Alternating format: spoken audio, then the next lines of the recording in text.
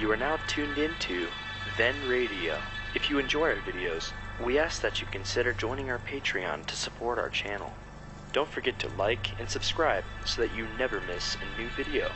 We hope you enjoyed today's episode, and as always, thank you for watching.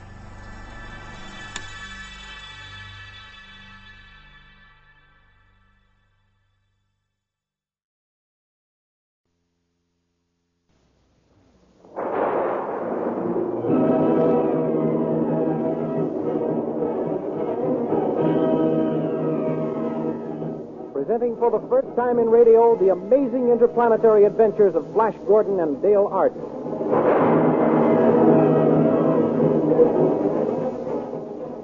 These thrilling adventures come to you as they are pictured each Sunday in the Comic Weekly, the world's greatest pictorial supplement of humor and adventure. The Comic Weekly, now printed in 32 tabloid-sized pages, each page in full 4 colors, is distributed everywhere as a part of your Hearst Sunday newspaper.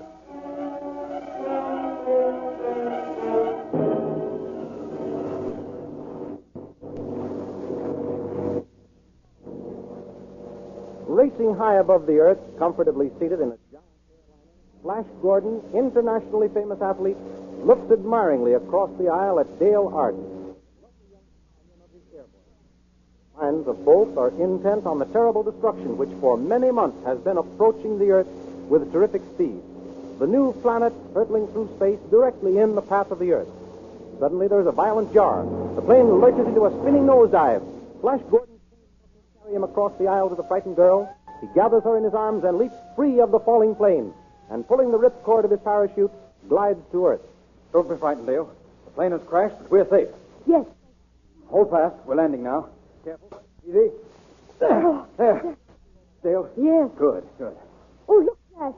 There's a round steel tower. Where can we be? Why, that's the laboratory of the great scientist, Dr. Hans Zarkov. Why, he's coming this way. I'll call to him to help us. I hope you'll pardon us for breaking in on you so unceremoniously, Doctor, but you see, we had to bail out. I know you for what you are. Spy. Come to secret. But I have the answer to that. Come with me. Put that gun away, Professor Zarkov. The man is mad, Dale. We'll have to humor him. All right, Professor. All right. We'll come with you. Ladder into this tower. All right. There now, we are in my rocket ship, and in 10 seconds we will be on our way to the new planet. We will all die. Die for science. Oh,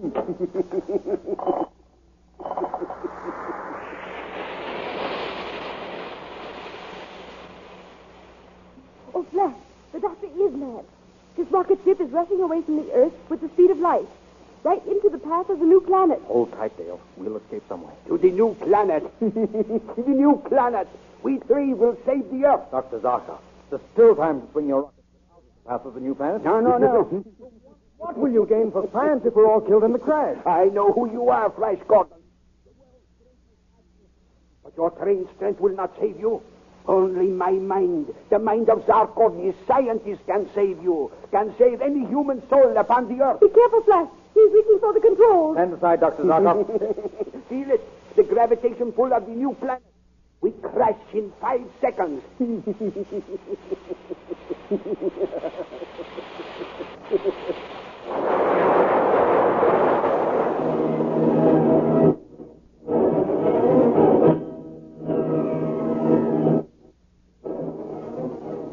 The rocket ship hits the planet.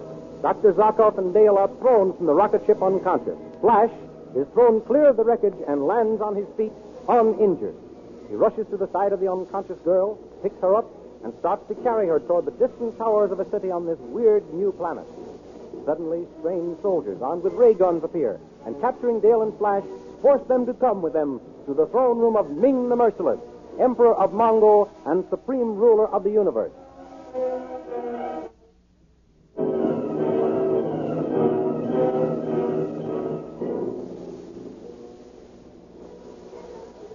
O thou exalted Ming, Majesty of Mongo, Supreme Ruler of all the peoples of the new planet, thy slaves salute thee. Slaves, bring forward the earth people. Thy slaves obey, O Ming the Merciless. Take your hands off me. I'm no slave. As a free man and an equal. So, Earthman, you are a free man and my equal. Throw him to the red monkey men in the arena. With the force with this free man, my equal. There is thy freedom, Earthman. Now you go into the arena to meet the red monkey men of Mongo. No, wait. Don't worry, Dale. Emperor Ming, I'll show you that I, a free man from the Earth, am more than a match for your brainless red monkey men. Flash reaches the bottom step leading to the arena. He leaps and swings at the nearest red man. Then, grasping the falling man-beast under the armpit, Flash whirls him around like a flail, knocking the others in all directions. Emperor Ming, fearing that his monkey men will all be killed, orders his soldiers to destroy Flash with their ray guns. In the midst of the confusion, Princess Aura, the beautiful young daughter of Emperor Ming, calls to Flash. Quick, brave Earthman. This way. Here to my balcony. Flash leaps to the royal balcony and joins the gorgeously jeweled princess, who commands the slaves to keep back, while she takes Flash through a secret door and into a passage leading to a private elevator. The two get in, and Aura closes the door and presses the switch. Who are you, beautiful maiden? I am the Princess Aura, only daughter of Nin the Merciless. Princess, I owe you my life. You are brave and handsome. You must not die so young. I have never seen anyone like you, Earthman. Where I come from, Princess, there are many stronger men and better looking. But tell me, Princess, where are you taking me? I am taking you to the private landing frames of my own rocket cars. There you will be safe. We have arrived, Earthman. Get in this rocket car. No one can harm you here. But, Princess, Hurry, I don't... hurry. But, Princess, how am I to rescue the Earth girl, Dale? That is why you are in my private rocket car, Earthman. Why, what do you mean? Dale Arden shall never be rescued by you. The Princess! As for you, Earthman, you shall love me or die.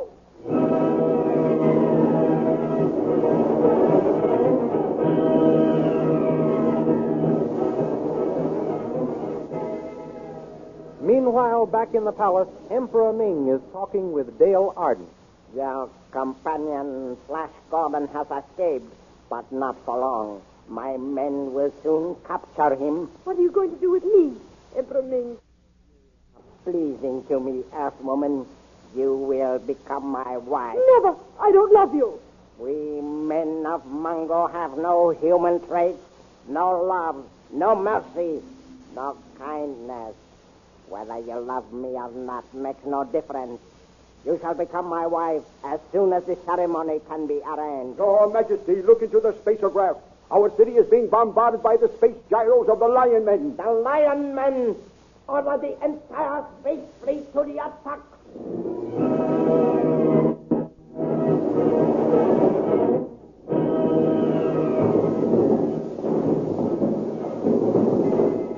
In the terrific battle which takes place between Emperor Ming's space fleet and the gyros of the Lion Men, the attacking gyros, the rocket ship in which Flash Gordon has been held captive is destroyed, and Flash is thrown to the ground unconscious. He opens his eyes to find himself staring up into the great bearded face of Soon, Prince of the Lion Men. Soon lets his great sword fall as he sees Flash Gordon's white skin. Who art thou, white-skinned youth? Speak. Answer me before I cleave thy white body in pieces. Art thou a new kind of soldier of Ming the Merciless? I am the sworn enemy of that fiend Emperor Ming of Mongo. He has captured a girl who is from the Earth, like myself. I live only to rescue her. An Earthman, thou sayest? Yes. And an enemy of Ming the Merciless? That's right. Tell me, are you friend or enemy? I am Thun, Prince of the Lion Men, hereditary enemies of the men of Mongo. If thou wilt accept me as thy friend, Earthman, I will gladly join thee against me. Here's my hand on it, then, Prince Thun. Good. What is thy name, Earthman? I am called Flash Gordon upon the Earth, Your Highness. Call me Thun, friend, and I will call thee Flash. Friend Thun, do you know how we can gain admittance to the palace that we may rescue Dale Arden? Come. I will show thee a secret way into the palace. Good. The Emperor Ming is away pursuing my gyro fleet. We may be able to rescue the Earth Girl before Ming returns.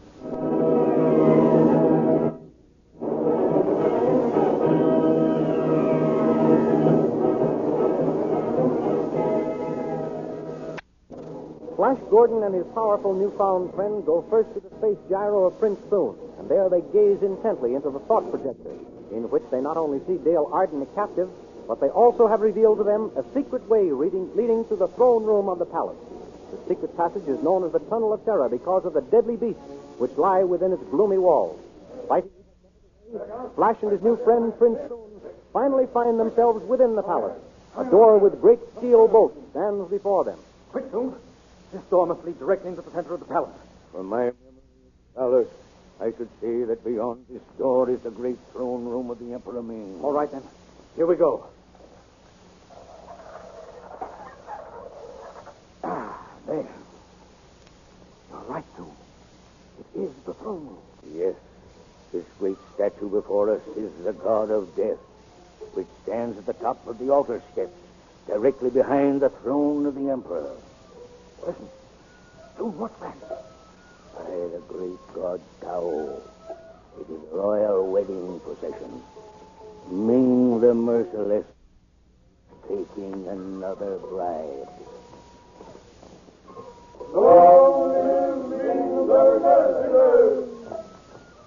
They're coming up the altar steps, Soon. Around the idol. To look around the idol means death. Thou must not. Come back, Flash. Soon, save yourself. I'm going to the rescue of my Earth friend, Dale Arden. She's being forced into a marriage with Ming the Merciless. Prince Soon of the Lion Men does not save himself at the expense of his friend. If thou must die, I will die fighting with thee. Dale! This way, Dale!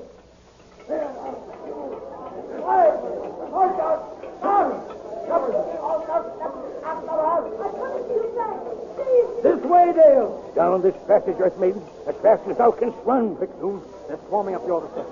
Help me topple the idol over on them. Now. 1, 2, 3.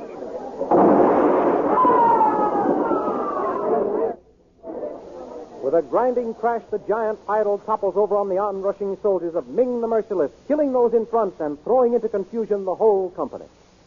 Flash Gordon and Prince Soon, with Dale between them, dash into the secret passage beneath the idol. The way becomes steeper. They slip and fall. Down, 100 feet or more into a whirling underground river. They're swept along down a raging current and over a falls into a lake. With the powerful strokes of the champion swimmer, Flash sets out for the shore, towing Dale by the hair. They reach the shore, and as Flash reaches down to drag Dale to safety, she screams and disappears beneath the calm surface of the lake, clutched in 2 powerful green, scaly arms. With no thought of his own safety, Flash Gordon dives to Dale's rescue and finds an adventure stranger than any which has gone before.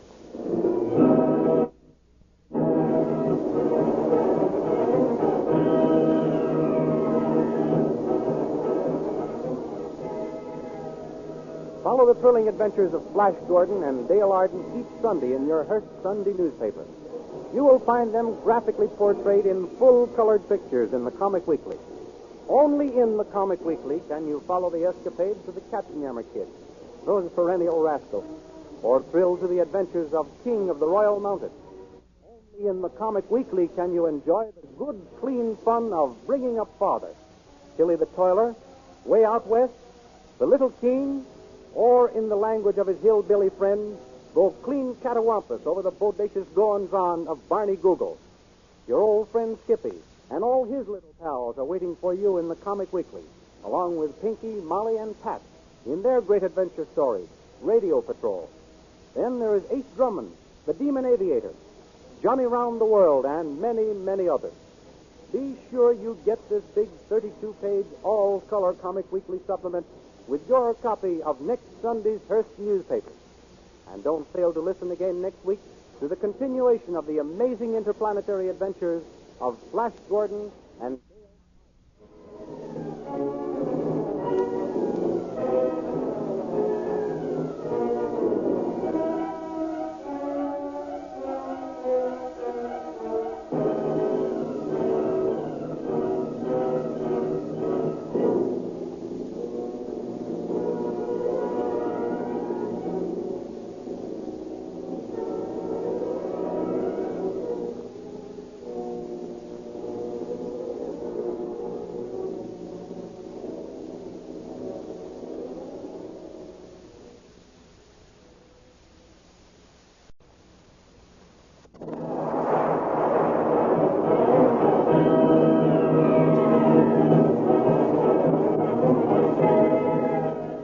presenting the amazing interplanetary adventures of Flash Gordon and Dale Arden. These thrilling adventures come to you as they are pictured each Sunday in the Comic Weekly, the world's greatest pictorial supplement of humor and adventure. The Comic Weekly, now printed in 32 tabloid-sized pages, each page in full 4 colors, is distributed everywhere as an integral part of your Hearst Sunday newspaper.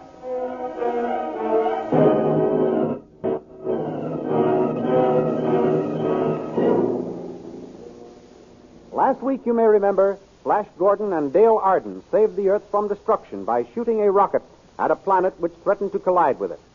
They became marooned on the planet called Mongo.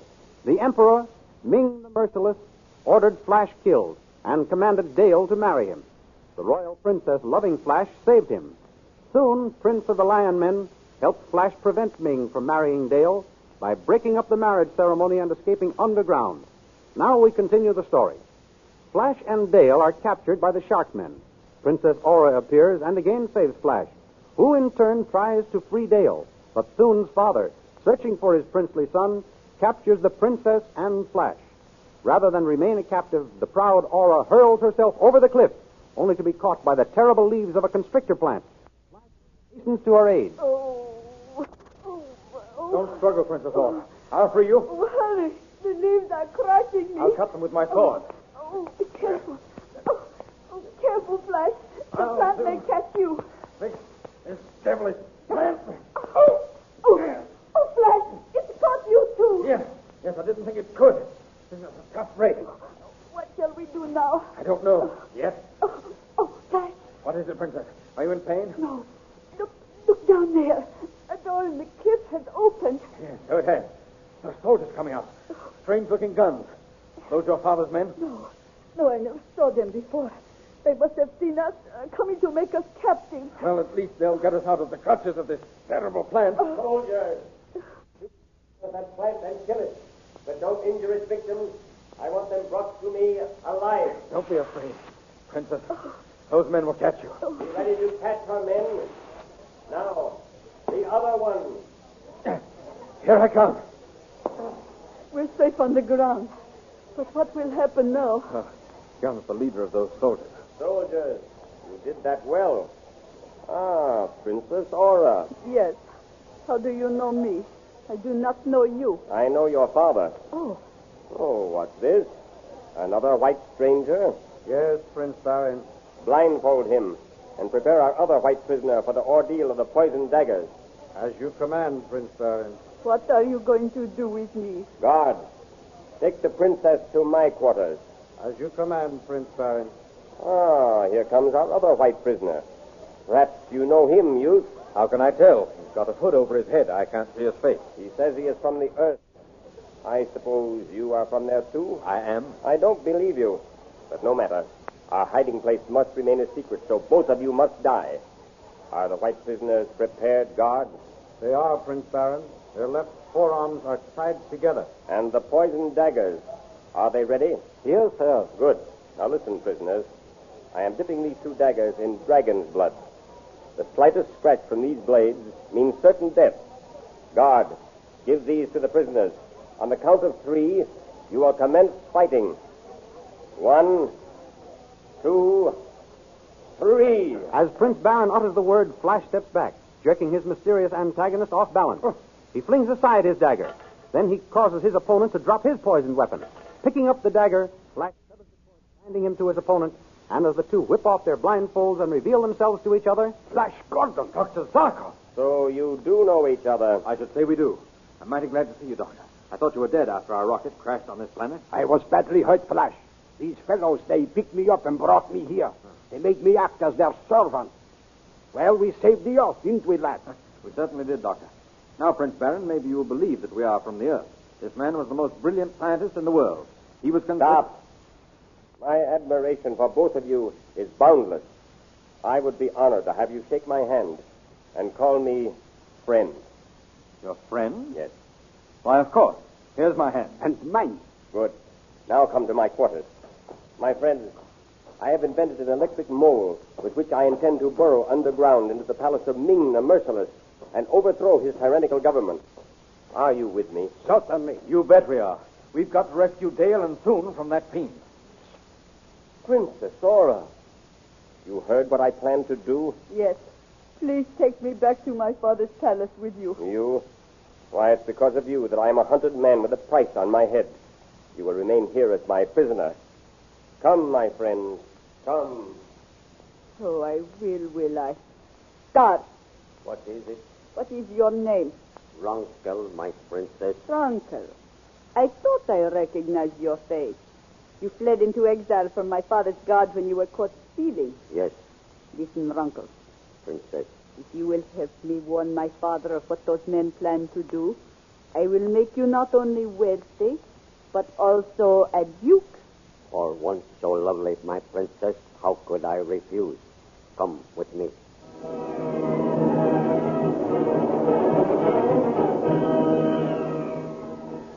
Unaware of what has happened in the hiding place and racing underground toward the palace of Ming the Merciless in their electric mole, Prince Baron, Dr. Zarkov, and Flash Gordon encounter a fierce Grocko, or armor-plated dragon. Flash climbs out of the mole and gives battle, saving his companions. For this, Prince Baron promises that if they succeed in overthrowing Ming, Flash will be made a Prince of Mongo, and anything he desires will be his. Finally, the electric mole breaks through the floor of the central hall of Ming's palace. The door opens and the trio emerge from the metal burrowing machine. Come, my friends. We have arrived. So we have. What is our next move, Prince Baron? This is the central hall of Ming's palace. We'll go up those stairs, Dr. Zarkov, and surprise the inner guard. Prince Baron, look. Ming's armored men. We've been betrayed. Yes. But how could the news have reached here before us? Let us get our ray guns. It's no use, Doctor. The armor of those soldiers is ray-proof. Here comes Ming the Merciless with his high priest. Dale, thank heavens he's all right. Welcome back to my palace, Flash Gordon, and welcome to your companions. Soldiers, lash them to that pillar over there and execute them. Oh, Flash, darling, I love you so much. Dale, my dearest, we did our best to save you, but we've been betrayed. I guess they have us now. Let them shoot. They'll kill me, too, and we'll be together forever. Very well, Dale Arden. You can have him in death.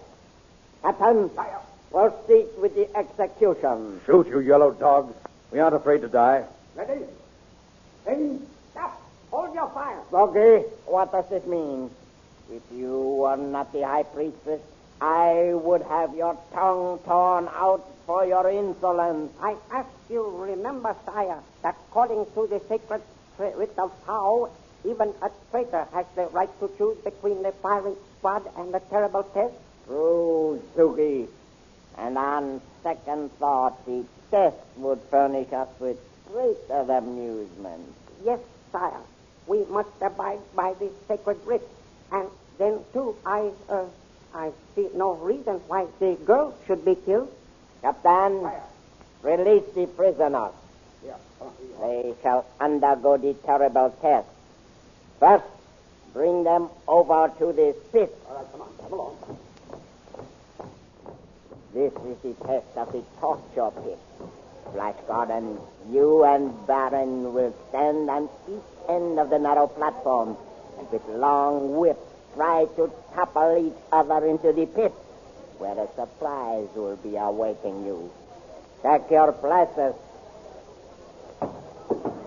The two mount the platform. Flash ducks as Prince Baron's whip winds over his head. Then Flash's whip hits Baron with such force as to knock him off balance and into the pit.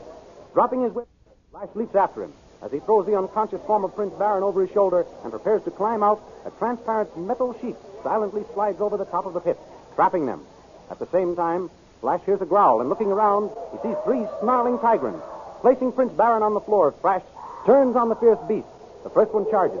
Leaping high in the air, Flash comes down on the tigrant's back with a powerful wrench, breaks its neck. Instantly, the other two tigrants leap at each other to fight for the possession of the body. Furiously, the battle rages. Finally, both animals are down, wounded unto death. Then Prince Baron regains consciousness. Where are we? You're all right, Prince Baron. Yes. We're in the pit, but they trapped us with that transparent metal lid. And you saved us from these beasts. Oh, you are superb, Flash. That was easier than figuring how we're going to get out of here. Look up there. Huh? Prince Soon. Yes, he's just in time. Soon! Roll that metal lid back. He nods that he understands. There. He's done it. We're free. Come along.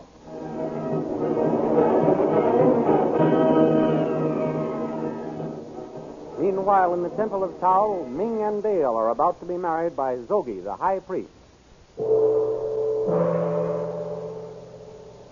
By now, Dale Arden, my saber-toothed tyrants have torn your hero to pieces. Oh, poor Flash. He died trying to save me. Nothing matters now. Here comes Zogi to perform the ceremony.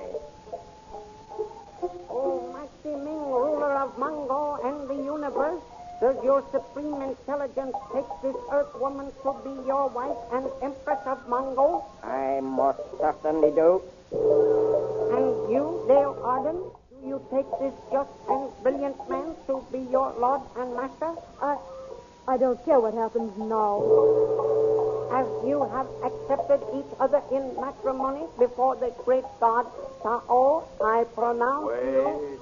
Stop. The idol speaks. I, Tao, forbid this marriage. It is a trick. Fools! A stone idol cannot talk. Zogi, swing back the statue. At once, sire. Flash Gordon. Flash, darling. He told me you were dead. The Earthman and 2 companions alive. Go, guard.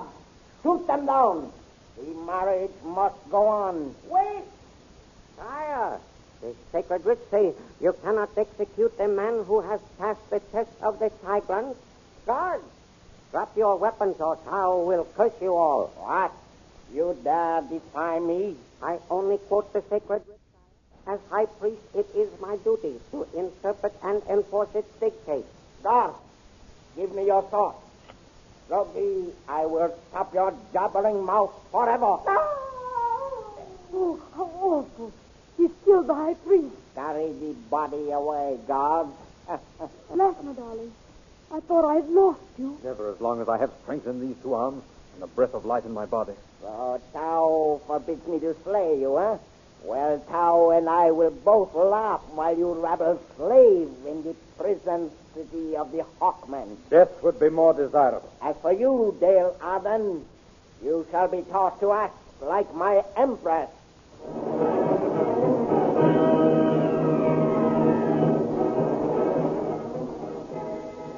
Doomed to a fate worse than death among the cruel Hawkmen. What terrifying adventures await our friends? Be sure to listen in again next week and hear the further amazing adventures of Flash Gordon and Dale Arden, who appear in full-color pictures next Sunday in the 32-page Comic Weekly supplement of your Hearst Sunday newspaper, the world's greatest all-picture magazine of fun and adventure. Don't miss the Comic Weekly next Sunday. All your friends will be there. Besides Flash Gordon and Dale Arden, you will find King of the Royal Mounted waiting to thrill you with another chapter in his adventures of the great Northwest. Good old Jiggs and Maggie in Bringing Up Father.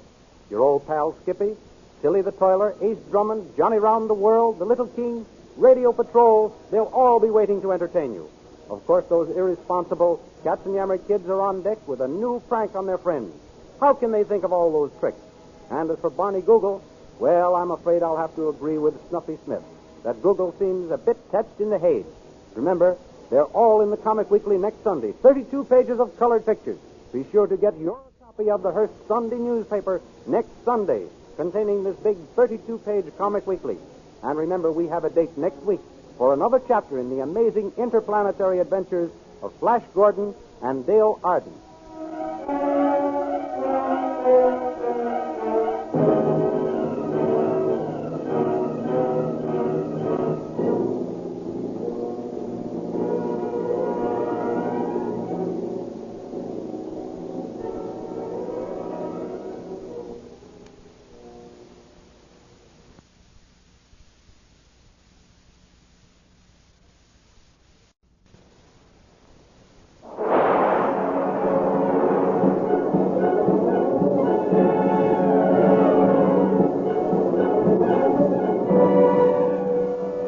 Presenting the amazing interplanetary adventures of Flash Gordon.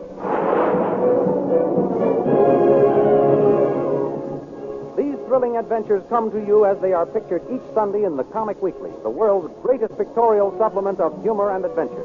The Comic Weekly, now printed in 32 tabloid-sized pages, each page in full 4 colors, is distributed everywhere as an integral part of your Hearst Sunday newspaper.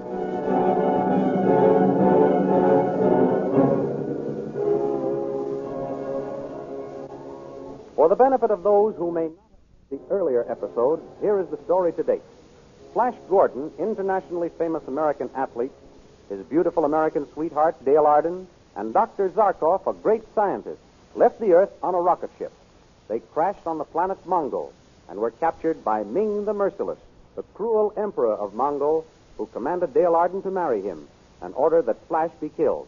But Flash escaped through the help of Emperor Ming's beautiful daughter Aura, who fell deeply in love with him and proposed marriage. This Flash refused, saying he loved Dale Arden. Flash then met Thune, the powerful, huge, bearded prince of the Lion Men, and Prince Barin, a former member of Emperor Ming's court. Joined by Dr. Zarkov, these 4 friends plotted to overthrow the government of Emperor Ming and rescue Dale Arden.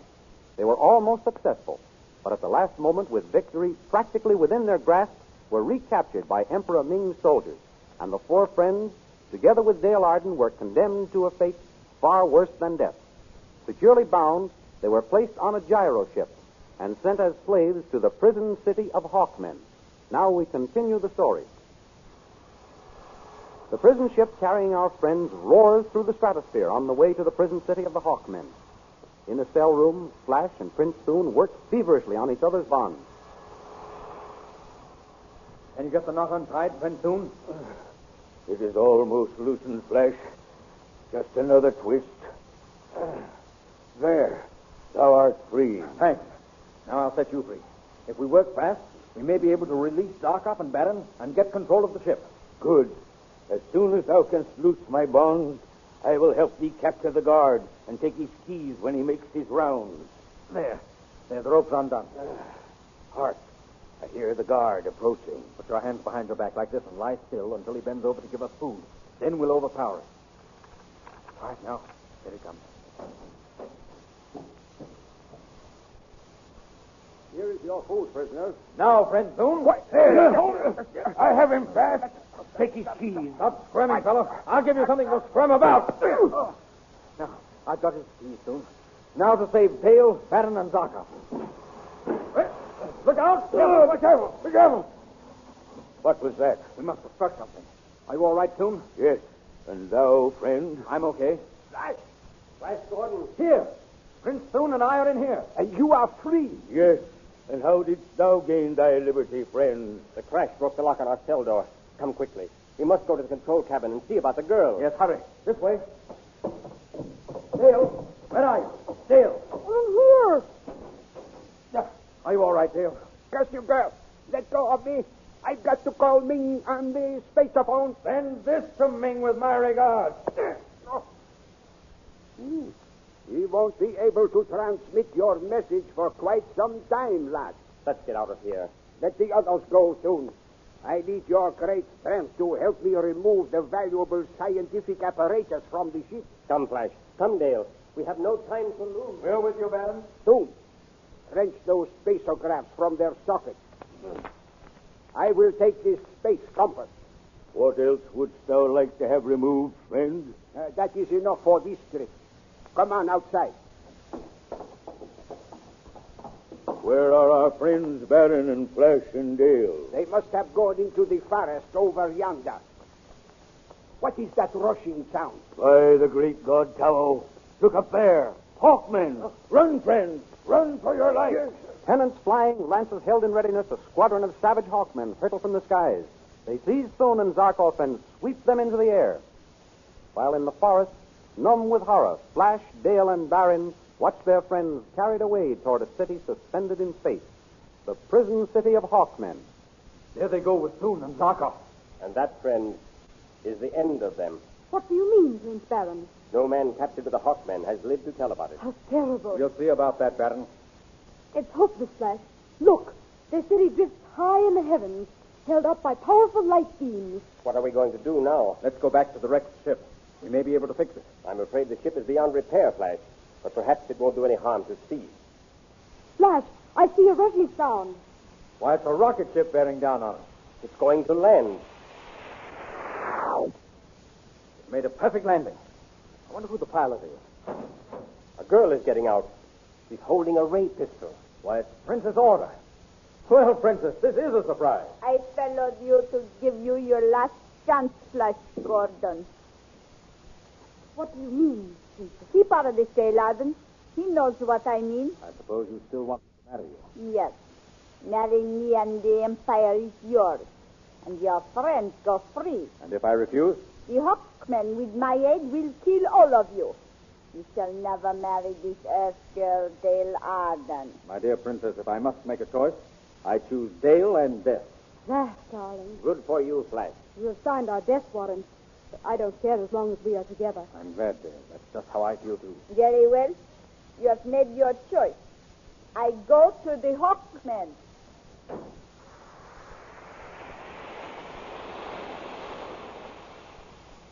Well, there goes the haughty beauty. In an hour, every Hawkman in Mongo will be after us.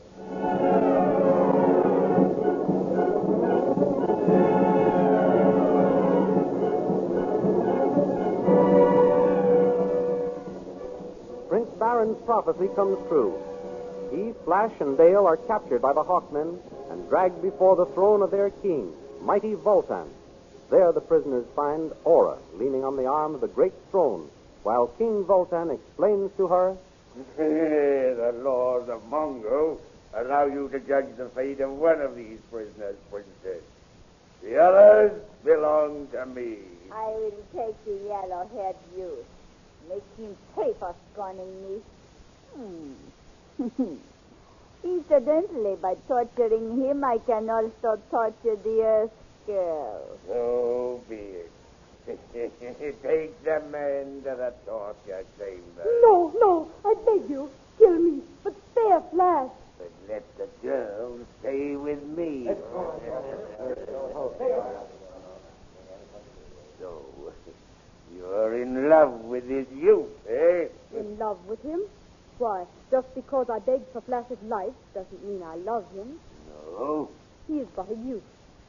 You, impressive majesty, you are a man. Ah, my pretty bird, you have discernment. I took you at your face value, but I see I was wrong.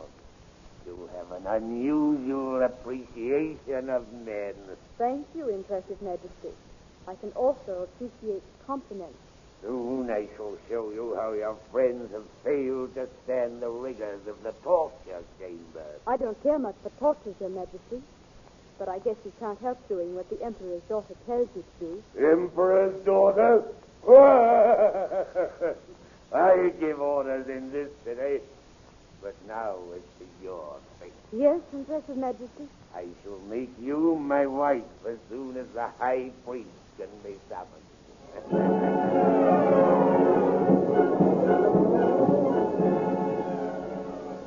In the meantime, down in the torture chambers, Flash and his friends have been put to work stoking the great atom furnaces of the Hawkmen.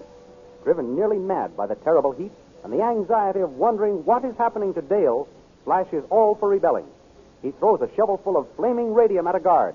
The captain of the guard reaches for the switch, which will electrocute Flash by passing the current through a wire fastened to his leg iron. But Dr. Zarkov rushes up and pleads, Do not kill him, Captain. He is but an impetuous youth. We will make him work. Then see that he does. If he starts any more trouble, he shall die. Thank you, Captain. Get back to work, the rest of you slaves. Thanks, Dr. Zarkov, but I'd just as soon die. Dale's lost him. Patience, Flash. Zarkov and I have a plan. Come over here, behind this lead wall. What are you going to do, Baron? I shall keep watch for the guards. Get to work, Zarkov. Quickly, here, lad. Break these wires off your manacles and wrap them around your shovel. All right. There. Now what are you going to do? You heard what the captain said. If you start any more trouble, he will electrocute you.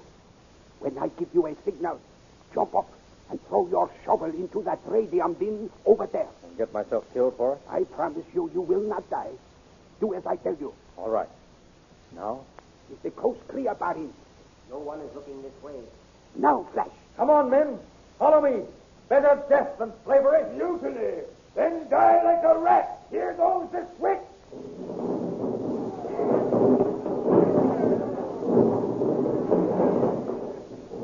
Electric current ignited the radium ore. It worked. It worked. Now's our chance to escape. I'm going to find Dale.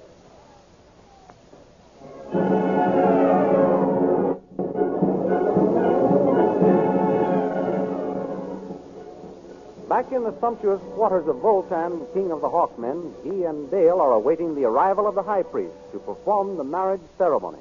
Well, my pretty little bird, soon you'll be the bride of Voltan the Mighty. But suppose you give me a little kiss while we're waiting for the high priest, eh? Come here. Oh, no. Don't touch me. What? You repulse me, Earth girl? Come here. Keep away from me. You fat fool. Flash, darling. Take your hands off her, Barton. With a yell of fury, Flash drives his fist to Vulcan's jaw. The mighty king staggers back and, bellowing like a mad bull, sinks his steel-sinewed fingers into Flash's throat. His left hand reaches for his dagger. Flash, look out for his dagger. A smashing left and a crushing right-hand uppercut that would have killed an ordinary man knocks Voltan into unconsciousness. That settles that out. Dale, did he hurt you? No. Oh, my darling. I feel so safe in your arms. They're so strong, yet so tender. These arms were meant to hold you and protect you. By heaven, they will as long as I have life. My dear. Oh, where are Baron and Zarkov and Thune? Zarkov and Barron are working on some scientific gadget. Thune and I separated looking for you. Come, we'll join him. Did you kill Voltan? I don't know. There's no time to waste finding out. Which way do we go from here? Look. Soldiers. Coming this way. Turn to the right, Dale, down that other passage. More soldiers. Flash, we're trapped. Back to Voltan's quarters, Dale. We can bar the door and hold them off while we arrange to escape by the window. There. We're back in Voltan's quarters and we've escaped the soldiers. Now what?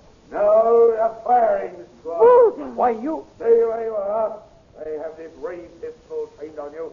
The slightest move and both of you will be blown to dust. Don't hurt the girl. I surrender. What's that? Light! Light! Who turns off the light? Flash, the floor is tipping off. Don't worry, Dale. I'll save you.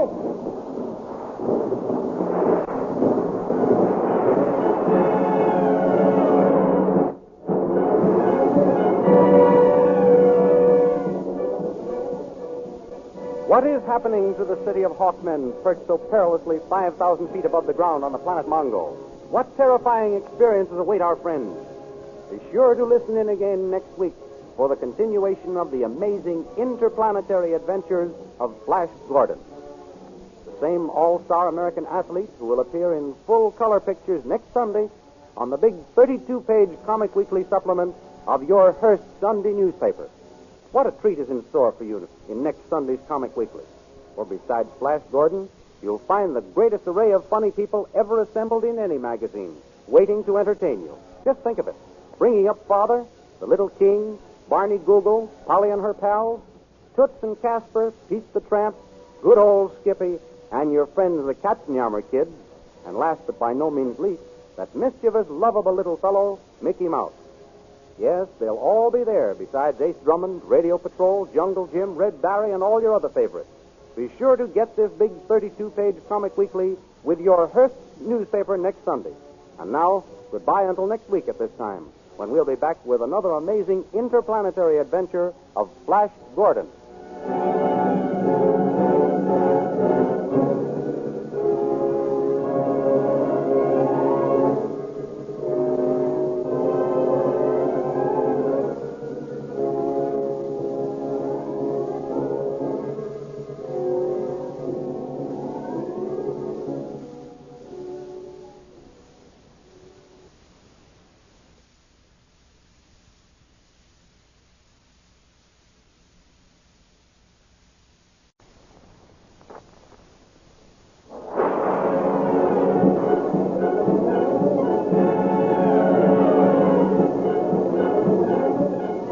Presenting the amazing interplanetary adventures of Flash Gordon.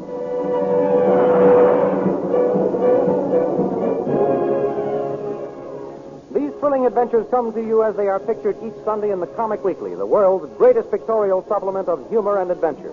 The Comic Weekly, now printed in 32 tabloid-sized pages, each page in full 4 colors, is distributed everywhere as an integral part of your Hearst Sunday newspaper.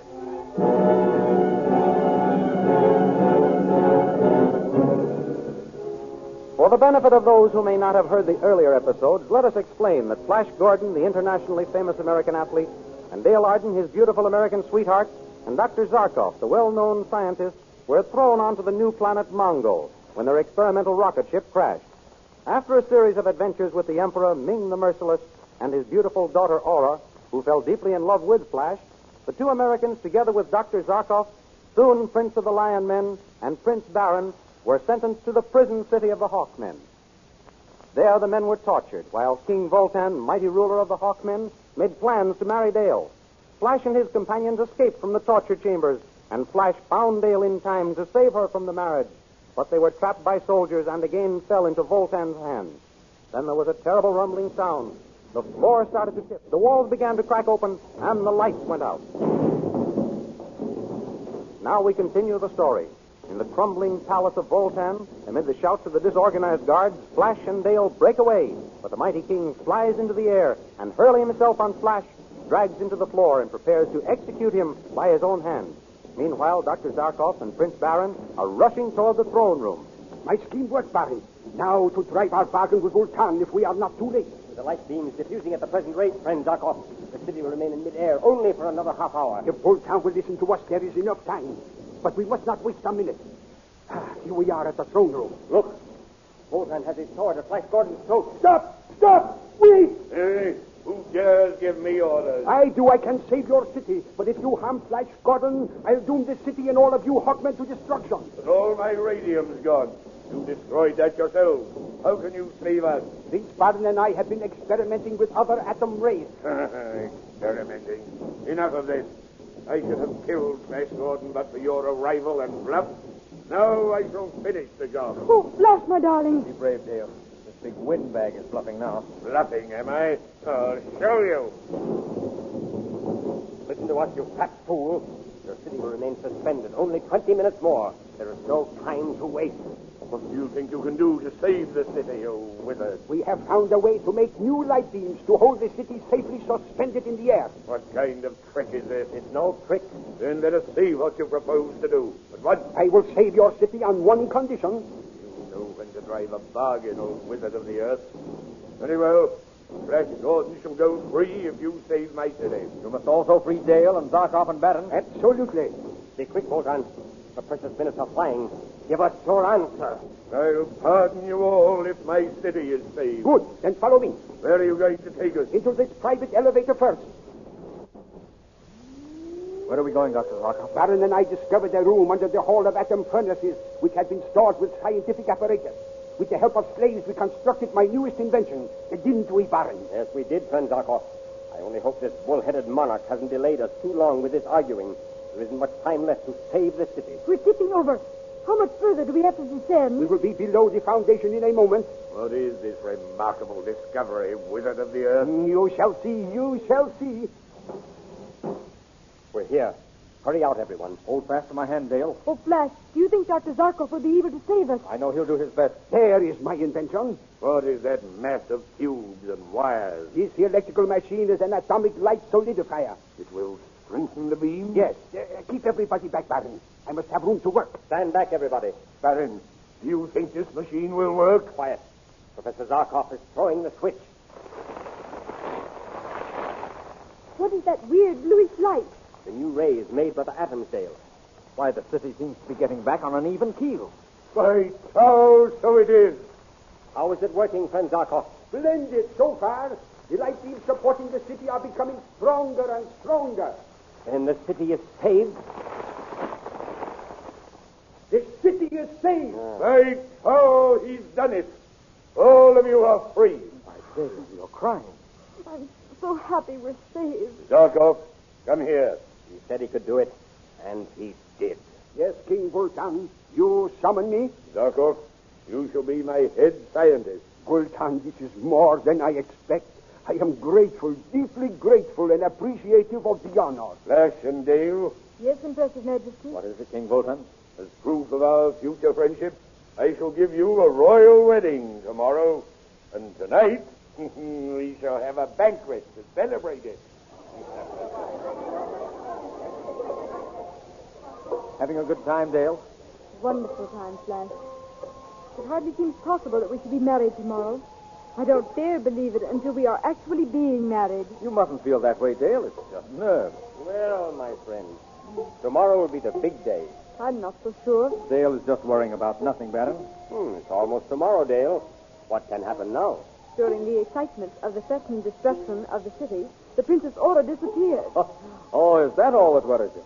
I should think you'd be glad she's not here. I am. Well, lovebirds, are you enjoying yourselves? Oh, yes. Thank you, Impressive Majesty. Majesty! Majesty! Eh? What is it? The air fleet of Ming the Merciless is approaching the city. Oh, this means trouble. What did I tell you? There'll be no wedding for us tomorrow. We'll die fighting. No, Bosun. Let us take our chances on escaping. Give us a rocket ship. No use, lad. They were damaged when the city tilted. His Universal Majesty, Emperor of Mongo, Ming the Merciless. And Princess Aura, now there will be trouble. Steady, Dale, darling. There'll be a way out of this. Greeting and welcome, Emperor Ming. So, Wotan, you have become friends with the prisoners. Turn over this Earthman to my torturers, and to me deliver my promised bride, Dale Arden. I command it. No, Father. You promised Flash Gordon to me as my share of the spoils. Hold, Ming. By the ancient laws of Mongo, by the sacred laws of the great cow, who is all wise, I call for a tournament of death. A tournament? And this fellow Flash Gordon would enter? Yes. Fine sport. A tournament. And all the planet will see him fail and die. So be it. Between four mountains nestles a mammoth bowl-shaped arena, toward which most of Mongo pours in never-ending streams.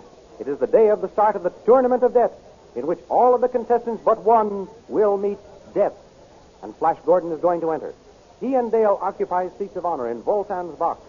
Princess Aura enters the arena on a golden throne carried by 6 blue dragon men. Here comes Aura in all her glory. She's wild, treacherous, and cruel. But my boy, she's a beauty. Oh, I don't know about that. Here comes Ugrid, king of the lion men. Dragon men are frightened by the lions. They've dropped the princess. Oh, stay where you are, my boy. Prince Baron is already picking her up. He seems to be smiling at him. I wonder what he is saying. Prince Baron, you have saved my life. Why did you do it after the way I treated you? Because, my princess, you are a woman, a beautiful woman, and I can no longer deny the fact that I love you. But whatever it is he's saying, I wish he'd get interested in somebody else and leave you alone, Flash. The tournament is about to begin, Flash. There's your horse. Here, take this sword, my boy. It's the one with which I became king of the Hawkmen. Take it and justify my faith in you. And my faith, too. Thanks, darling. And thank you, Wotan. I'll do my best. In another box, Prince Baron reaches a decision. Zarkov, I'm going to enter the tournament, win back my kingdom, and Ming's daughter, Princess Aura, for my bride. Do not be a fool, Prince Baron. Why run the risk of being killed? Wish me luck, my friend. I go to do battle.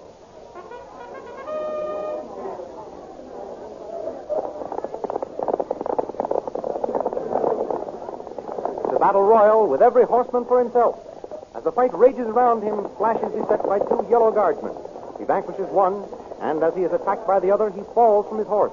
Before the yellow man can drive home a death thrust, a masked fighter saves Flash, and the first great test of the Tournament of Death ends.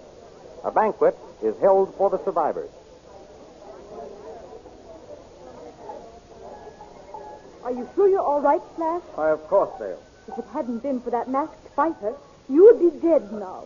Oh, why did you enter this horrible tournament? To win freedom, a kingdom, and what's more important, you. My dear.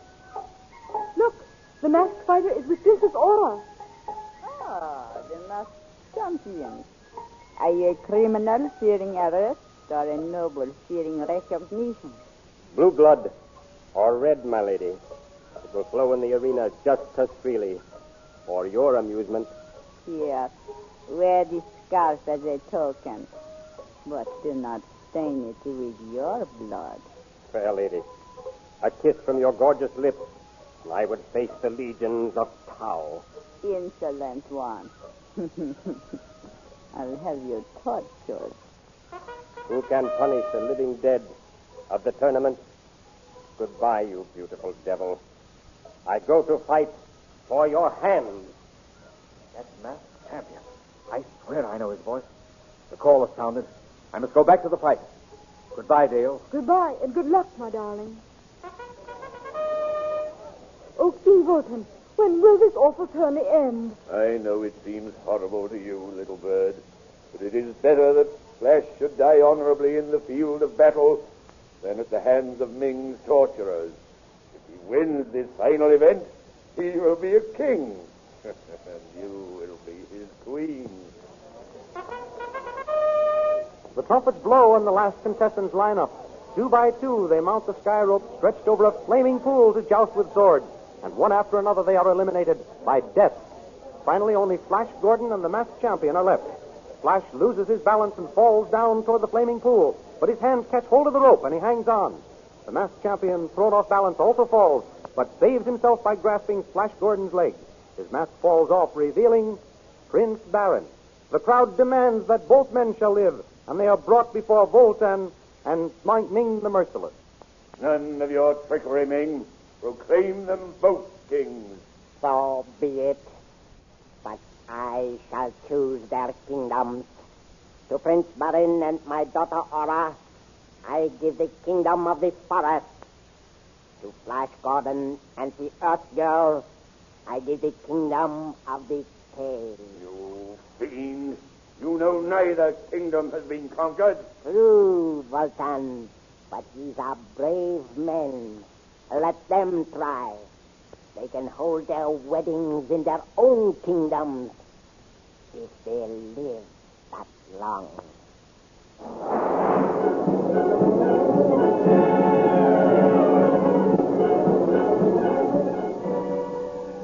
What will happen to Flash Gordon when he attempts to rule over the unconquered kingdom of the caves? You'll know next week at the same time when he'll be back with another chapter of the amazing interplanetary adventures of Flash Gordon. And by the way, what is your favorite picture feature? Bringing Up Father, Skippy, the Katzenjammer Kids, The Little King, Mickey Mouse?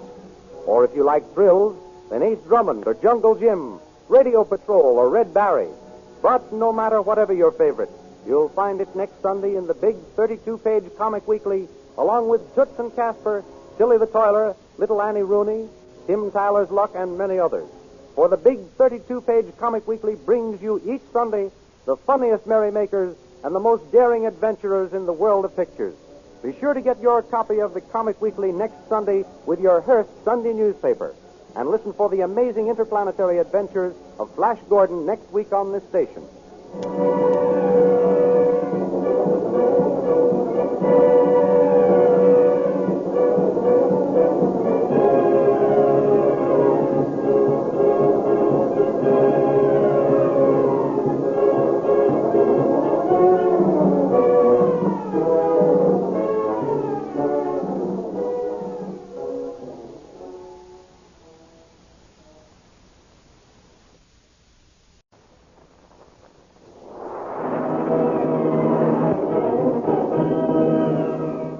Presenting the amazing interplanetary adventures of Flash Gordon.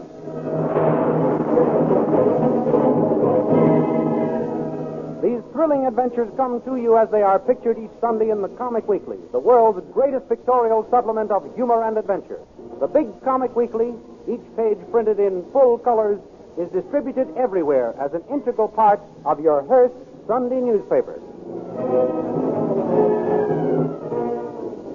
For the benefit of those who may not have heard the earlier episodes, Flash Gordon and Dale Arden were thrown onto the new planet Mongo.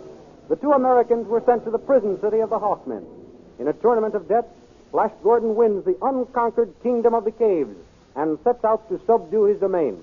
We now follow Flash Gordon in his conquest of the kingdom of the caves.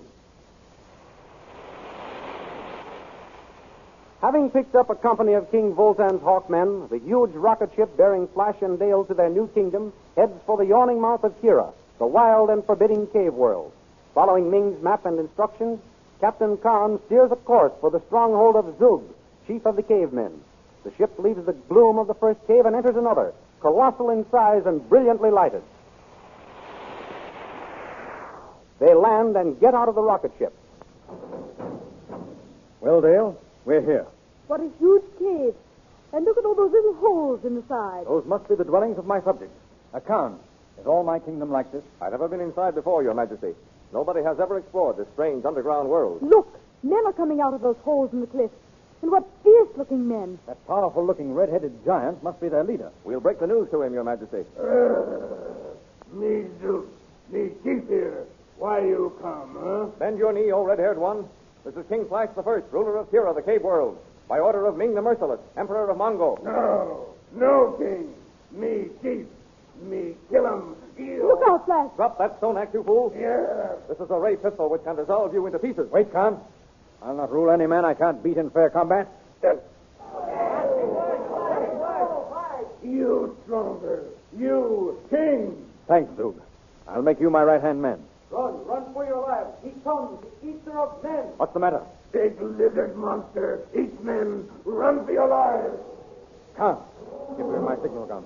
If that thing gets close enough, I'll shoot No, shoot him, Flash. Here goes. Good work, Your Majesty. You have blinded him. it. There he goes.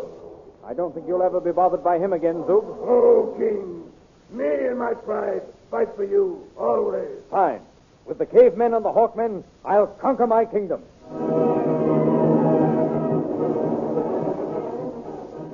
Flash Gordon leads his army of cliffmen and hawkmen into the immense caves which make up his kingdom. After progressing for a long time without seeing a living thing, he decides to take Dale and go on a scouting expedition. Walking through a cave of terrifying beauty, the two Americans are suddenly surprised by a band of lizard men. They drop from all sides, hurling stones. Flash is knocked out, and Dale's signal gun shrieks its siren as she fires bolt after bolt at the charging man-beast. Back on the plain, Captain Khan and Zug leap to their feet as the wailing of Dale's signal gun reaches their ears. With the dashing, fearless Captain Khan at their head, the squad of Hawkmen come to the rescue. Dale! What has happened to His Majesty? Lizard men, they attacked us and knocked Flash out. I fought them off, but they took Flash and escaped through that crevice. It's blocked with a huge stone. Men, swing that quick-firing gun into position. There. This way, Dale. Let us find His Majesty. Look! Blood. That means King Flash came this way. Lizard men don't bleed. This passage seems blocked up. We'll have to use the nitro gun. Wait. Let me squeeze through that opening. Right. How is it, Dale? Can you see the end? Not yet. Now? I'm stuck, but I can see light ahead. Dale, Flash, darling, you're alive. I'm so glad. you'll have to get the cannon.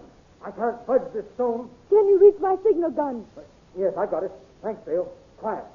Here come the lizard men after them.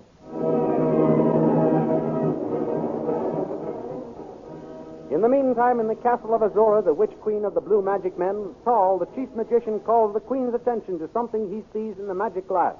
Here, look, O Queen. Strangers to my cave. Fighting with the lizard men. See, they have blown down the stone and have conquered their opponents. They are free. They are coming this way. What a handsome blonde leader. Tall, we must go to welcome him. What's that, Khan? Why, the earth is trembling. The walls are shaking. Look, the soldiers and Zug and the cavemen. They're buried under an avalanche of stones. That weird light. What does it mean? Look, in the midst of the lurid flames. A woman! Greetings, strangers. Who are you? Bend the knee, O strangers. You are face to face with Azura, queen of the blue magic men. A queen? I am King Flash. I bend my knee to no one, man or woman. So, Make him bow to me, Carl. Poison gas. He's strangling us. Dale. Don't worry, Dale. Your spell is on them, O Queen. See, they sink to the ground unconscious from the sleep gas. Yours is the power to bring them back, God. The fool. He thinks he can pit his muscle against sleep gas. Have them carried to the gravity sled. We return to the castle.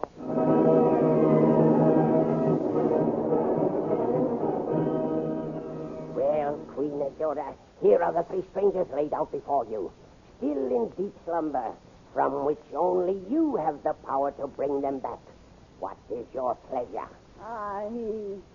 He is so handsome, so big and strong. Carl, use the pull motor. Bring this one back to life.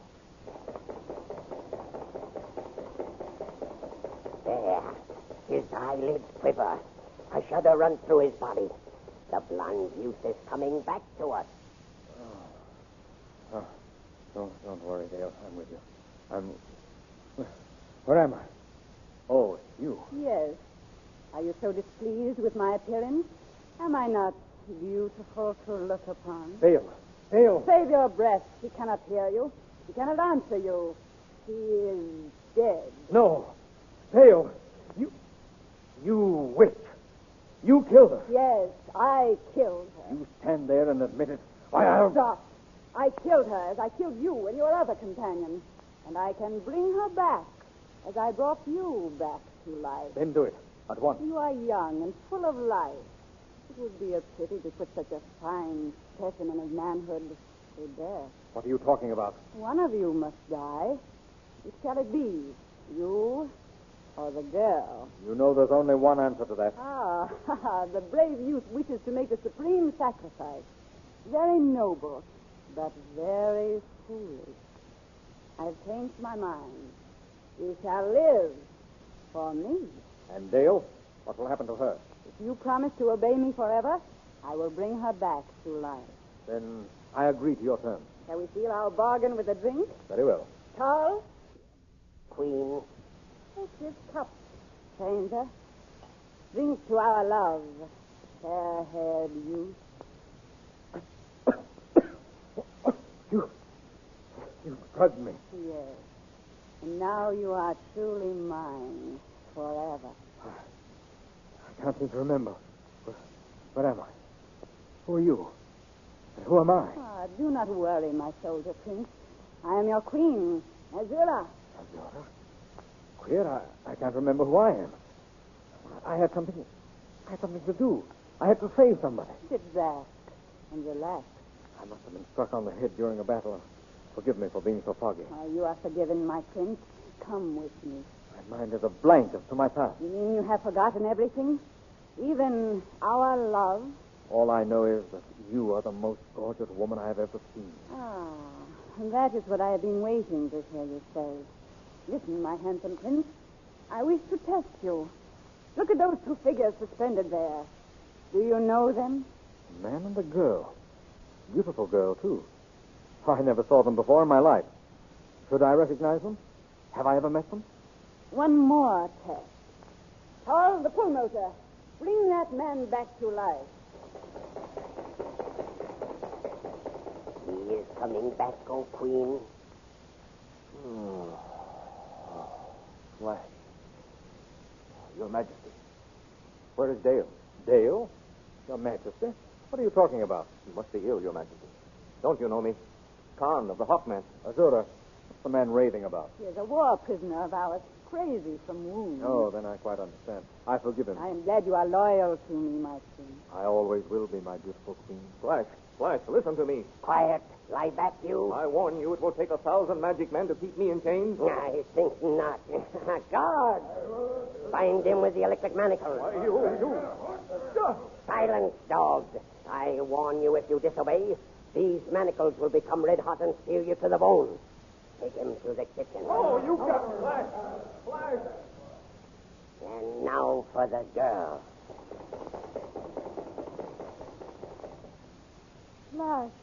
Flash. Where are you? You shall see him. Get up. Come this way. Where am I? You are in the palace of Azura, queen of the magic men. When I draw these curtains, you shall see your lover in the arms of his queen, Azura. Oh, Flash. How could you? Listen. Your kingdom is very beautiful, my darling. I think I would enjoy the sight of food more. I'm starved. Forgive me, my prince. I was so interested in showing you the beauty of my palace, I'd forgotten about food. Come to the dining room. Oh, cook! Some food. Now, strange girl, come with me to the kitchen. You shall serve them.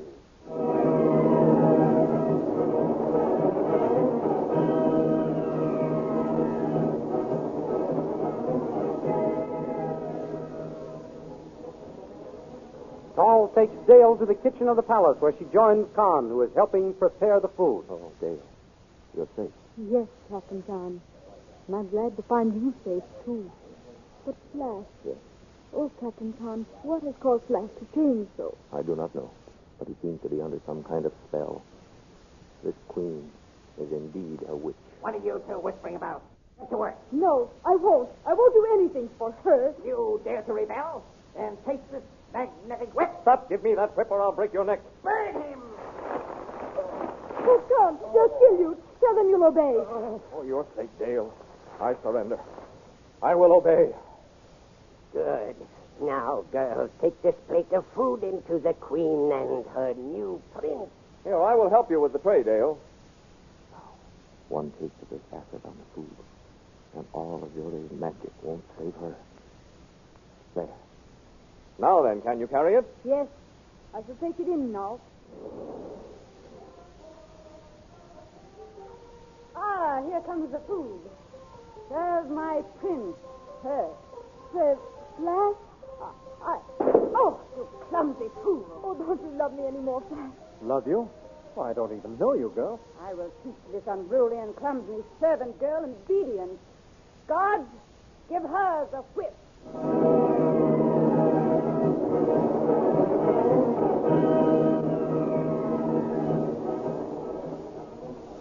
What will happen to Dale Arden, held in the clutches of the cruel witch queen Azura? See for yourself in full-colored pictures the terrifying situation that faces our friend. You will find these pictures in next Sunday's Comic Weekly, which is distributed with your Hearst Sunday newspaper. And besides Flash Gordon, you will find all the other friends waiting to entertain you, bringing up Father, the Little King, Barney Google, good old Skippy, Jungle's Jim, Polly and her pals, the Katzenjammer Kids, Toots and Casper, Way Out West, Tilly the Toiler, Mickey Mouse, and many others. Be sure you get the big, full-colored Comic Weekly with your Hearst newspaper next Sunday. And don't forget our date next week at this same time for another chapter in the amazing interplanetary adventures of Flash Gordon.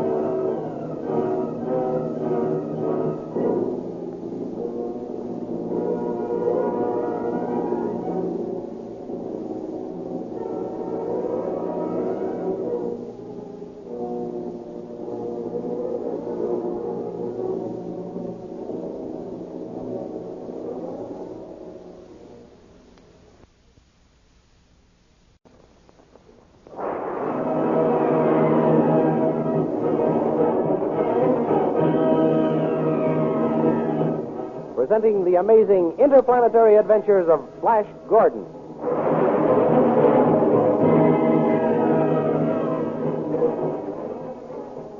These thrilling adventures come to you as they are pictured each Sunday in the Comic Weekly, the world's greatest pictorial supplement of humor and adventure.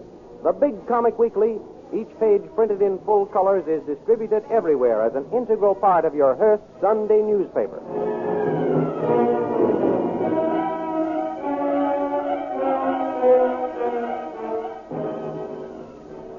Last week, you may remember, Flash and Dale and Khan, captain of the Hawkmen, flew in a rocket ship to the yawning mouth of Kira, the wild and forbidding cave world. While they were escaping from a fierce band of lizard men who attacked them during a scouting expedition, they were seen by Tal, the chief magician of the Blue Magic Men. Tal hurried with the news to his beautiful queen, Azura, who, attracted by Flash's blonde hair and wonderful physique, decided to get acquainted with him. By means of magic sleep gas, Azura captured the three friends. Then she gave Flash lithium, the drug of forgetfulness, so that he could not remember who he was or what had happened. And then Azura caused Flash to fall in love with her. At first, Dale and Khan misunderstood Flash's failure to recognize them. Later, they realized it must be some of Azura's magic and attempted to poison her. But the plot failed when the Queen ordered Dale to serve Flash first. To save her sweetheart, Dale dropped the tray, spilling the poisoned food. And Azura, furious at the apparent clumsiness, ordered her punished. Now we continue the story. Back in the kingdom of the Hawkmen, King Voltan and Dr. Zarkov are talking together. Prince Zarkov, the palace seems empty since that pretty little bird flew away with Flash Gordon. Yes, Vultan, it does. I miss Flash and Dale also. But I suppose we shall never hear from them again. Not until he has conquered his kingdom of the caves and put it in running order. With Captain Khan to help him, that should not take long. He is an excellent soldier. Yes, I should hate to lose him. How are your newest inventions coming along, by the way, Zarkov? Splendidly, splendidly. I cannot thank you enough for the wonderful apparatus and laboratory you have turned over to me. It is an inventor's paradise. Yes, that's what it is, an inventor's paradise. Well, what is the latest creation of your great brain? It is I beg your pardon, Vultan, but I dare not speak of it until I have tested it thoroughly. There must be no mistake, no flaw, when I give it to the kingdom. Oh, of course, of course. I like your passion for being precise, Zarkov. Someone is trying to get you on the space phone. Answer, Zarkov. At once, Vultan. This is Zarkov speaking. What? Where? Who is it, Zarkov? One of Khan's lieutenants. I can't hear you. You what? Hold on. King Flash and Dale and Khan are captured by Azura, queen of the Blue Magic Men. The lieutenant wants help. Tell him Aide shall be sent at once. Find out his exact position. Huldan says he will send aid at once. What is your exact position? Tell him you will be in charge of the men. Yes? Yes? I have just been told I am to be in charge of the relief expedition. I shall start... Within the hour. Within the hour.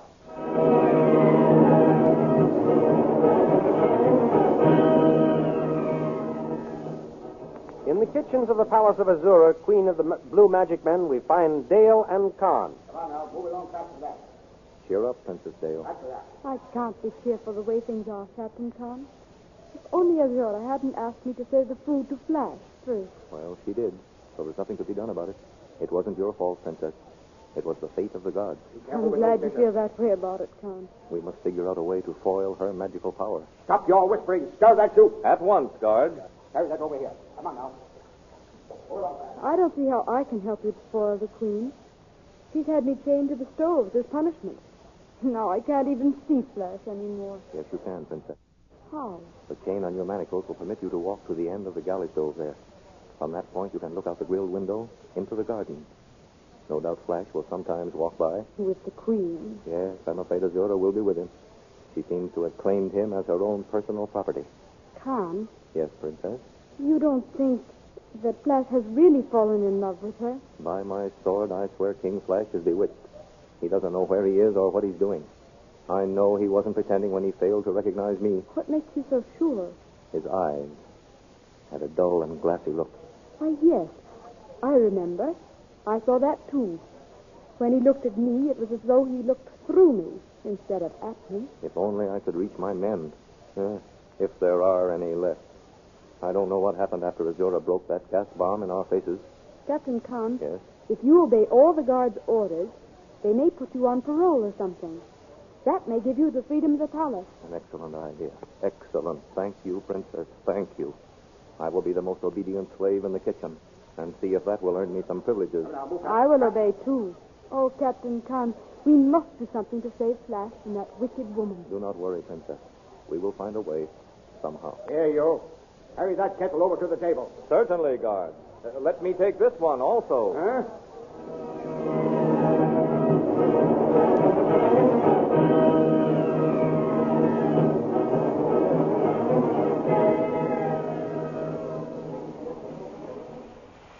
Meanwhile, roaring through space in a fleet of rocket ships with Prince Zarkov in command, an army of Hawkmen are hurrying on their way to aid our friends. Suddenly, there looms up in front of them a whole squadron of cloudmen with huge, billowing cloaks. Joining hands in spreading the cloaks, the cloudmen form an opaque and impenetrable wall before the rocket ships. The Hawkmen try to maneuver above them, but they rise at the same speed. Then the Hawkmen try to fly below them, but they drop like lightning and present their solid barrier. Wheeling the fleet around, Zarkov signals for the dissolvo guns mounted on the nose of each rocket ship to start firing. Shot after shot is fired at the white billows until the path of the Hawkmen has been cleared. Then Zarkov signals for double speed ahead to make up for lost time.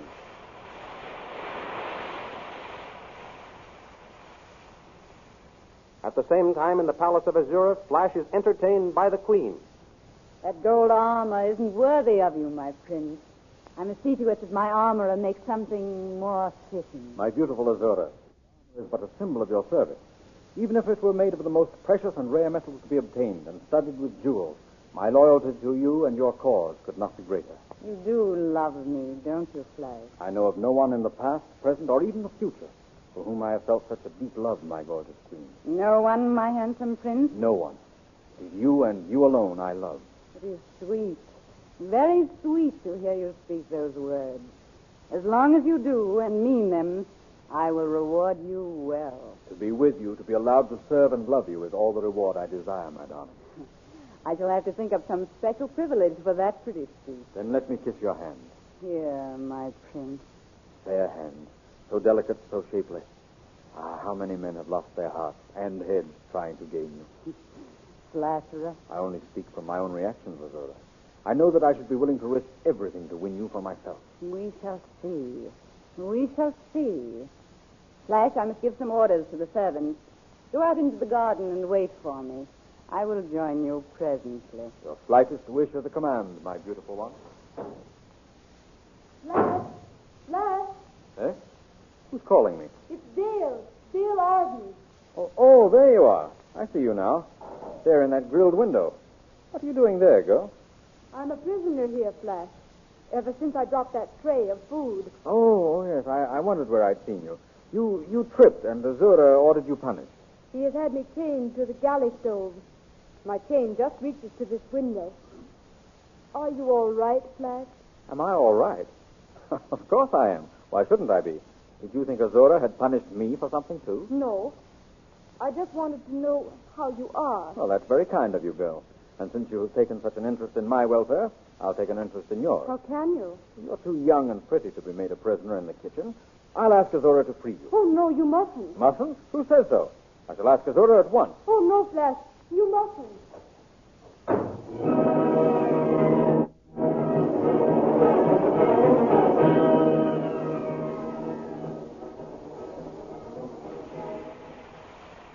On and on roar the rocket ships of the Hawkmen into the yawning mouth of Kira, through the caverns of the cliff dwellers, through the caves of living, man-eating plants.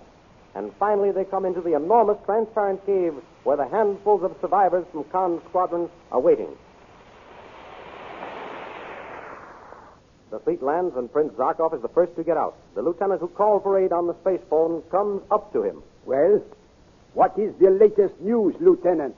We were afraid something had happened to you, Prince Zarkov. We were delayed in a skirmish with the Cloudmen. What is the latest report on the fate of my friend? We don't know what happened to them. After the Blue Magic Men captured King Flash and Princess Dale and our captain, they blasted the tunnel leading to their land, killing most of our men. Is there any chance that Flash and his companions are still alive? Who knows? That is a land of magic. I have brought a battery of ray cannons with us. We will blast our way to my friends.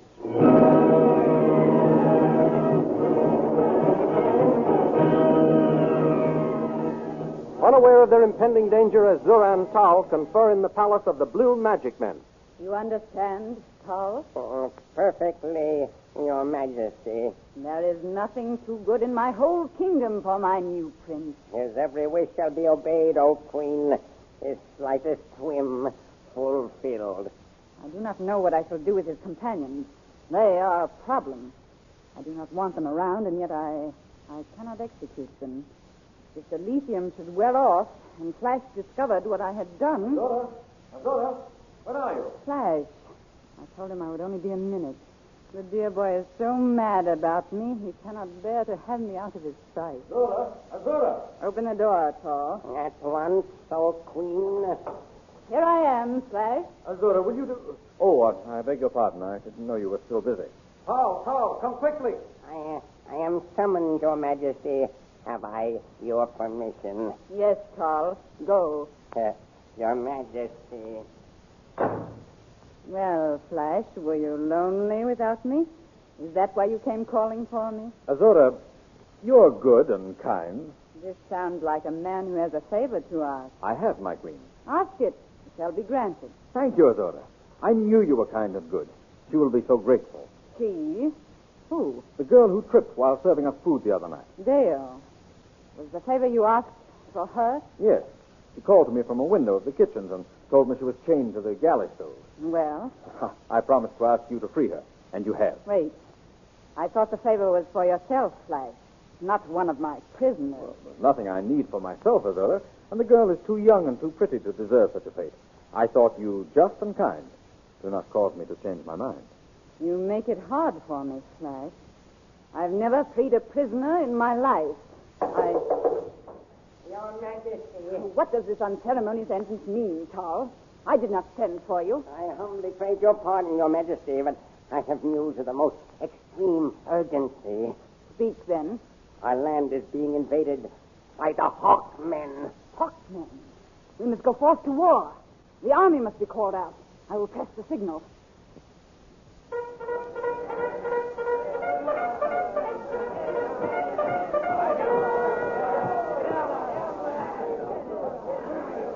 And who is to lead your men into battle, O Queen? Of course. I must appoint someone to head the army.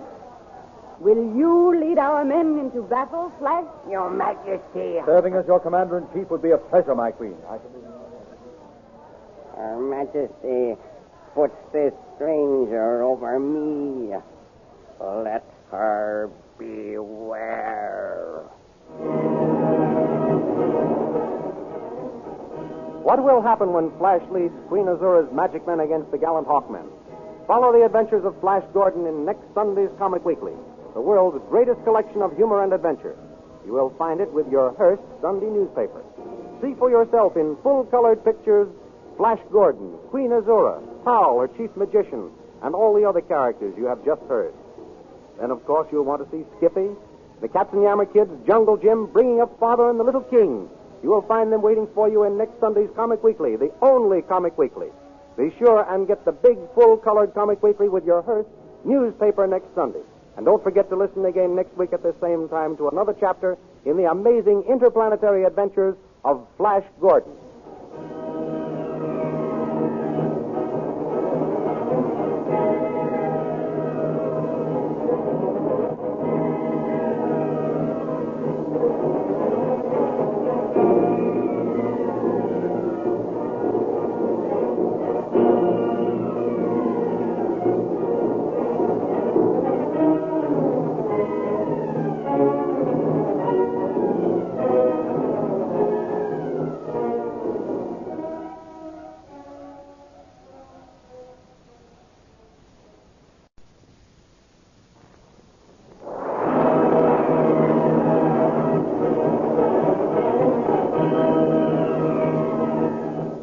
Presenting the amazing interplanetary adventures of Flash Gordon. Last week, you remember, King Voltan received a call from one of Khan's lieutenants, telling him of the plight of Flash, Dale, and Khan, and asking for help. Dr. Zarkov was at once dispatched with an army and some ray cannon to the rescue of our three friends. In the meantime, Dale and Khan planned to obey all orders so they might get the freedom of the palace and hoped to be able to free Flash from the clutches of Queen Azura. For a brief moment, Dale talked with Flash, who, although he didn't recognize her, pitied the beautiful girl chained to the kitchen stoves and promised to ask the Queen to free her. Before he could gain Azura's consent, Paul interrupted the conference with the news that the land was being invaded by the Hawkmen. Azura called out the army and asked Flash to be commander-in-chief. This angered Tall, who wanted that distinguished place for himself. These thrilling adventures come to you as they are pictured each Sunday in the Comic Weekly, the world's greatest pictorial supplement of humor and adventure. The Big Comic Weekly, each page printed in full colors, is distributed everywhere as an integral part of your Hearst Sunday newspaper.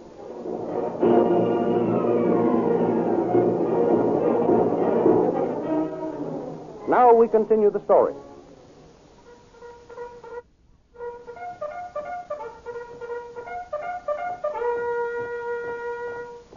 Summoned by Azura, legion after legion of blue magic men fall into formation.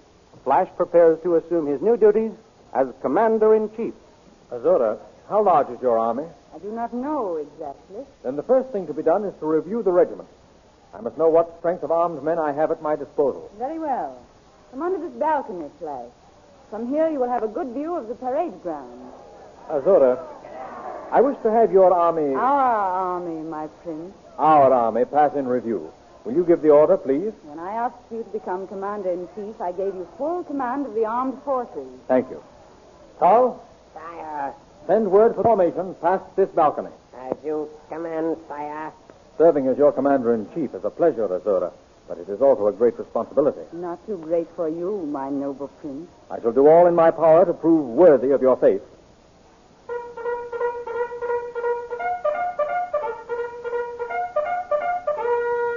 There goes the call to review. See, the First Legion is wheeling and starting this way. What a splendid army. We ought to defeat these Hawkmen, whoever they are. Here comes the finest of them all. Guard. And those coming next, what are they? The light magic artillery. But what are those tremendous objects being pulled by the next legion? Those are the combustion ray machines. Combustion ray machines? What are they for? Wait until you get into action. Your officers will tell you. You're not only a queen of magic, my beautiful one, but you're also a queen of suspense. What legion is this? The sleep gas legion. Sleep gas. That sounds like a most formidable weapon. And here comes the stone formation legion. And the ones with the cloak? The invisibility legion. And those? The camouflage legion. Who are the ones with the long hair? The animal legion. And those men with the peculiar shields? The transparent wall legion. And those machines coming now? The dissolvo gun legion. And still they come. Legion after legion. I've never seen such an army. Have you seen enough, sire? Only about half of our regiment have gone by. If this is only half of the army, Tal, I pity these Hawkmen when I start the attack.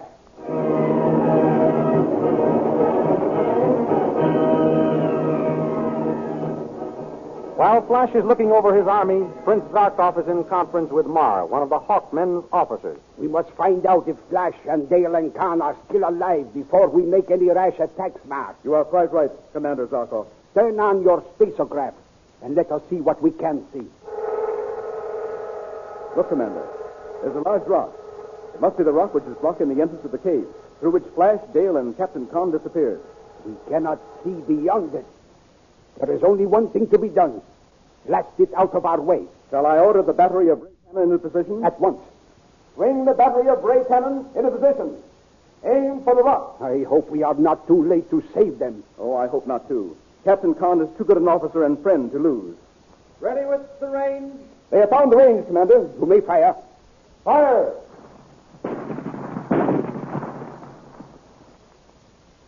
Look, the rock is splitting. That's bloody. The rock is destroyed. Come on. Let us try the spacograph again. Nothing but haze. The country is well named, Blue Magic Land. Spoiled by that witch queen. Mar, there is only one thing left now. And what is that, Commander? Call for a volunteer to go into the territory of the Blue Magic Men and find out the information we wish. Of course. A spy. Commander, I myself will go. No, we cannot spare you, Mar. Send one of the privates. No, Commander. I will not ask any of my men to do what I would not do myself. You are a brave man and a fine officer. I shall speak to Down about promoting you when I return to his palace. Thank you, Commander. Azura has thrown up a protective and impenetrable fog against our spacecraft. But we may be able to beat her yet. And how do you propose to do that, Commander? It is simple. Mar, you will disguise yourself as a peddler and gain entrance to the Queen's palace. Well, how? Say that you wish to enter her service. Inside your peddler's pack, you will have a portable space phone. Oh, Commander, you have my utmost admiration. It is the plan of a genius, a super strategist. When you have found out the information we seek, establish contact with me here, and I shall proceed on your report. Very good, Commander. When shall I start on my mission? At once. Commander, I shall give you the information or my life.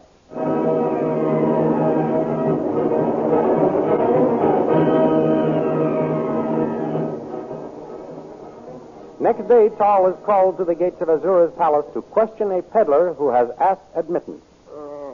Who are you? I am a poor peddler, footsore, weary, and hungry.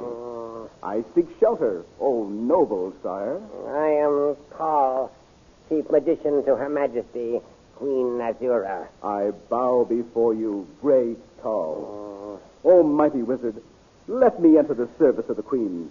You will find in me a zealous neophyte. You are a peddler. Why are you so anxious to change your profession? I can hardly make a living. Soon I shall have to turn beggar. Let me devote my life to being of some use to the Queen. You might be of use. What is your name? Why, Come. if you accept me into your household and give me a new life, let me take on a new name also. Let my name die with my past. Very well. I will open the gate. Bless you, mighty Tal. Bless you. Now, come this way. I will take you to the kitchen and give you food. Oh, yes. You bring some soup to this man. At once, oh mighty wizard. Sit down, stranger. Let me take your pack. No. Well, you needn't take my head off. I wasn't going to steal it. I only intended to have it put in your quarters. I am grateful, mighty Tal. But all I own is in this bundle, and I should feel lost without it. Here is the... Look out! Look! Don't spill that soup. That would be wasteful when I am so hungry. Yes, you clumsy fool. There must be no waste of the food around here. Do you know what happened to the girl when she dropped her tray in front of the Queen? I ask pardon, O mighty Tal. It was my anxiety to please that caused my hands to tremble. See that it does not happen again, slave. Eat your fill, stranger, while I go to find out where Her Majesty wishes me to put you. My. Someone may hear you. Oh, you are safe, Captain Khan. Thanks be to Ta'o. Yes. What are you doing here? How did you get here? Where are the rest of our men? One question at a time, Captain. I was sent here by Prince Zarkov to find out what happened to you and Flash and Dale. Where are the other two? Dale is at the other end of the kitchen, chained to the stove. And Flash... He is not... No, he isn't dead. Oh. But drugged. He doesn't recognize either Dale or me. Azura has cast a spell over him. Oh, if I were only free. Don't curse your fate, Captain Khan. I'm here to help bring aid. How can you? Once you get in here, they never let you out. I don't need to get out in order to bring aid. What do you mean? In this bundle, I have a portable space phone. Over it, I'm going to report to Zarkov everything I find out. Then hurry and send a message. Tell him we are alive and that he must come quickly. They seem to be mobilizing the army for an attack. Well, where can I go to send it? Tal may come back any minute. Let us go where Dale is. She can watch for Tal's return. We can put the ground wire of the space phone outside the grilled window, and there will be less interference. Come along. Where are you two going? The peddler feels faint in this heat. I am helping him to that window yonder where he may get a breath of air. All right. Go ahead. Come on, you slaves. Get to work.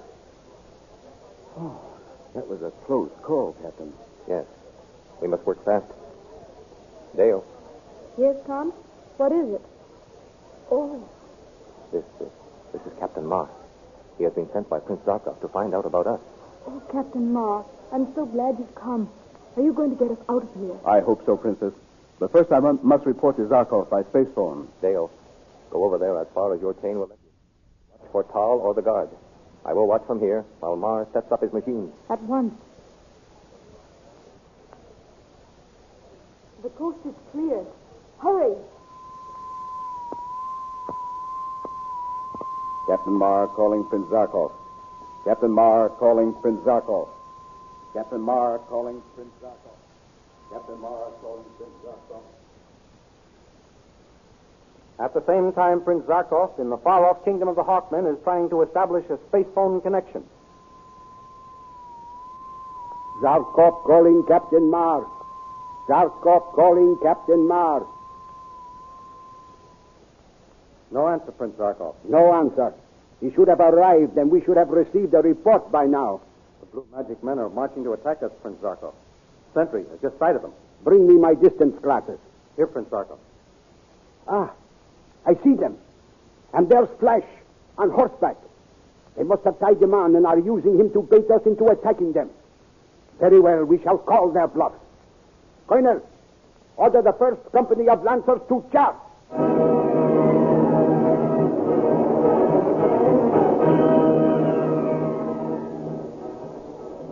The first Lancers, the greatest flyers in the Hawkmen army, circle to a dizzy height and at a signal from their leader, fold their wings and dive for Azura's army. Down at the head of the armed blue magic men, Flash and Azura watch the diving Hawkmen. Here come the Hawkmen, my prince. I see them, Azura. I'm just wondering which battery I shall train on them. I suggest you use the guns of the combustion ray machine. What will happen if I do? Order them used and see. Very well. Ho, men! Swing the combustion ray guns into...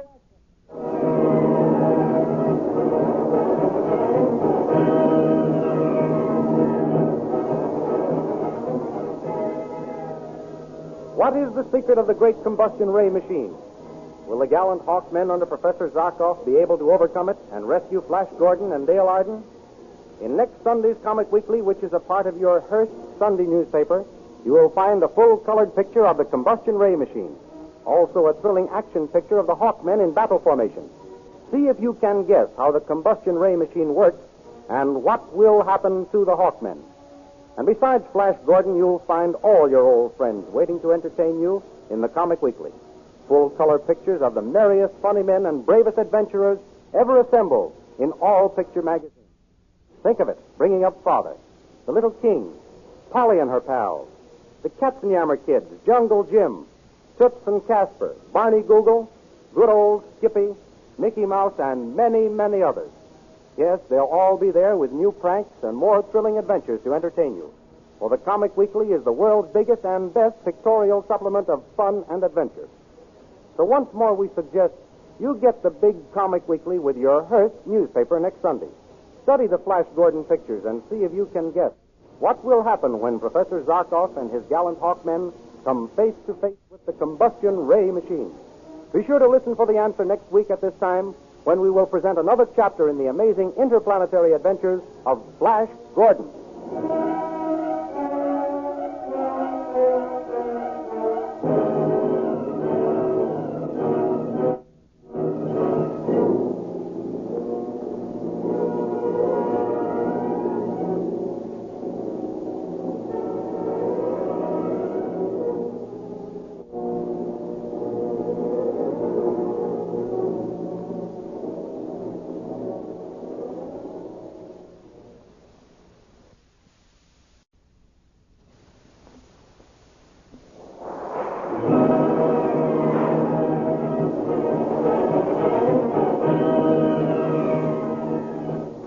Presenting the amazing interplanetary adventures of Flash Gordon.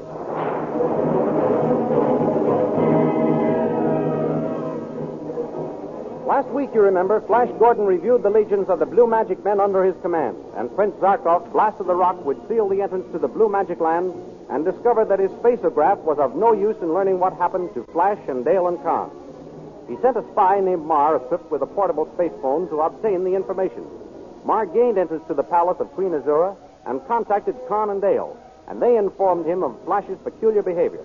At the same time, Zarkov tries to call Mar the spy by space phone, but neither was able to contact the other. At that moment, the army of Blue Magic Men attacked the Hawkmen, and Zarkov ordered his soldiers into battle. These thrilling adventures come to you as they are pictured each Sunday in the Comic Weekly, the world's greatest pictorial supplement of humor and adventure. The Big Comic Weekly, each page printed in full colors is distributed everywhere as an integral part of your Sunday newspaper.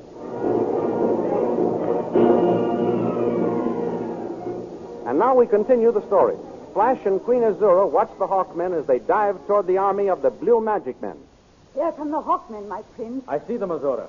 I'm just wondering which battery I shall train on them. I suggest you use the guns of the combustion ray machine. What will happen if I do? Order them used and see. Very well. All men, bring the combustion ray guns into action. Take position.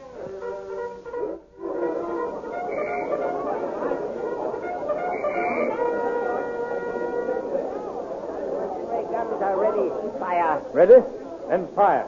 You may fire.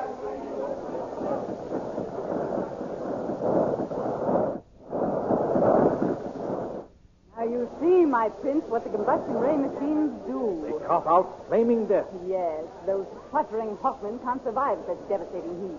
Look, they're already dropping to the ground like moths with singed wings. You're right, my queen. Hold, Tall. Fire. Let them have it again.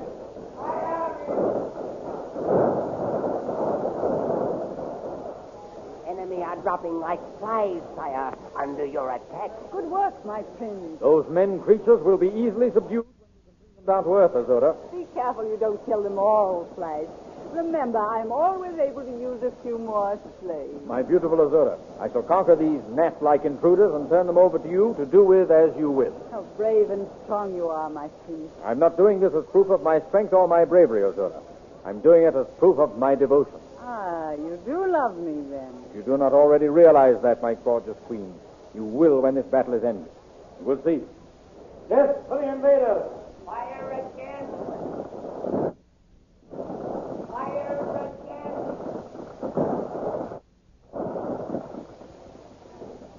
In the meantime, on the other side of the flaming barrage, Zarkov holds an anxious conference with one of the officers of the remaining Hawkmen. Signal your men to retreat, Captain. There is nothing to be gained by flying into their fire. Very well, Prince Zarkov. Bugler, sound retreat.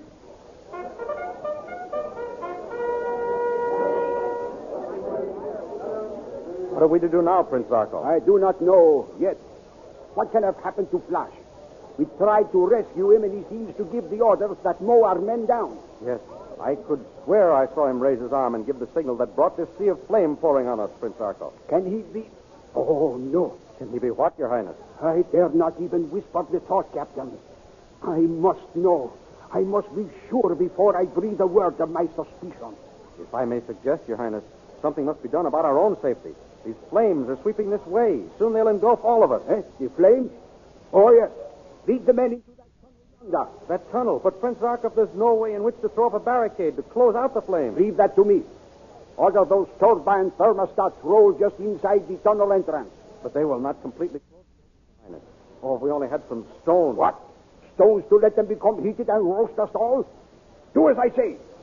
I will keep the heat out. You will never feel those flames. I have a way to fight them until they die out. May I ask you how, Your Highness? Are you so stupid that I must draw a blueprint of my plan of defense? Oh, very well then, if I must give you every detail. Into those turbine thermostats I will put this chemical powder, made from a secret formula of my own invention. When we are all inside, I shall turn on the turbine thermostats and block the tunnel entrance with a wall of solid ice.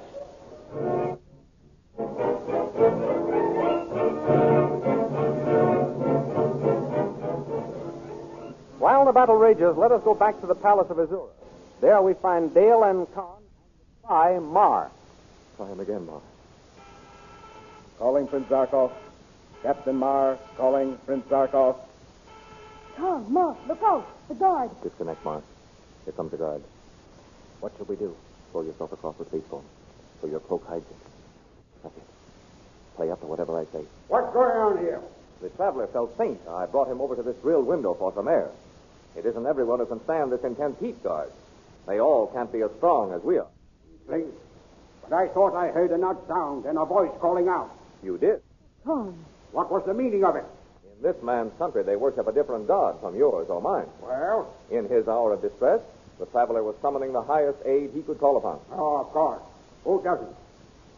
But that buzzing noise, what caused that? The buzzing noise? Yes, the buzzing noise. Oh, that. Yes, that. I didn't think you'd heard that over where you were. I can well believe that. Oh, Dale, take the guard over there and turn him with his back. I'll make the noise again, then I'll show him what made it. I'll wager he'll be surprised. Yes, Con. Yes, of course. No tricks now, or you'll taste my electric whip. All right, turn on the space phone. Stop when I tell you. Then when I nudge you, turn it on again. Very well, Con. Now. Well, guard, was that what you heard? Yes, what caused it? Well, look, in assisting the traveler, my manacle touched the stove. Like this. By the God! Watch out from now on, slaves. You may accidentally get electrocuted before we can do it ourselves. Oh, that was quick thinking, Captain Con. Oh, Con, you are wonderful to get out of that situation. I thought you took an awful risk in admitting the guard heard the noise. To have denied it would have been foolhardy. If you're going to deceive someone, stay as closely to the truth as you can. Thanks, I'll remember that. But there's one situation I can't handle so easily. The one we're in. This space phone isn't going to work. How are we going to get word to Zarkov? I've got that all taken care of, Captain Con. You have? Well, how will you do it? I myself shall take the information to him. Oh, my. You'll never get to Zarkov alive. They won't let you out. Oh, who let me in here? Tal, the chief magician. Well, You mean Tal will let you out? But Tal's not here. He's away with the army. he is? Then that makes things all the easier. Careful, Mar. These men are devils. They have powers and methods never seen before. Do not fear, Princess. Paul was the only one I spoke to about getting in here. I saw to it that we had a private conference. So? So nobody will doubt my word when I say that I was to join Tal after I'd rested. It may work. It may. It may. Oh, it will. It must. Mar, Yes, Princess. see that no harm comes to Flash. If Dr. Zarkov should capture him, he may not understand why Flash acts as he does. I understand, Princess. I shall explain everything to Zarkov. And if you should be captured by the Blue Magic Man, find out what hold the Witch Queen has over Flash and try to break the spell. If that is to be my fate, Princess, you may rest assured I will carry out your mission. When are you planning on leaving? Well, if I try to leave now, it might be difficult. Yes. I shall wait and take my departure tonight.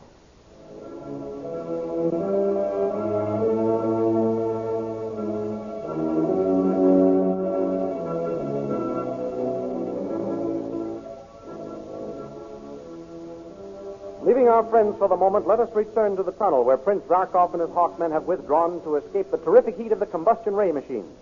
As the Hawkmen fled into the tunnel, Flash and his officers pursue them, only to be brought up short at the entrance by a wall of solid ice, which Zarkov had miraculously formed with his secret chemical formula.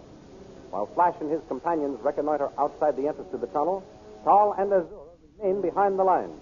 Of course, if your Majesty knows best, it's my advice for us. I am not asking your advice, Tal. Oh, of that I am well aware, your Majesty. But must I take the liberties of an old and faithful retainer? Mighty Queen, do not let your personal feelings entrap you. My personal feelings? What do you mean? Your Majesty has taken a fancy to this young unknown. Tal. Oh, I mean no offense, Your Majesty. As a consort and companion, the youth is without criticism. But is he the best for our fair land? You mean, will he make a good king? If your Majesty thinks of him in terms of king, I mean, will he make a good king? I am very sure he will make a good king, Tal. Your Majesty was also sure of Locke and Gomes. Those two. How can you be sure of one who is not even sure of himself? Flash has protected his love for me day after day. Why, even when the attack began, you heard him say he was repelling it, not to show his bravery, but to prove his devotion to me. I was not speaking of his personal appearances, Your Majesty. Of his ability to handle the legions at his disposal. When the attack began, not confessed himself to be in a quandary as to which battery he should train on them. A careful general always surveys his position. But he makes up his own mind. Your new commander-in-chief relied on your advice, Your Majesty. And wasn't it good advice? Oh, there is no better judgment in our fair land, Your Majesty. Then what is your point, Tal? What is it you say? Why have a figurehead in charge of our legions? Head? If you can't have a commander who can handle as they arise, why don't you take charge yourself? Ah, I see it now. You want me to demote Flash and appoint you in his place. If your Majesty feels that perhaps an older and more experienced man, and especially one of our own people could serve better. Why, I should be delighted to accept the honor, Your Majesty. There is some reason for this diplomatic move on your part. What is it? Are the men rebellious because I instead of one of their own number? I am no bearer of gossip, Your Majesty. What others may think is their own business. If they wish to let you know their feelings, they have ways and means to do it. I speak only in your own interest and with the liberty of your major domo. I do not doubt your word, Paul, but I think you speak one word for me and two for yourself. You honestly think Flash is incapable of making decisions for himself? I do, Your Majesty, I do. You have a chance to witness that for yourself. He has taken refuge in a tunnel and blockaded themselves with ice. Your commander has gone to look over the situation. When you would have charged with full forces and gone in after. I see. Your Majesty, I am not trying to go behind your commander's back unfairly, no. I have given you my plan of action. Here he comes now. Hear what he has to say. Yourself, which ought to be at the head of the Blue Army. Well, my prince, what have you to report? My beautiful queen, we found the enemy barricaded behind a wall of solid ice. There is only one thing we can do. And that is? Charge with full forces and go in after the enemy. You hear, Paul? You hear what Flash proposes? Yes, I hear, Your Majesty. Come, Azura. Together we shall lead the charge. All men, follow me!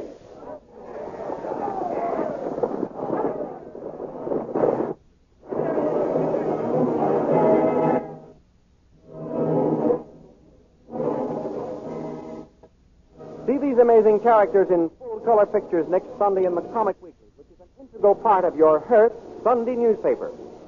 Here is some news for you. The famous full-page Comic Weekly will replace the tabloids with better and larger pictures and more easily read captions. What a treat is in store for you next Sunday with Skippy bringing up Father, the Little King, Barney Google, and all those other funny fellows just twice as large. You have enjoyed them in the tabloid size. How much better you will like them in the full-page Comic Weekly. Be sure to get the full-page Comic Weekly with your Hearst Sunday newspaper next Sunday and enjoy a half-hour's good, clean fun with the foremost merrymakers in the world of pictures.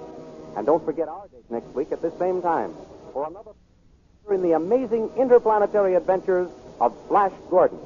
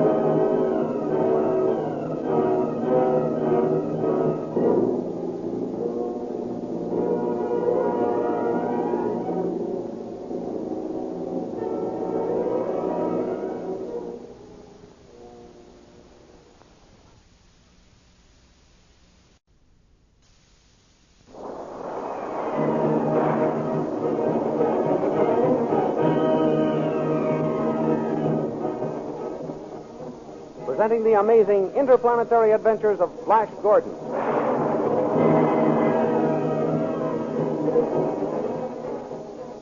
Last week, Flash Gordon, at Queen Azura's suggestion, turned the combustion ray guns on the advance guard of the attacking Hawkmen and brought them to the ground in flames. Ordering his men to retreat, Dr. Zarkov led the way to a nearby tunnel where he shut out the flames with a wall of chemical ice. Back at the palace with Dale and Khan, Mar, the spy, decided on his daring attempt to find Dr. Zarkov and deliver his report. While Flash and his officers were reconnoitering outside the entrance to the tunnel, in which Zarkov and his Hawkmen are barricaded, Saul tried to persuade Queen Azura that Flash was not capable enough to be commander-in-chief.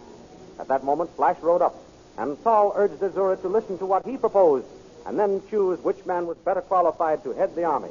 Without hesitation, Flash declared that the only thing to do was charge and gave the order himself. These thrilling adventures come to you as they are pictured each Sunday in the big, full-page Comic Weekly, the world's greatest pictorial supplement of humor and adventure. The full-page Comic Weekly, each page printed in full colors, is distributed everywhere as an integral part of your Hearst Sunday newspaper.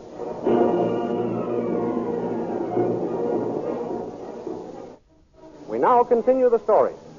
With shouts and confusion, the Blue Magic Army charges to attack the barricaded Hawkmen.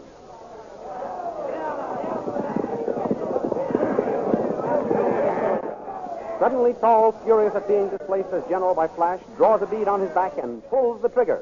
Flash! Flash's horse stumbles and pitches forward dead.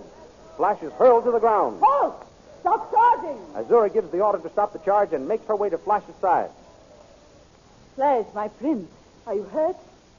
Oh, speak to me, my glorious one. Flash. Here, take his helmet, someone. Open your eyes, my beloved prince. Where am I? Dale. Quick, you. Give him some stimulant from his flask. That's it. Hi.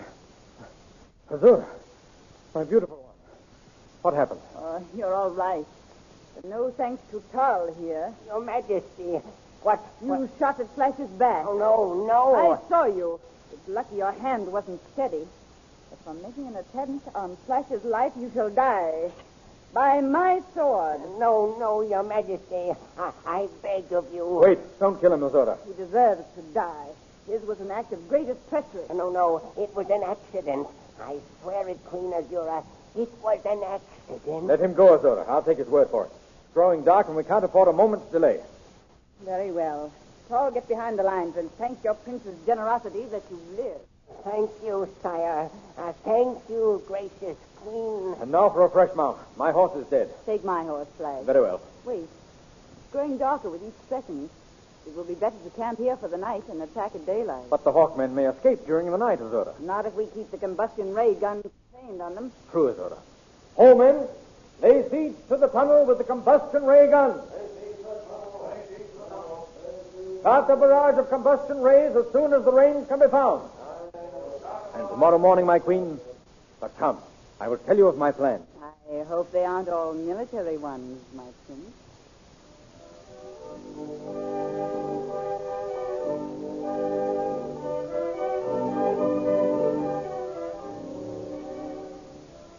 That night, back in Azura's palace, the chief cook closes the kitchen until the morning shift will come on, and Dale and Khan march out with the other slaves. I'm worried, Khan. Nothing to worry about, Princess. Mar is taking an awful risk.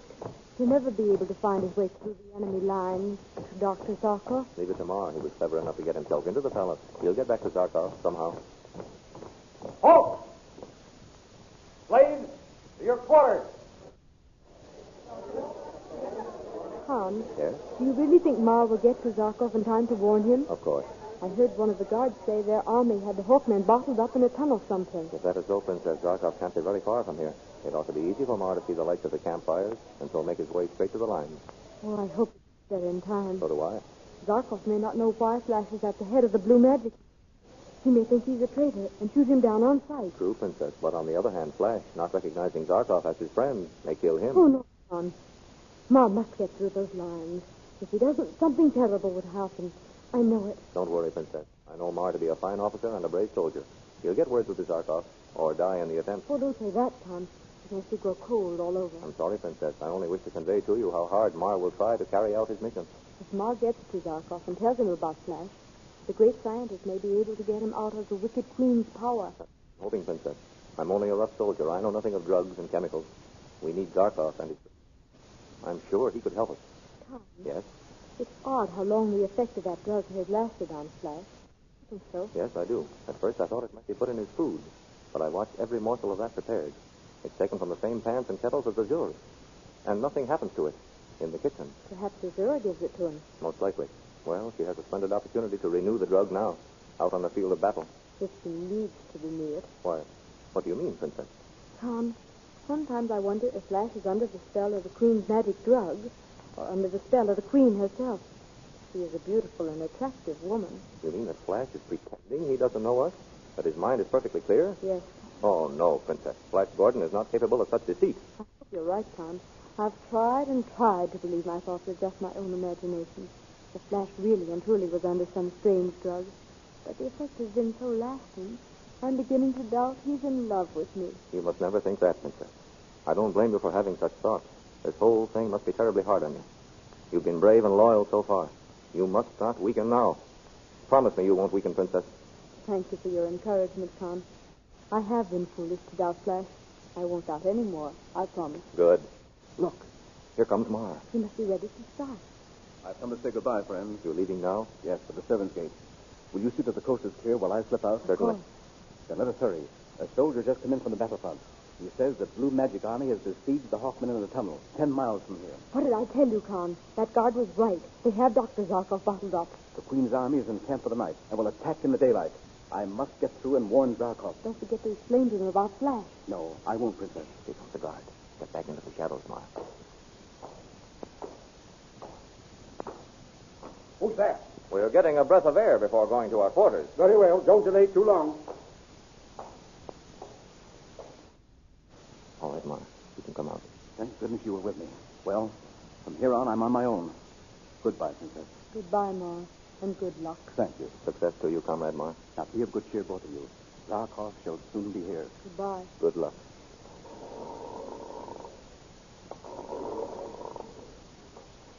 Oh, who goes there? The stranger. Where are you going? To join Tal. He ordered me to join him as soon as I rested. Then why are you sneaking out the back way? Why don't you leave by the main gate? I'm not sneaking. Besides, this gate will save me many steps. You're not going out this way, stranger. Go back into the courtyard. You will regret this act, guard, when Tal hears of it. That may be so, but I'll chance it. My orders are to allow no one to leave by this gate. Is that so? Drop that sword. Make me drop it. Oh.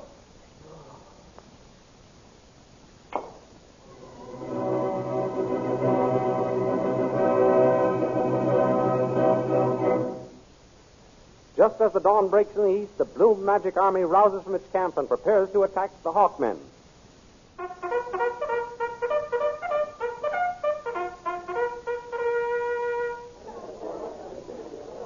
Azura! Yes, my prince? Sun is rising. We must start the attack. I am ready, my prince. Good. I'll give the orders to charge. Wait.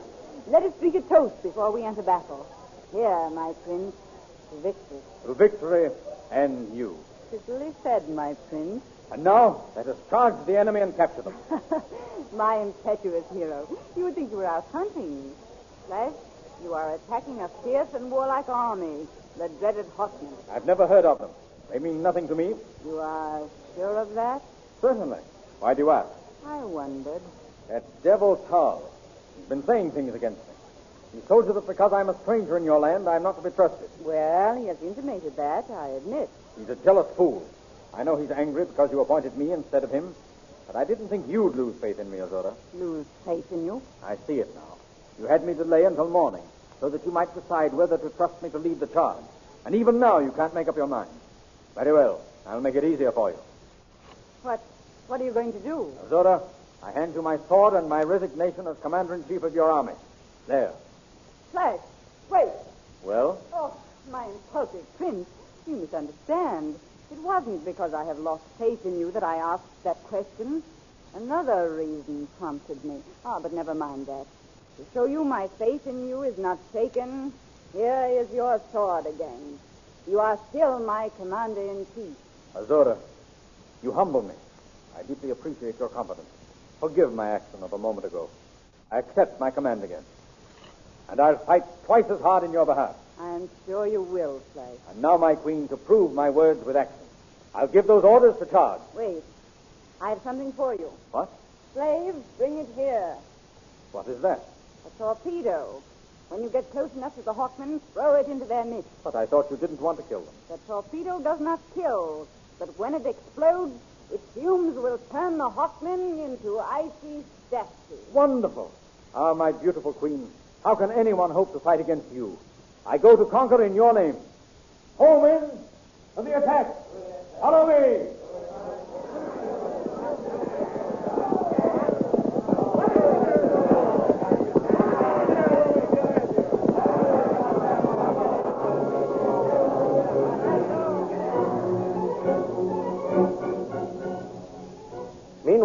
Inside the tunnel, Zarkov and his men wonder at the sudden stopping of the combustion ray bombardment, which has been going on all night.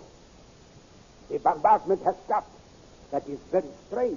Perhaps Azura has given up, Prince Zarkov. No, more likely it means an attack. Look, Commander. Someone is running up to the entrance. Alone. What is this? Some kind of trick? It may be. Look, there comes the enemy. They are shooting at our visitor. Yes. See the little clouds of dust rising from the ground behind him. Commander, it's Captain Marr. Marr! Quickly, cut a hole in the ice. Get him inside. Yes.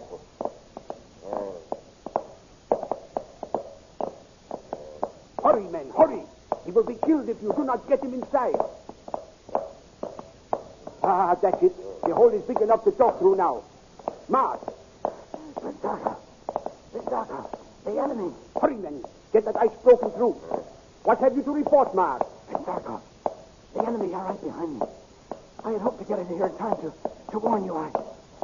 Pull him inside, men. Commander Flash Gordon is up. He's hit. Pull him inside. Flash Gordon is what? Marr! Marr! Speak, man! Marr! They've killed him, Commander. Marr is dead. Yes. Just as he was going to reveal something about Flash. Poor fellow. Faithful to the end. Here comes Flash Gordon now, riding ahead of the Blue Magic Army. Ahead of the enemy? Yes. Can he have deserted? Are they after him, too? Stand aside. Let me be the first to welcome Flash to our ranks. Flash Gordon! Flash, my friend! Look out, Commander. He's throwing a bomb.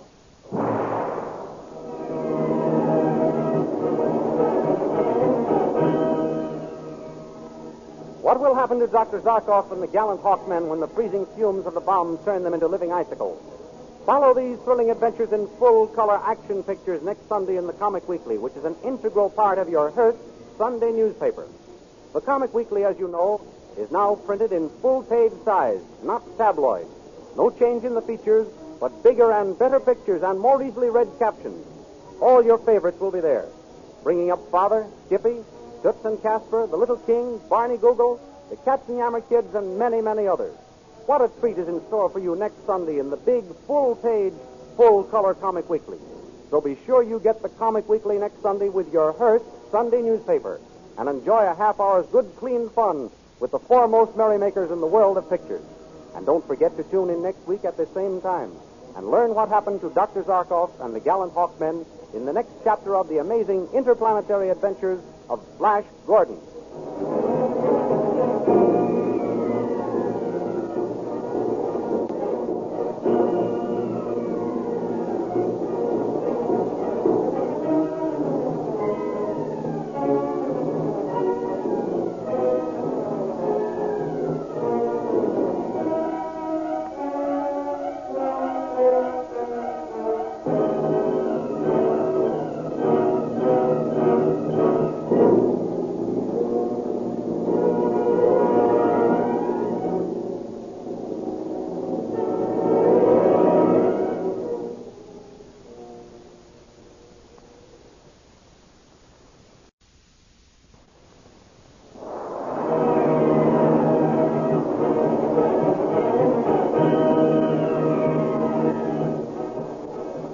Presenting the amazing interplanetary adventures of Flash Gordon.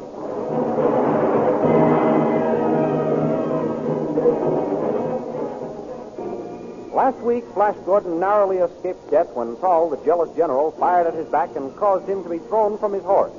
Queen Azura would have killed Tall with her sword, but Flash nobly spared his life. That night, Mara the spy learned of the Blue Magic Army's plan to attack the Hawkmen at daybreak and escaped from the palace to warn Zarkov and tell him the reason for Flash's strange behavior. Next morning, Azura gave Flash a torpedo to hurl when he got close enough to the Hawkmen. As the attack began, Mara the spy reached the entrance to the tunnel, but just as he was about to reveal the secret of Flash's failure to recognize his friends, Mara was killed by a ray from the guns of the Blue Magic Men. At that moment, Flash Gordon was sighted riding straight for the tunnel, and Dr. Zarkov, thinking he was deserting the Blue Magic Army, went out to welcome him to the ranks of the Hawkmen. When Flash reached the entrance to the tunnel, he pulled his horse to a stop and hurled the torpedo, which immediately exploded. These thrilling adventures come to you as they are pictured each Sunday in the big full-page Comic Weekly, the world's greatest pictorial supplement of humor and adventure. A full-page comic weekly, each page printed in full colors, is distributed everywhere as an integral part of your Hearst Sunday newspaper.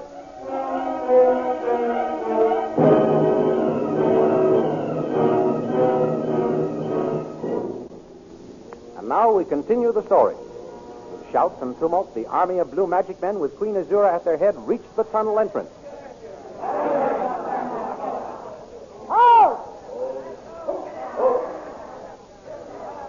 Azura, it worked. It worked. The enemy are frozen into icicles. Of course it works, my prince. Didn't I tell you what would happen when you threw the torpedo? You're wonderful, Azura. Why are men such fools as to try to fight against you? They don't for long. Azura, do you know this man, frozen with his hand upraised? Do you? No. But what? Well, it seems as though I should know him. Here, drink this vodka. It will refresh you after your hard ride. Why do you think you should know this man, my prince? When I rode up to throw the torpedo, this man came out of the tunnel with his hand upraised, just as it is now. He may have been about to surrender. No, he didn't say anything about surrendering. He spoke to you? What did he say? He called, Flash Gordon. Flash, my friend. He surprised me so, I almost forgot to throw the torpedo. Thank the gods you didn't forget. Why should this man call me friend? I've never seen him before. It was a trick, Flash. When he saw you carrying the torpedo, he tried to deceive you, to throw you off your guard. Well, it almost worked. You are a man of steel, my prince. What self-control you have. Ah, you are truly the man of my heart. Am I, my beautiful one? It makes me very happy to hear you say that. My prince. How? Your Majesty. Have the prisoners carried back to my palace. Be very careful of this one. Oh, yes, Your Majesty. Your command shall be obeyed to the letter, Your Majesty. Captain, see that the prisoners taken back to the palace in good condition. Why are you so particular about the man who calls me? Flash, did you ever hear of a man called Zarkov? Zarkov? Zarkov? No, Azura, I've never heard of him. Who is he? That is the man who called to you. In his own country, he is a wizard. That wall of chemical ice, which protected him and his men from our combustion rays, is an example of his magic skill. I don't wonder you handle him with care. He should be a most valuable man to have around. You see my point exactly. I shall have Tal revive him when they get back to the palace. And by the way, Flash. Yes, Azura? The fumes of the torpedo sometimes cause strange reactions. So if you meet this Zarkov and he insists on calling you friend, remember that was the last thing on his mind before the torpedo exploded. I quite understand, Azura. Good. And now, my victorious prince, shall we celebrate?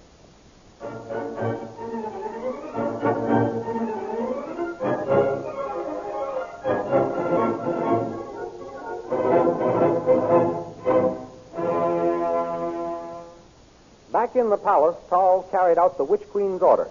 He straps the frozen Zarkov to a table, then he tips it into the rays of an electrode therapeutic revivifier. Take care of this one, she said. I wonder why. Has her case changed from youth to middle age? If so, I must see what I can do to win her favor. You are thawing out, are you? Good. I'll give you a little more heat. How's that, stranger? Oh, be careful. The current's on full strength. You know what that may do? Oh, yes, I didn't notice the indicator. Be very careful of this one, she said. Yes, Your Majesty. We'll take care of him. You are coming around, are you? All right, stranger. Loose the strap, slave. Come on now, there. Well, stranger, get on your feet. Flash Gordon. Flash, my friend. Flash Gordon is not here. Who are you? What has happened? Where am I? You are a prisoner of Azura, Queen of Magic, and your friend Flash Gordon captured you. Now I know you. Stand back. I have my sword point against your breast. One move and I'll run you through. I came to rescue Flash Gordon. Rescue him. He doesn't need to be rescued. You mean? Tell me the truth, you wizard of darkness. Has Flash turned traitor? He has drunk the Queen's magic drug and has forgotten you and his sweetheart, Dale Arden, and even his own identity. Thank the gods. I was afraid the change was due to Flash himself. What is this drug of forgetfulness? Lithium. Guard. General Saul? Take this new slave to the kitchen until Her Majesty makes up her mind how she will dispose of him. Thank you, General Dahl. Now, don't thank me. I had my way. You wouldn't be here now. March this way, slave. Wait. General Dahl, what has happened to Dale Arden? You will see her in the kitchen. She is alive then? Yeah. And Khan? Khan? Oh, yes, that must be the other one. Yes, he's there, too. Take him away, guard. Come along, slave. Yeah. Here, you. Put this machine and apparatus away. Clean up this room. These are the kitchens, I presume.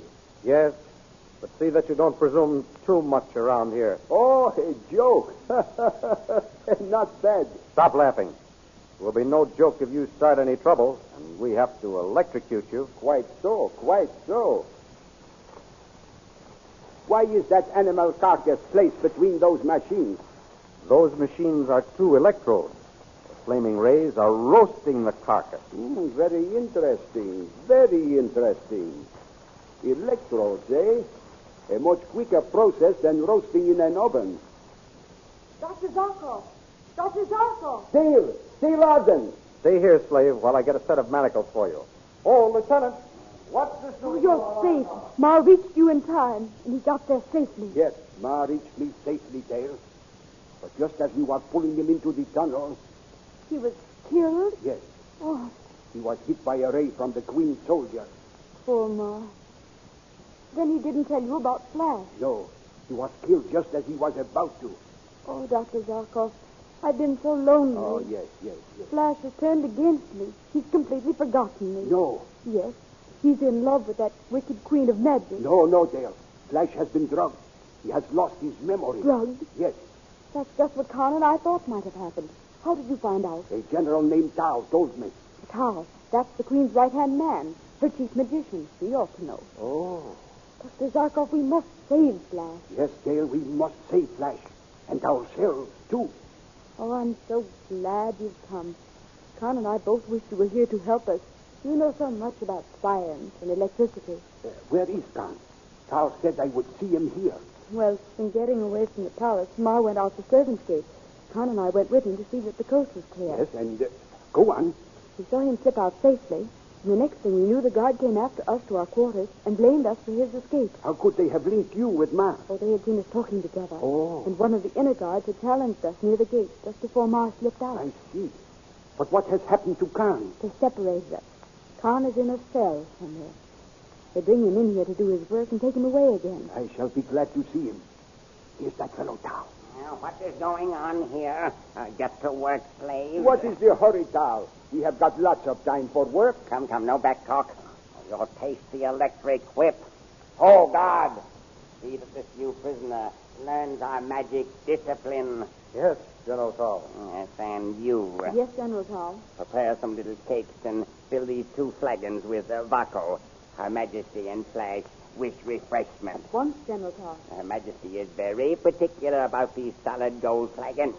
See that Flash Gordon gets this large, 2-handled one, and Her Majesty the smaller and more delicately shaped one. Yes, General Saul. Well, what are you standing there for? Hurry. Can't you see the dragon's eyes over there, flashing? What has that got to do with Dale's task? Whenever Queen Azura wishes some Vaco, those dragon's eyes light up. You can almost judge her mood from the flash of the eyes. Wonderful. Yes, I shall tell Her Majesty you are coming. Hurry now, hurry. I'm sorry I can't stay to talk with you, Dr. Zarkov. We have so much to say to each other. That is true, Dale. But we shall have plenty of time around here to talk later. You attend to your duties. In the meantime, until they get those manacles for me, I'll have a look around the kitchen. Very well. I'll take these in to Flash and Queen Azura.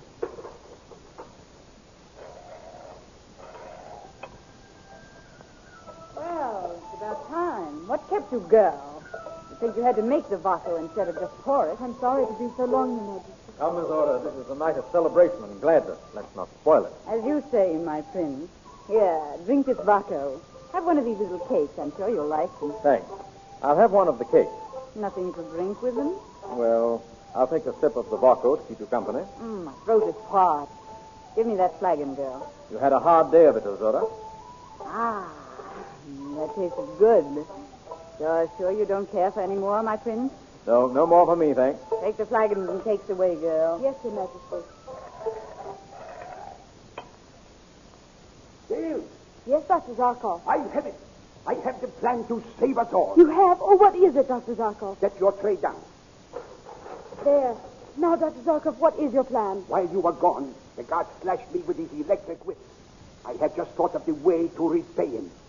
Now I want you to knock over those dishes piled up there on that table. Then the guard will beat me. Oh, no, he won't. He has beaten others for less cause. Why won't he beat me? Because when you knock the dishes over, I will jump up on that platform and grab one of those electrodes that is being used to roast the meat and swing its flaming ray on the chief cook and the guard as they start for you. Oh, Dr. Zarkov, if the attempt should fail... Do not think about that, Dale. It must not fail.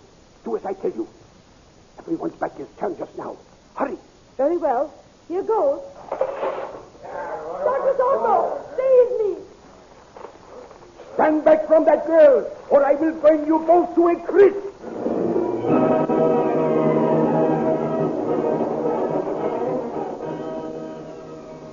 Are the tables to be turned? Can Dr. Zarkov single-handed overcome Queen Azura's guards and rescue Dale Arden? See for yourself how he proposes to do this in big, full-color pictures in the Comic Weekly, distributed with all Hearst newspapers next Sunday. The Comic Weekly is the world's most popular supplement of humor and adventure. It is now printed in full-size pages, not tabloids. Every page of the Comic Weekly entertains like the star act in a variety show. For the big, full-page Comic Weekly is the world's greatest variety show of humor and adventure, with every act a headliner. So be sure to get the big, full-page Comic Weekly with your Hearst newspaper next Sunday. Meanwhile, goodbye until next week, when we'll be back with another chapter in the amazing interplanetary adventures of Flash Gordon.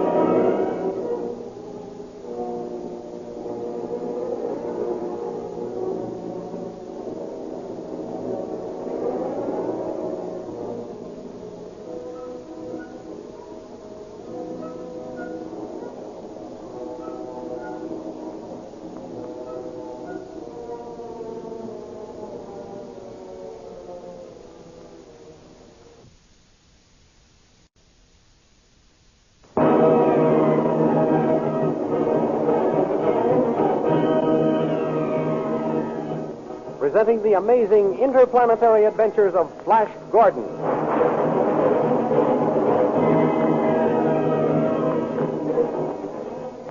Last week, after conquering the Hawkmen with a magic torpedo, Flash Gordon was puzzled by the fact that Zarkov, running out to meet him with upraised hand, had called him friend. Queen Azura assured Flash that it had been a trick to disconcert him. Then she ordered Tall to remove the frozen prisoners to the palace and to take good care of Zarkov, particularly. Tall did as he was ordered. When Dr. Zarkov was brought back to life, he asked for Flash. And Tall told him Flash was under the spell of the Queen's drug of forgetfulness.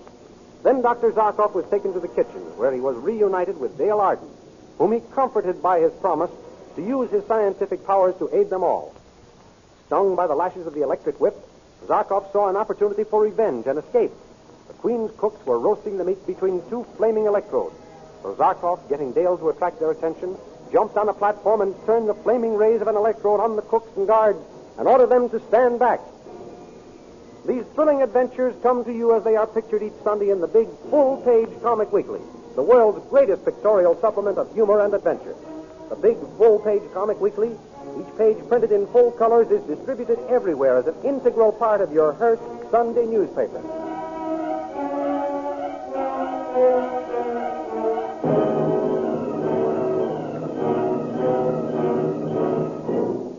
Now we continue the story. Dr. Zarkov, standing on the platform in the kitchen, the flaming ray of an electrode aimed at the chief cook and guard, is calling... Stand back! If you take another step towards Dale Arden, I'll burn you to a crisp. Take their swords away from them, Dale. I've got the swords, Dr. Zarkov. Good. Now take away those electric whips. I have the whip. Can you find the keys to your manacles? I'll see. Stand still, you two, or I'll roast you like this carcass of meat beside me. Can you find the keys, Dale? Yes, I've got the keys. Undo your manacles. Now, chain those two together. Around that post. There, I have them chained. Now what shall I do? Now we shall... Listen. What is that? They're bringing Khan in from his cell. Where will he be stationed for his work? Right over there. Splendid. Come down this way, Dale, under the ray of the electrodes. They won't notice me standing behind this machine. I will wait until they have stationed Khan, and then I will get the drop on them with the ray. Oh, I'm so glad you came. We never would have done anything without you, Dr. Zarkov. Thank you, Dale. Thank you. Appreciation always makes a thing worthwhile. Listen, you two. Not a word out of you. And drop to the floor. Do you hear? Drop to the floor. Ah, that's it. Quiet now. Everybody.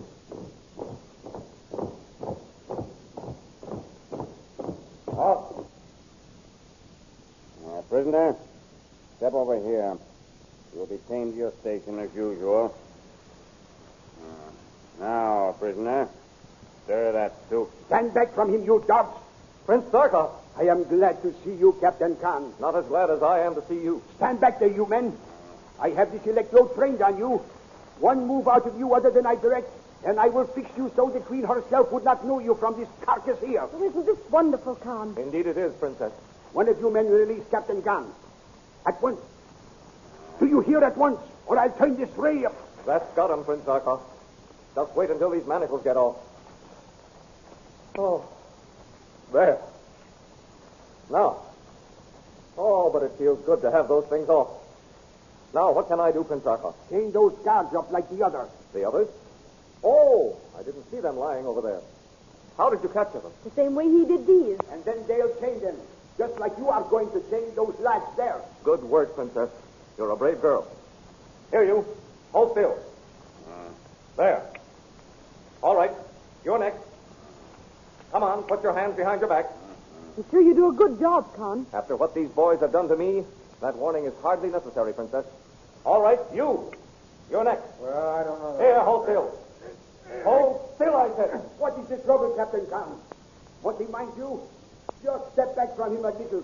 I will give him a taste of his flaming ray. No. Turn that thing away. I'll put my hands behind my back. Thanks, Prince Zarkov.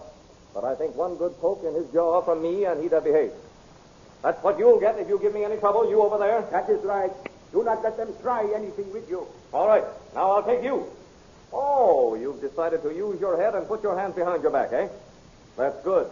It certainly makes it easier for both of us. There. Now, you're safe for a while. Good.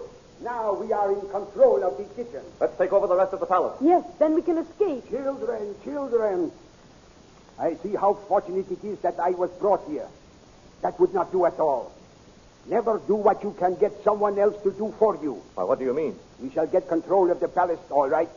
In fact, we shall have control of the whole land. How wonderful. But we must proceed to do one thing at a time. Well, then, what's next? Carl said Flash was under the spell of the Queen's drug of forgetfulness. He did? And we were right all the time, Princess. Yes, Khan. So you knew that, eh? Yes. Then why did you not find out how it was being given to him, eh? I did try, Prince Zarkov. How? I watched every morsel of food that was sent to him. It was taken from the same pans and kettles as Queen Azura's food. Well? And nothing was put in it, here in the kitchen. I apologize, Captain Khan. You are not wasting your time. Well, then, if the drug was not put in the food before it left the kitchen, when was it put in? Well, Dale served the food to Flash. Well, what did you see when you served the food, Dale? Both the Queen and Flash took portions of the same dishes as I passed them around. I never saw her make a motion towards them after she helped herself. Then the drug could not have been put in the food. Prince Zarkov. Here comes Tal. Guard! He is just the man we want to see. Guard! Where are... Why, what are you doing chained like this? Just what you will be doing if you cause us any trouble, Tal. Oh, the prisoner. Stop. Take your hands off me. All right. I have him securely held, Prince Zarkov. Zarkov. Yes, that is my name. Does it mean anything to you? Yes, you are the great scientist, the wizard of the Earth people. That is true. Yes, that's who Dr. Zarkov is. Now I understand the Queen's orders. What were her orders? You were to be revived with particular care. Why, may I ask? I see it all now. Azura appointed Flash Gordon over me as commander-in-chief of all the armies. Now she wants you carefully preserved. A fool that I am. Why couldn't I see it before? What is he talking about? Does anybody know? I'm sure I don't know, Princess. Nor I. What are you talking about, Tal? Azura plans to get rid of me. She's planning on having you to replace me. What? She's tired of me. She wants new faces around her. She'd give me the drug of forgetfulness if it wasn't that I am the only one who can make it for her. That's the only thing that prevents her from doing away with me. There will be just one thing that will prevent us from doing away with you, Tal. What's that? You're telling us how Azura gives Flash the drug of forgetfulness. Yes, you'd like to know that, wouldn't you? We would. Yes, of course, to be sure. And what is more, we mean to find out. Carl knows more than he will admit. Maybe he carries the drug on him. That is an idea worth considering. Thank you, Dale. Come and search him, Prince Zarkov. Search if you like. Certainly we shall search. Nothing. He has nothing on him. What is? His sword. I think we can use it to better advantage than he can. Tal, a while ago you pressed the point of this against my chest while I asked you questions about Flash. Well... One move and you would have run it through me. You said so. And so I should. Now I press it against your chest while I ask another question. And a wrong answer or no answer at all, and I will drive it through you like a tailor's needle through a patch of cloth. And if his hand falters, mine will finish the job with the greatest of pleasure. Remember that, wizard. What do you wish to know? Tell me, how does Azura give Flash the drug of forgetfulness? Well? Remember what I said, Tal. He puts the drug in his Vaco. Vaco? His wine. That's why she keeps calling for it and proposing toasts and offering it to him as refreshment. Why, of course. Is that true, Tal? Yes, every day she gives it to him in a special two-handle flagon. This? Yes, that is the one. It has some lithium in it now. Hey, that is the one you took to Azura by Tal's order soon after they brought me here. Yes. So that is how Flash has been given the drug. Oh, I've been giving it to him myself. Yes, you have been drugging your own sweetheart and keeping him from recognizing you. Will Flash ever forgive me? Why, of course, Princess. You didn't know you were giving him the drug.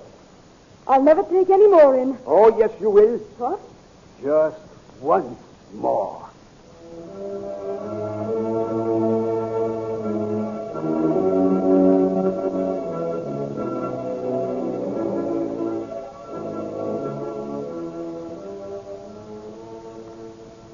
That night, when the eyes of the dragon flash, the signal that Queen Azura wishes more Vaco brought in, Dale takes in the tray with the same two flagons as before. Here comes the Vaco, my prince. And the slave girl is more prompt than usual. So she is, my queen. I'm glad of it. My throat's dry. Help yourself, Flash. The two-handled flagon is yours, you know. Yes, I'll get it, Azura. Thanks. No. Wait. Eh? What is the meaning of this presumption, slave? Flash, Azura has drugged your Vaco. You lie, slave. What are you saying, girl? In that two-handled flagon is lithium, the drug of forgetfulness. Oh, pay no attention to the girl, Flash. She must be mad. Don't touch that flagon. Every time you have emptied it, Flash, you have renewed this wicked queen's power over you. She has caused you to forget who I am, who you are. Flash, don't listen to her. I'll have her drawn and quartered for this. Oh, God! It won't do you any good to call for your guards, Azura. They won't answer you. Flash, tell me you don't believe it's a slave is saying. Well, it seems hard to believe. It is a lie. A lie. Here, Flash, take this flagon. If she has not drugged it, then let her drink from it. Yes. Here, Azura. Drink this and prove that the slave girl is wrong. Flash, you don't believe me, and I thought you loved me. Don't listen to her, Flash. Words mean nothing. Get her to drink from the flagon. Of course she'll drink from it. Won't you, Azura? Here. No, I will not touch your drink. What? There, you see? She won't drink it. It's drugged, just as I told you. I cow. Azura, I believe you did drug my drink. We'll soon find out. Now, swallow this. No. Come on, swallow it. Oh, I can't remember anything. Where am I? What happened? Who am I? Who am I? Oh, it's true, Dale. Yes, Flash, darling. He's been drugging you. Here, Flash. What? The man who called me friend. Todd says this medicine should bring back your memory. If you have not been under the influence of the lithium too long, drink this. Quickly, Flash. Yes, quickly, Flash. Drink.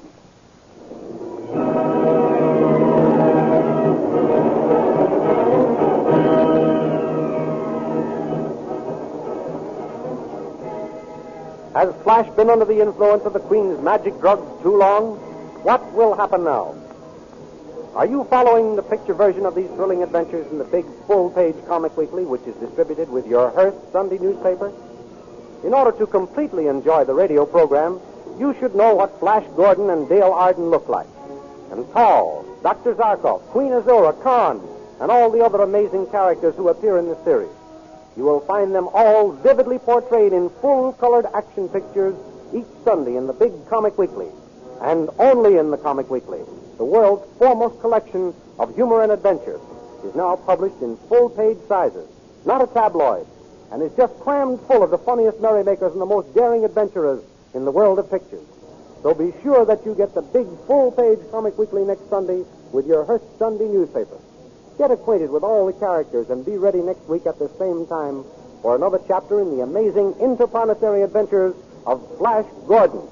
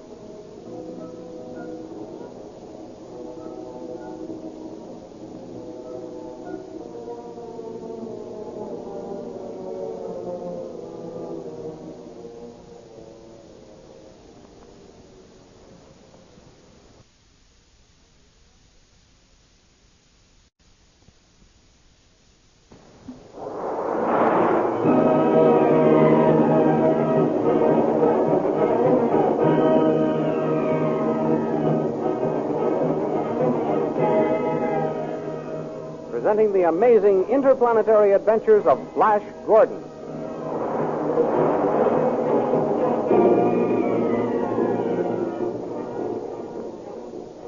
Last week, Dr. Zarkov, after freeing Dale and Khan, captured the cooks and guards in the kitchens of Queen Azura, and also took prisoner Tall, her chief magician.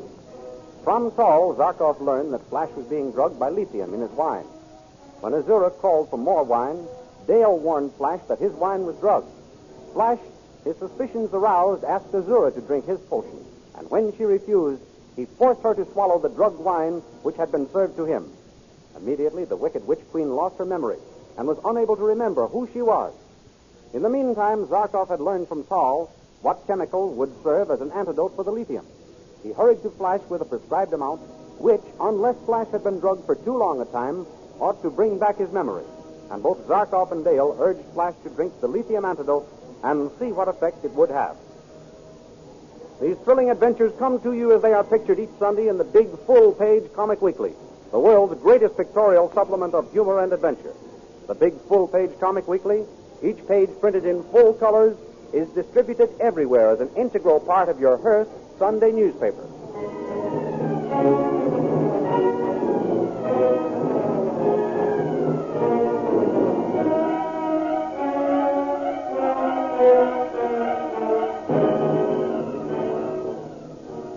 we continue the story. Flash is standing with the cup of lithium antidote raised to his lips. He is undecided as to whether or not he should drink it. Dale again urges him to... Drink it, Flash, darling. Yes, quickly, my lad, drink. Very well. I'm Dale, my sweetheart. Yes, Flash. And Zarkov, my friend. Now and always, son. He remembers Dr. Zarkov. Yes, Dale. He didn't have too much lithium. I remember. Lithium? What are you talking about? Why, where are we? How did we get here? We are in the palace of Azura, queen of the blue magic men. You and Dale were captured while reconnoitering. Then Azura kept you drugged with lithium, so you would not remember any of the past. Good heavens. How long was I like that? 4 weeks. So long that we were afraid that the lithium antidote you just drank might have no power to bring back your memory. It sounds as though you were telling me about some other fellow. And I really didn't recognize you, either of you. No. You called me girl. I didn't, Dale. And when I came from Vultan's kingdom to rescue you, you threw some kind of paralyzing bomb at me and took me prisoner. You must have thought I was either crazy or a turned traitor, Dr. Zarkov. Well, to tell you the truth, I was worried about you, lad. Well, I'm all right now, thanks to you. And Dale. Well, that goes without saying. You know that I'm grateful to you for sticking by me, don't you, darling? Of course, Flash. Well, old friend, what's to be done now? While you were still under the influence of the lithium, you forced the queen to drink some of it also. Now she is in the same state you were. Oh, I say, that's awful. What can we do about it? Awful? You do not understand, my boy. That is good. With Azura drugged, we can take command of the whole kingdom. But I have my own kingdom yet to conquer. What do I want with this one? You must take everything in your stride, Flash. You conquered the cavemen and the lizard men, remember? Now you must subdue these blue magic men. Very well. I'll proclaim myself king. But I'll let this witch queen run the land for me. What's her name? Don't you remember, Flash? No, remember? Why, I've never heard it. Her name is Azura. Azura? Where is she? In there, through that curtained arch. I'll just go in and tell her how things stand. I'll be right back. Hurry back, Flash. I will. Who is it? Oh. Who are you, fair-haired youth? You don't remember me, eh? I never saw you before in my life. And as for remembering, I cannot even remember who I am. Oh, what shall I do? Listen to me. I'll tell you who you are. You're Azura. Azura? That's a pretty name. Who are you? I'm Flash Gordon. Flash? Flash Gordon. You are very handsome, Flash Gordon. Don't try to get personal, Azura. You are rude as well as handsome. Never mind that. I'm here on business. Business? What do you mean? I'm king here. Oh, forgive me, Your Majesty. I did not know. That's all right, Azura. I'm your king, but you are going to rule this land. I, Your Majesty? Yes, under my orders. You honor me, Your Majesty. What does my king wish me to do? First, call out the entire army so that I may review it. At once, Your Majesty. Oh, God. Your Majesty. Summon the entire army to pass in review before King Flash. Can I review my troops from that balcony yonder, Azura? I'll see, Your Majesty. Oh, yes, Your Majesty. You can review them from here. Good. I'll be right there in a moment. Zarkov. Yes, Flash. What is it? I've told Azura who I am and that she is to obey my orders. She has just sent word for her entire army to pass in review before me. Good. That will give us a fine idea of the forces under your command. Go in there and keep an eye on that woman. I don't trust her. At once, Flash. Well, Flash, now that you've got an army to take your interest, I guess you don't need me. Eh? What's that? I said you don't need me now that you've got an army to take your interest. Why, that's not true, Dale. Armies, kingdoms, they mean nothing to me as far as you're concerned. Are you sure, Flash? Why, of course I am. Why do you think I'm conquering this kingdom? For you, sweetheart. For me? Certainly. Have you forgotten that I love you, Dale? I thought you had forgotten. Dale, how can you say that? You called me girl and treated me as a slave in front of Azura. I couldn't help that. Dale, I didn't beat you or hurt you, did I? No. I must admit you tried your best to protect me from the wicked queen's punishment. Oh, thank heaven. I was afraid I might have hurt you. Oh, you hurt me, all right. What? Every time I saw you with her, you hurt me terribly. Oh, come now. What could make you jealous, Dale? The way you acted. The way I acted? Well, how did I act? You kissed her hands and told her you loved her and would die for her. And lots more. I did? Yes. Well, I don't remember it. Flash, Are you accusing me of lying? Of course not, sweetheart. I only said I don't remember it. I was drugged. You heard Zarkov tell me I was. Yes, I know. And I was the one who gave it to you. You gave it to me. And yet you blame me for what I did while under its influence? Oh, I didn't know I was giving it to you. You didn't know Not until we captured Tal and made him tell us how you were being drugged. Tal? Who's Tal? Azura's chief magician. Oh. Well, let's all forget what happened in those days of darkness. I have. I wish I could, Flash. You can, and you must, dearest. If you don't, things can never be the same for us. I can't quite forgive the way you acted about that woman. Now, don't be like that, Dale. I didn't love her, no matter what I said. She tricked me. Flash, Dale, the army is ready to be reviewed. Come. Coming, Zarkov. Let's not talk like this anymore, Dale. Too near quarreling. I don't like it. Neither do I, but... Come, Dale. Let's go and inspect the army. They're all lined up, Flash. I'm waiting for the order to pass in review. Give the order, Azura. At once, Your Majesty. Salute your ruler, King Flash.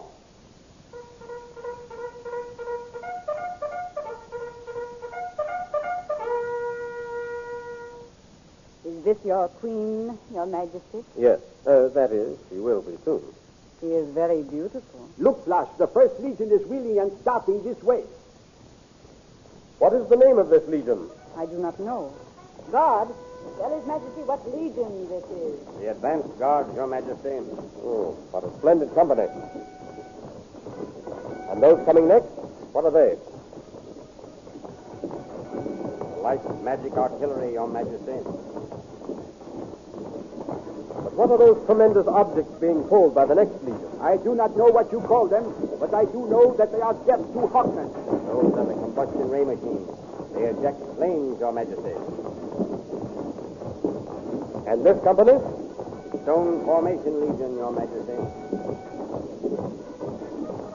And the ones with cloaks? The Invisibility Legion, Your Majesty. And the Peculiar Shield? The Transparent Wall Legion, Your Majesty. And those machines coming now? The Salvo Gun Legion, Your Majesty. And still they come, legion after legion. Wonderful. I have never seen such an army.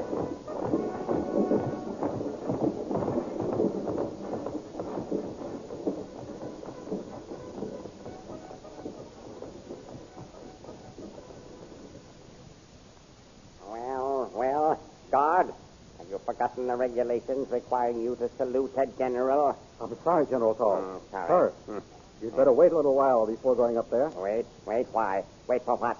The enemy on the balcony with Queen Azura. They're reviewing the troops. Reviewing the troops, are they? What right have they to be doing that? The Queen herself gave the order, General. Oh, she did, eh? Why didn't somebody send for me? She wouldn't have let the enemy have this chance to size up our army if I'd been here. It was all done so quickly, General. None of us had time to do anything. Indeed. Well, they can't get away with it. I'll fix them. They're all on the balcony, you say? Yes, General. Yes, in what order are they standing on the balcony? I'll see. Well? He whom they call King Flash, standing in the very center, behind the royal insignia. And the Queen? She's at his left. It's the old man with the beard and the girl. Yes, they're standing at the right of him. And Flash Gordon is standing directly in the center, eh? And I can do it. By Tau, I can do it. What, General? Save the Queen and Blue Magic Land from the hands of these ex-prisoners. How will you do it, General? You stand here. See that no one gets behind me. I'll go up these stairs, drive this sword through Flash's back, and in the confusion, run down this way and call the guard. Hope you succeed, General Tall. Good luck. Hold your tongue. Just see to it that I'm not cut off when I start to run back this way.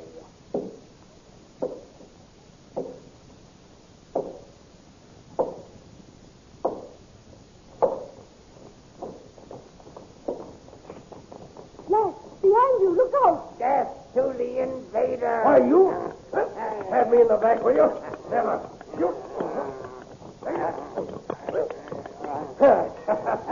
My sword! Come now, whoever you are. Over the side of the balcony you go.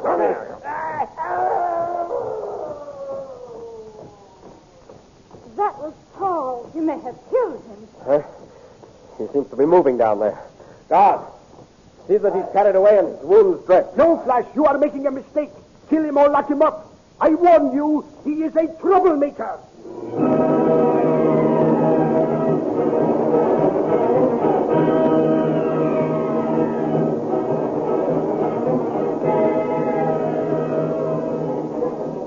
Is Tall dead, or will he recover and continue plotting to free his queen Azura and keep the blue magic land from being ruled by Flash Gordon? See for yourself in full-color action pictures these amazing adventures next Sunday in the big full-page comic weekly, which is distributed with your Hearst Sunday newspaper. Besides Flash Gordon, you will want to see many other pictures of fun and adventure, which are brought to you exclusively each Sunday by the Comic Weekly. Bringing up Father, the Katzenjammer Kids, Toots and Casper, the Little King, Skippy, and many, many others.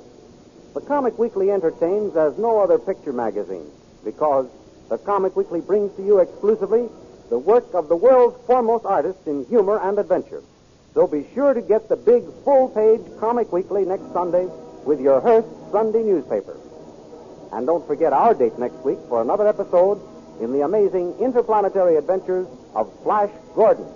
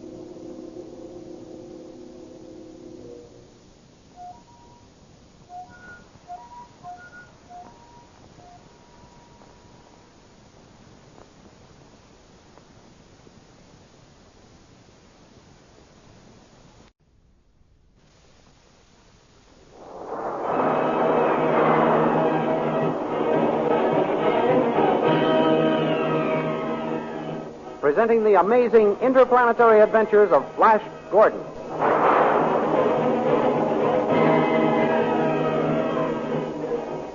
Last week, Flash Gordon's memory was restored by the lithium antidote administered by Dr. Zarkov. Then the doctor and Dale Arden told Flash all that had happened while he was under the spell of the Wicked Queen's drug. Zarkov persuaded him that he must take over the Blue Magic Land just as he took over the other kingdoms. So Flash went in to see Azura, who, under the spell of her own drug of forgetfulness, failed to recognize him. Azura accepted Flash's claim that he was king, and at his request ordered the entire army of the Blue Magic Men to pass in review before him. While the review was in progress, General Tall sneaked to the balcony on which Flash, Dale, Zarkov, and Azura were standing, and attempted to plunge his sword into Flash's back. But Dale spied Tall just as he drew his sword and gave the alarm, and Flash whirled in time to parry the blow and gave battle. In the duel, Flash knocked Tall's sword from his hand. Then he threw him over the balcony rail onto the parade ground below. When Flash saw that Tall was still alive after his fall, he ordered him carried away and his wounds dressed. Dr. Zarkov then warned Flash that he should have killed Tall. These thrilling adventures come to you as they are pictured each Sunday in the big full-page Comic Weekly, the world's greatest pictorial supplement of humor and adventure. The full-page Comic Weekly, each page printed in full colors, is distributed everywhere as an integral part of your Hearst Sunday newspaper.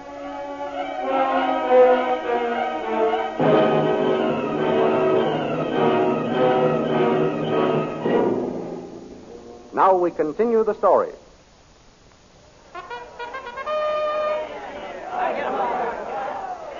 When the blue magic soldiers see General Tall hurled among them, they stop marching and begin to voice their anger. Dr. Zarkov senses a crisis. You should not have done that, lad. If we do not have a rebellion on our hands, we will be lucky. Listen to those angry soldiers. You're right, Zarkov. I should have stopped to realize what throwing that fellow off here would do. There's no voicing regrets. We must act and act at once. Flash, darling, what are you going to do? Azura, raise your hands and get the attention of the soldiers. You can quiet them down and then explain the situation to them. As you command, my king. Azura's getting them quiet.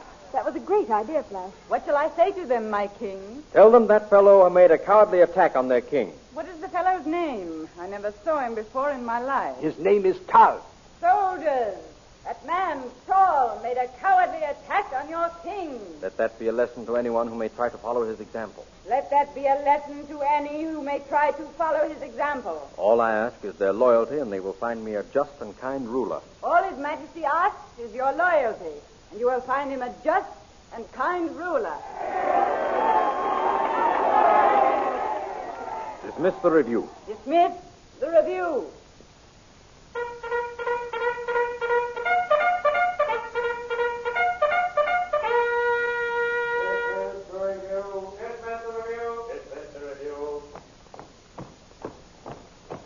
Neatly done, lad. What diplomacy. That was a stroke of genius. Yes, Flash. It was wonderful the way you averted trouble. It was a lucky thought, friend. And I think we should take good care of this little lady. She may be able to serve us in other emergencies. The very thing. Dale!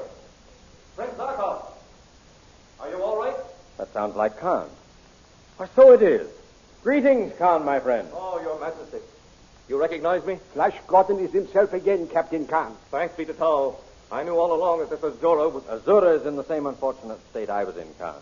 She, happened to get hold of a flagon of the drug Barco. You mean, Your Majesty, that she... Exactly, Captain Khan, and now Azura's memory is gone. There is justice after all, then. That's the best thing I've heard outside of your recovery, Your Majesty. Thank you, Khan. I have an assignment of duty which I think you may enjoy. Yes? You are to guard Azura for us. See that no one gets within speaking distance of her. They will get to her only over my dead body, Your Majesty. I'm sure of that, my friend. That's why I put her in your custody. May I take her to the kitchen and let her stir soup, Your Majesty? Why do you ask that? I know, Flash. Khan wishes to give her a taste of what we've been through. You were both made to do that? Yes, Your Majesty. And Princess Dale was chained to the stove. I'll remember that in case Azura disobeys my orders. But for the present, let her have the freedom of her quarters under your watchful eye, Khan. Yes, Your Majesty. Come with me, Azura. Your Majesty, I thought I was to rule this land. You are, under my orders. My first one is that you obey me in all things. Go to your quarters. As my king commands. Come, guard. I can't stand that woman around, Flash. I'm glad you sent her away. Now, Dale, really. I'm sorry, but I can't help feeling that way. What are we going to do now? Look the palace over. Zarkov, you take the west wing. Very well. Dale and I will take the east wing. Let us find the throne room. Oh, the throne room. Yes, let's. I'm dying to see that. All I've seen are the kitchens and Azura's private dining room. The palace is yours, Dale. But until we have everything completely under control, I wouldn't get too far away from Zarkov or Khan or me. I won't. Don't worry. May I make a suggestion? Of course. What is it? We are absolutely without any means of protecting ourselves except by our swords. Let us search for some means of defense as we look for the throne room. A most excellent suggestion. Zarkov, I don't know what I'd do without you. By all means, let us collect weapons for our protection. On with the search.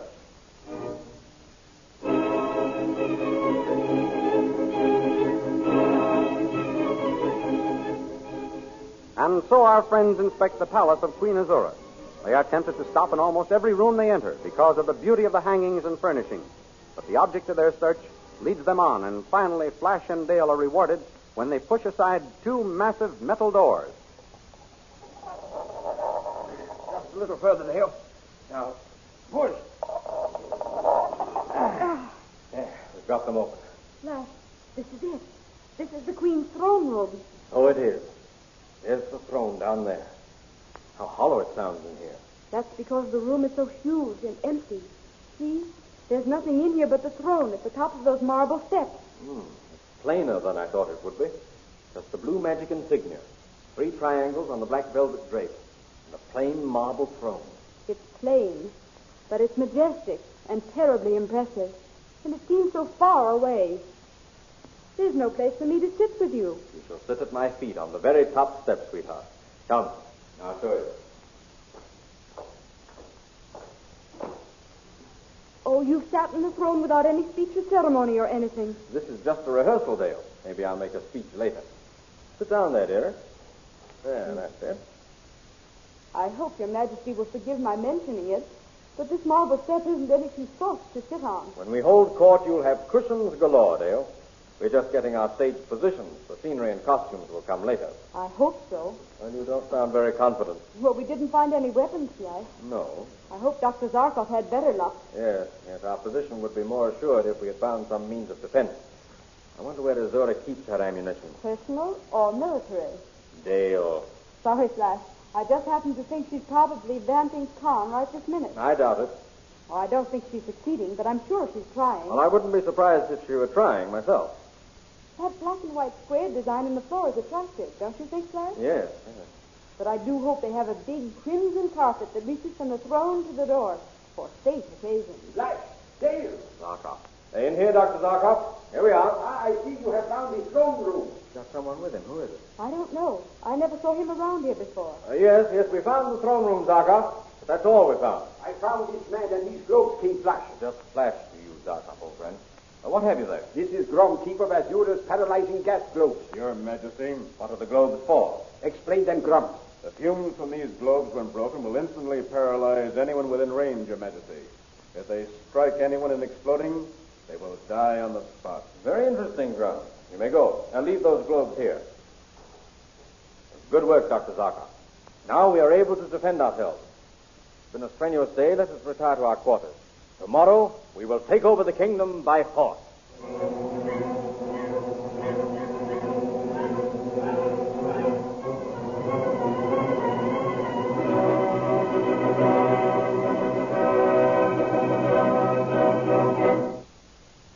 A short time later in the officers' quarters, General Tal is discussing something. If it hadn't been for that girl, Dale Arden, I'd have killed that ex-prisoner who styles himself king. That's true, General Tal. You say Queen Azura announced to the army that I made a cowardly attack. Yes, General. He said this self-made king was only defending himself, as any of us would have done. Didn't she, comrade? That's right, comrade. They must have given her some of that lithium. You think Queen Azura is drugged? She must be to make statements like that. We must rescue her, restore her memory, and put her back in power. Yes, General. Then we'll recapture these fancy prisoners who are playing kings for the day. And this time, I'll make a good job of that Flash Gordon. We'll help you, General Tal. You can count on us. Can't he, comrade? Yes, General, you can count on us. And we'll get some others who'll rebel with us. Good. That's spoken like true blue magic men. General Tal. General Tal. Yeah, who's that? It's Grum. Grum, well, what is it? General Tal. Yes. The enemy has got some of the gas globes. Not all of them. Grum, they didn't get all of them. No, sire, only about a dozen. I smuggled out some of the gas masks. Here they are. Excellent, excellent. You will be rewarded for this, Grum. Thank you, General Tal. I did it for my country and my queen. Find Azura, and we'll attack the enemy.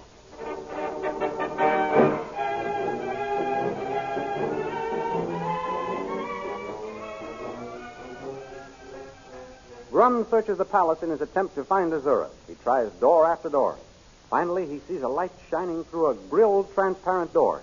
He looks in and finds... Guard, why do you stand there with that gun in your hand? I have my orders to keep my eye on you, Azura. What have I done? Why am I a prisoner? You aren't a prisoner, Azura. I'm only protecting you. Well, if you're a bodyguard, why can't you relax? Come and sit down here beside me. Oh, no. Why not? Are you afraid of me? Listen, Azura, I'm afraid of no one, man or woman. I simply am not interested. If there is nothing I can do for your comfort, I'll go outside and stand guard in the hall. Oh, very well. Bring me some vodka. I'll get some and be right back. Here, you. Why, what are you doing here? I was just seeing if Azura was well guarded. She is. I'm here. Now, get out. And stay out. Certainly.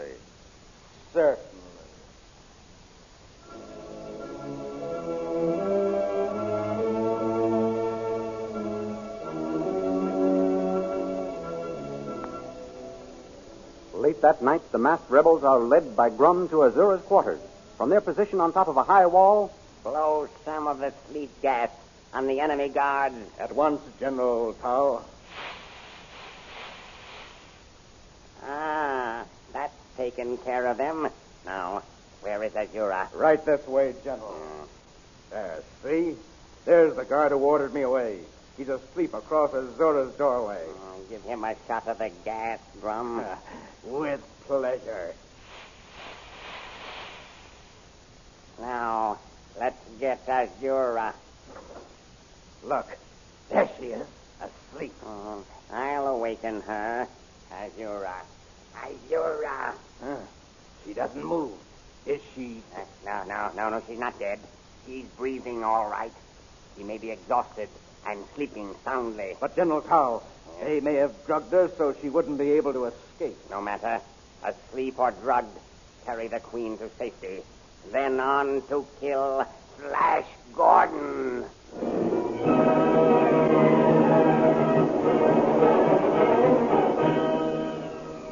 will Saul succeed in restoring Azura to the throne? And what will happen to our friends Dale, Flash, and Zarkov? Follow the picture version of these thrilling adventures in the big full-page comic weekly, which is distributed with your Hearst Sunday newspaper. In order to completely enjoy the radio program, you should know what Flash Gordon and Dale Arden look like, and Saul, Dr. Zarkov, Queen Azura, Khan, and the other amazing characters who appear in this series. You'll find them all vividly portrayed in full-colored action pictures each Sunday in the big comic weekly and only in the comic weekly. This marvelous comic weekly, the world's foremost collection of humor and adventure, is published in full-page size and is just crammed full of the funniest merrymakers and the most daring adventurers in the world of pictures. So be sure to get the big full-page comic weekly next Sunday with your Hearst Sunday newspaper. And don't forget our date next week at the same time for the next chapter in the amazing interplanetary adventures of Flash Gordon.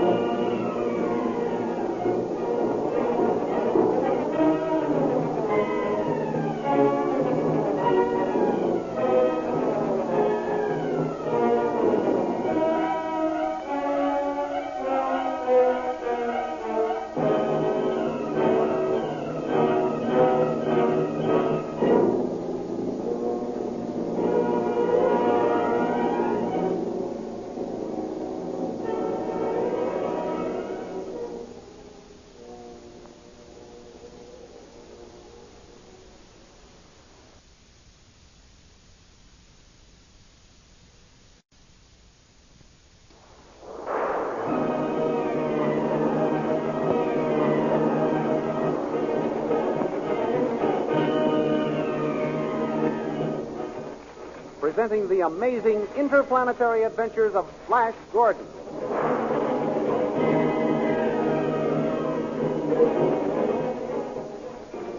Last week, the soldiers of the Blue Magic Army, angered when Flash Gordon threw General Tall over the balcony, threatened a rebellion. Immediately, Flash ordered Azura to quiet the soldiers by assuring them that if the army would pledge their loyalty, they would find him a just and kind ruler. Azura repeated his words, and the soldiers responded with a cheer. A short time later, Dr. Zarkov captured the guard in charge of the Queen's paralyzing gas flow, bringing a dozen of them with him to keep on hand as a means of defense. While this was going on, Tall plotted to release Azura and recapture the ex-prisoners. He sent Grum, chief of ordnance, to find out where the Queen was being kept and how she was being guarded. Later that night, Tall and some of the other officers, led by Grum and equipped with gas masks, overpowered the Hawkmen guards with sleep gas. Making their way to the private quarters of the Queen, they overpowered Khan, her guard, and then carried the sleeping Queen to safety. Then Tall gave the order to find Flash Gordon and kill him. These thrilling adventures come to you as they are pictured each Sunday in the big full-page comic weekly, the world's greatest pictorial supplement of humor and adventure. The full-page comic weekly, each page printed in full colors, is distributed everywhere as an integral part of your Hearst Sunday newspaper.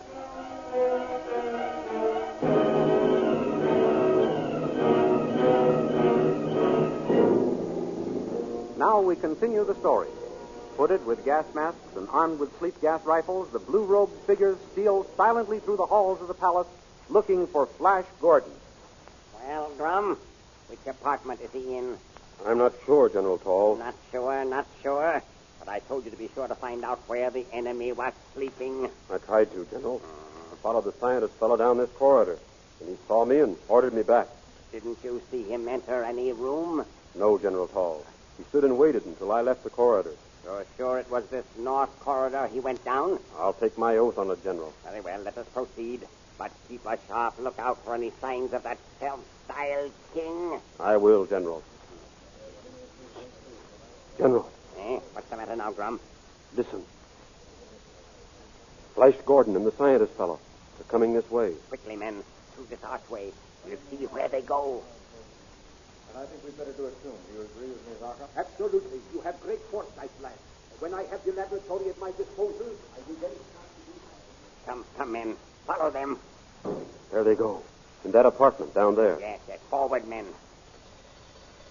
What's that, General Tall? Curses, we've set off some sort of alarm. What shall we do? Do?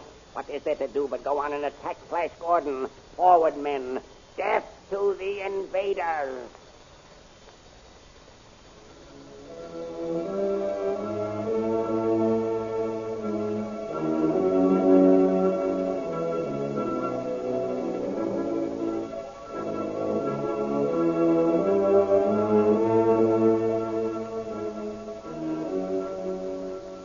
In the meantime, Dale Arden, wishing to make sure that Azura isn't faking a loss of memory, steals out of her room and makes her way to the Witch Queen's quarters.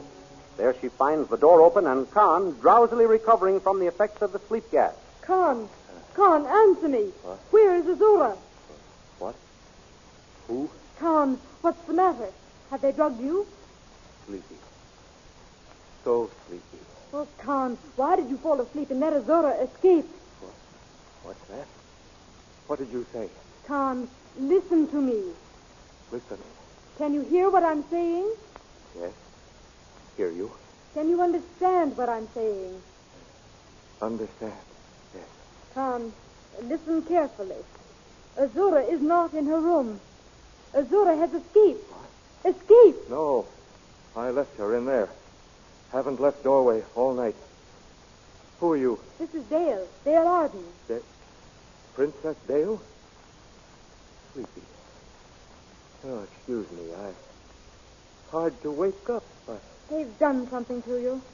Oh, what shall I do? I remember. Exercise. Come, Khan. We're going to walk yourself awake. Yes. Walk. Awake, huh? Get up. Here, I'll help you. Come on. That's it. Now then, lean on me. That's right. Now walk. Walk. Why did you sleep so soundly? Did you have anything to drink? No. Nothing to drink. Anything to eat? No, nothing to eat. When Azura retired, I lay down across the door. So she couldn't get by me. Then some of those devils must have given you sleep gas. Sleep gas? Maybe that's why I can't get awake. Oh, I've never had such a time waking up. That's just what they must have done. And then while you were under its influence, they went in and took Azura away. Took Azura away? What do you mean?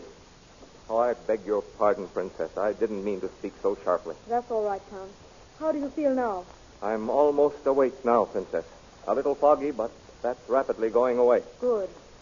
Now, what did you say about Azura being taken away?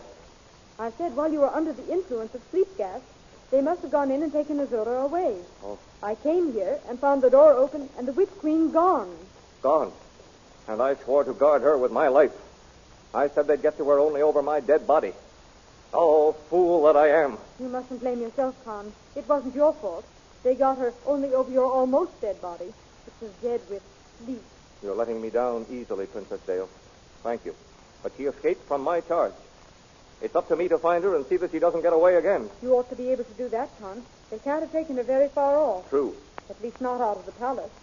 They've probably put her in some other room until they can sneak outside with her. You may be right, Princess. It sounds logical. I'd better start searching. I can't do any good here. No, you can't. We have a saying back on Earth. It's no good locking the barn door after the horse has been stolen. Oh, very good. I like that. But I don't think the Queen would like to be called a horse. You're right. She wouldn't. I'll go and look for Azura. You'd better warn King Flash and Zarkov that she's gone. I will, but I'm sure you'll find her, Tom. Thank you, Princess. I give you my word. I shan't stop searching until I do find her.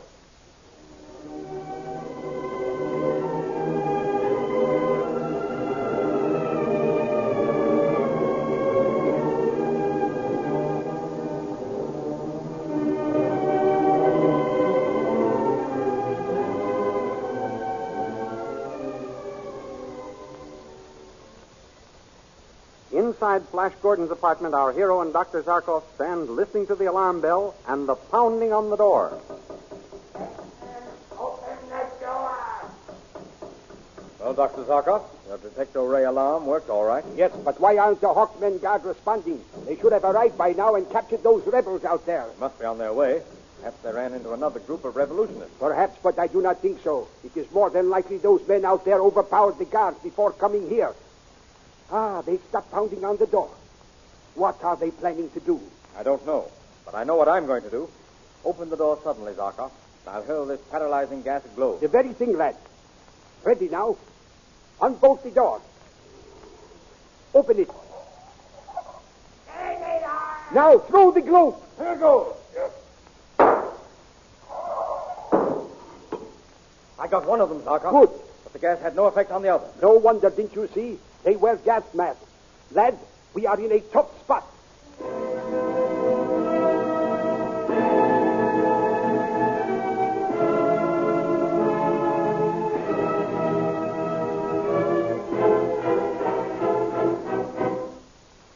The rebels pick up their dead comrade and retreat to a nearby alcove to plan their next move. Poor Drum. It's too bad they killed him. I had great plans for him after we regained control of the kingdom. It's to Grum we owe our queen's freedom. Yes, he deserves a hero's funeral. See that it is given to him. Yes, General Tall. Grum shall be buried with full military honors. We must capture those ex-prisoners. But how are we going to be able to do it? They have those paralyzing gas globes, and they may have other weapons stored in that room. That's right, General Tall. Let me see. Here, you know this part of the palace. Are there any other doors leading to that apartment which we could break in while the rotation is fixed on that one? No, General. That is the only door to the apartment. Well, there must be a window in it. Couldn't we climb in by the window and surprise them from the back?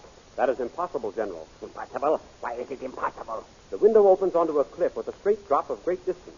It ends on jagged rocks. The surface is almost smooth. It would be useless to try to climb up from the rocks. There are no footholds. Then they cannot escape that way. Men, we have them in a trap. What is our next move, General? What is that door made of? Can it be broken down with a battering ram? No, General. That is a special metal door which the Queen had built so she could make that apartment a treasury. It is of tremendous thickness. Those invaders weren't any fools when they picked it for their stronghold. But there must be some way to get at them. Why can't we let ourselves down from the roof on a scaffolding and get in through that window? We could, but for the fact that there is a tower built over that apartment, General. There is no way to suspend a scaffold a distance from the top of the tower to the window. Curses, why couldn't they have picked some other sweet? I have an idea, General. Well, what is it? May not be much good, but I was thinking we could capture Flash Gordon and his companions if we could cut through that door or melt it down. The very thing. Comrade, you have solved the problem. Remind me to have you made a brigadier general tomorrow. Oh, thank you. Thank you, General Tall. Then, get us into the Zarbo ray gun at once. We shall lay siege to that door and melt it down.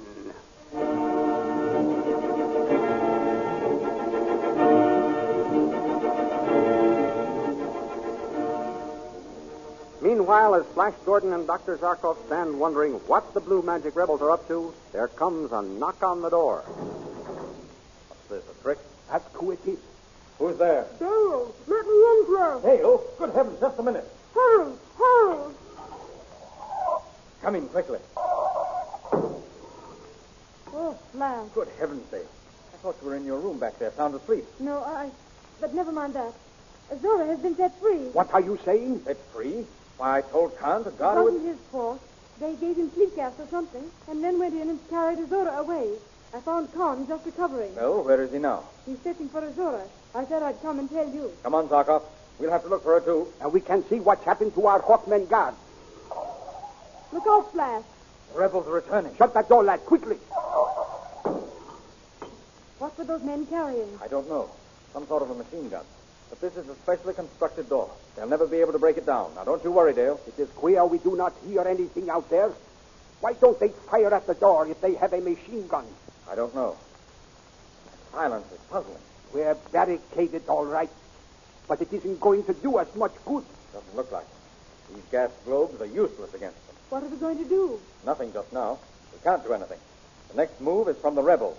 I don't hear them moving around. Perhaps they have laid siege to the door and are waiting for us to open it. And they've got a long way. Can't we get off the back way? There is no back way but the window. And that looks out on a cliff that drops straight down. I don't know how far. Look! The door is melting. Ah, that's why we didn't hear anything. They've got a Desalvo gun trained on it. Come, lads. Come, Dale. Our gas globes don't stop those rebels. And we're cut off from our own soldiers. The window is our only chance. But you said it was a straight drop. You didn't know how far. There's a vine running down the side of the cliff. We can climb down that. Get a cloak, Dale. I'll save you even if I can't save our kingdom.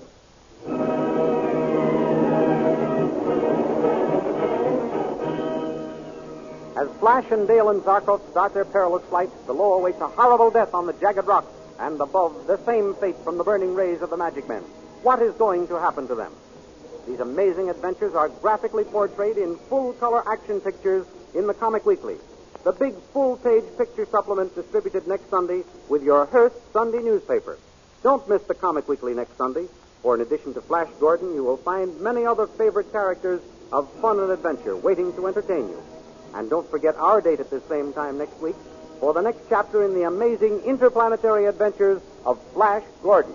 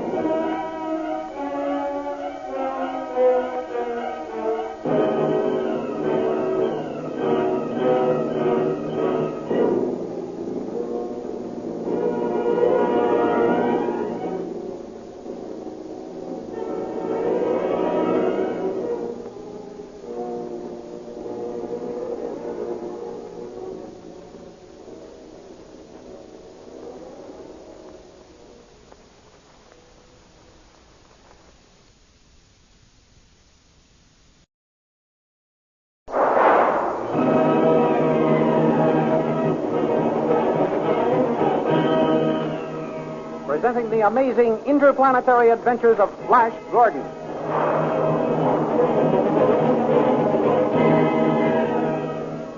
Last week, Flash Gordon and Dr. Zarkov were attacked by Tall and Grum at the head of a band of rebellious magic men. But the rebels' plans were upset when Flash threw one of his paralyzing gas globes, and Grum was killed, but the others escaped.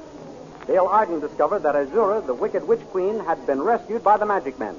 Then Dale went to warn Flash and Zarkov that Azura had been set free. She arrived at the apartment occupied by Flash and got in just as Tall and his officers returned with a Desalvo ray gun to lay siege to it. Flash, Dale, and Zarkov thought the enemy had withdrawn and were about to open the door and make a dash for their Hawkmen when they were amazed to find the big metal door was melting from the Desalvo gun rays. Rather than face capture by Tall and the blue magic men, Flash and Dale and Zarkov decided to make the dangerous attempt to escape through the window and down a steep cliff. These thrilling adventures come to you as they are pictured each Sunday in the big full-page Comic Weekly, the world's greatest pictorial supplement of humor and adventure. The full-page Comic Weekly, each page printed in full colors, is distributed everywhere as an integral part of your Hearst Sunday newspaper.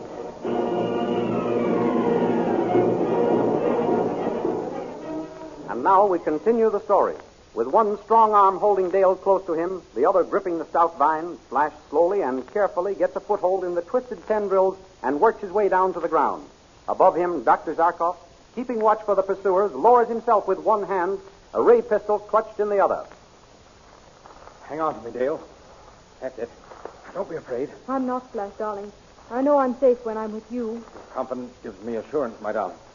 Zarkov? Yes, lad? Any signs of them yet? Not yet. They evidently haven't discovered discovers our departure. Oh, I hope they don't until we've safely reached the ground. So do I. More than that, I hope our strength holds out that long. If it doesn't, and we fall... Don't think about it, sweetheart. We shall die together if that happens. My darling, it won't happen while I have a breath left in my body. Control of these two arms. Come, Zarkov. Let's hurry.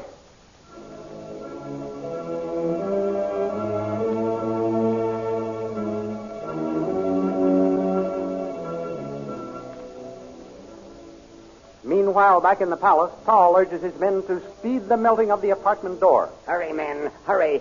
Get that door melted through. You and you, stand ready with your sleep gas rifles. The moment the door melts through, let them have the gas. Yes, General Tal. Right, General Tal. Well, what's delaying you? Why isn't that door melted through? Isn't that dissolvo ray gun working properly? Yes, General, the gun is working all right, but that's a specially constructed door. It's very thick. Thickness shouldn't make any difference to a dissolvo ray. Concentrate the rays on one spot. Yes, General, at once. There. See that red glow appearing? Yes. That's where the rays are being centered. Good. That's more like it. Now we shall get results. Why haven't they opened the door before this? They must see it melting. They may have barricaded themselves in another room, General. You may be right. That is foolish. The dissolvo rays will go through the other doors like nothing at all. We've cut through the door, General. Shoot some gas through the hole. Quickly. Now, reach through and unbar the door, and we'll go in. Nobody in here, General. Try all the rooms. Empty. Not here. Not here either. They've escaped, General Tal. How? Through that window. Through the window? Look, by means of this vine. The leaves are torn out as far down as we can see. Now, cut the vine and let them fall. But that's impossible, General. The vine is so fastened to the cliff that cutting it here wouldn't cause it to fall and take the ex-prisoners with it. Oh, curses. They've escaped, but not for long. Call out the guards. Oh, guards! Arouse the troops and set after them. Troop orders! We'll let them have their long climb and meet them at the bottom.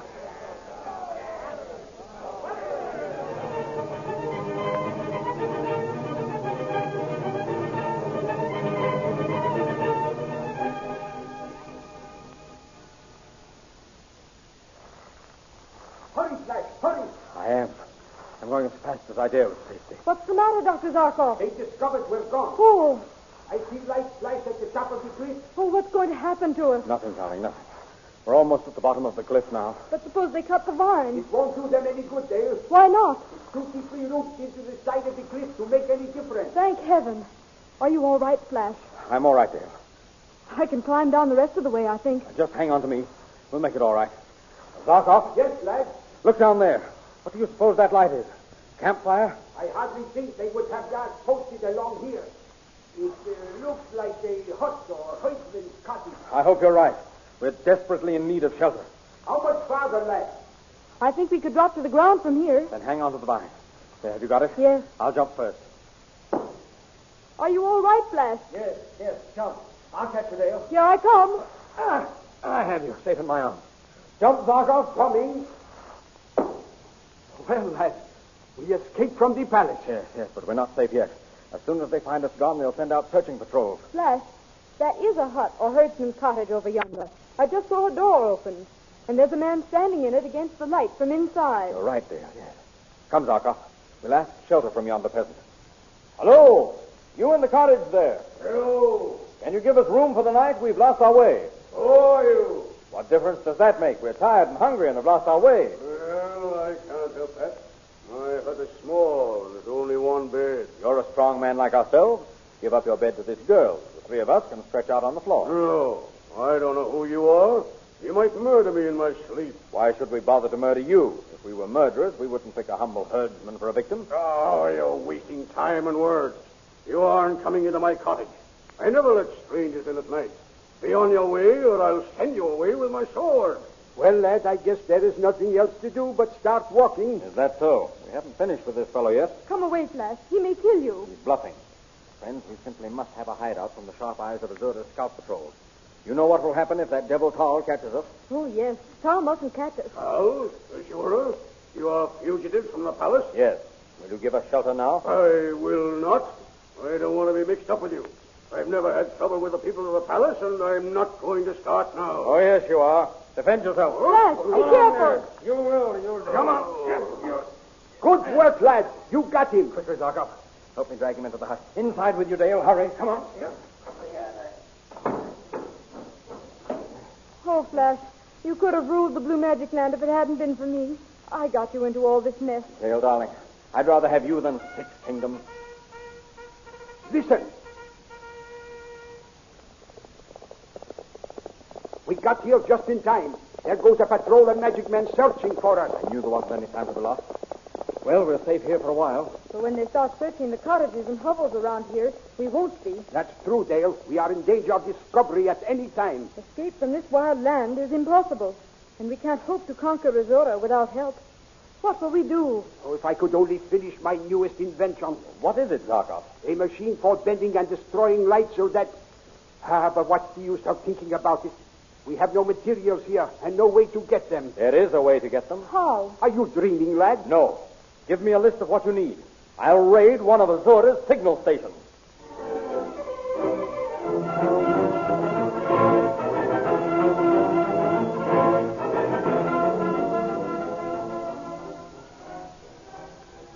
Flash, with a list of the required machinery and scientific apparatus, mounts the peasant's horse and sets out on his perilous mission.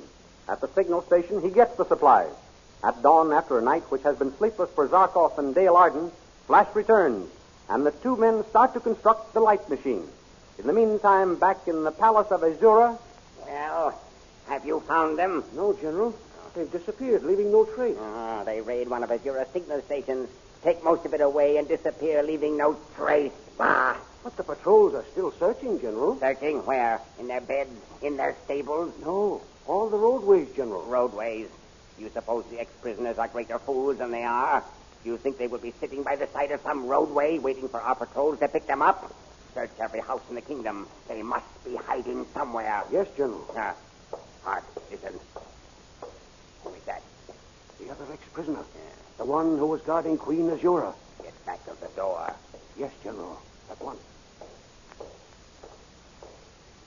How? You are my prisoner. Take me to where you have hidden Azura. Guard, arrest this man. Put your hands up. Drop that sword. So, trapped. But not for long. You forget Flash Gordon is king here. You'll suffer when he hears of this. Perhaps. But no one knows how long it will be before he hears of it. And why not? What do you mean? Well, what are you smiling at? Oh, didn't you know? Your friends have left the palace quite hurriedly by a window. Left the palace? Impossible. Why should they? Rather than face the flames of a DeSalvo gun, which was melting the door of their apartment, they chose flight. How unfortunate they didn't wait for you. They went away without me? Yes. Well, what are you going to do with me? They set you to guard Queen Azura, didn't they? Yes. You were searching for her when you walked in here. Am I right? Yes. Since you have been so closely allied with the person of our queen, I shall see to it that you still are. You will? But this time, you will be her slave instead of her guard. What? Unfortunately, she hasn't yet recovered from the effects of the lithium drug. Do you understand? Yes, I understand, Carl. Well, is that all you have to say? No. Thank you for the opportunity to serve Queen Azura.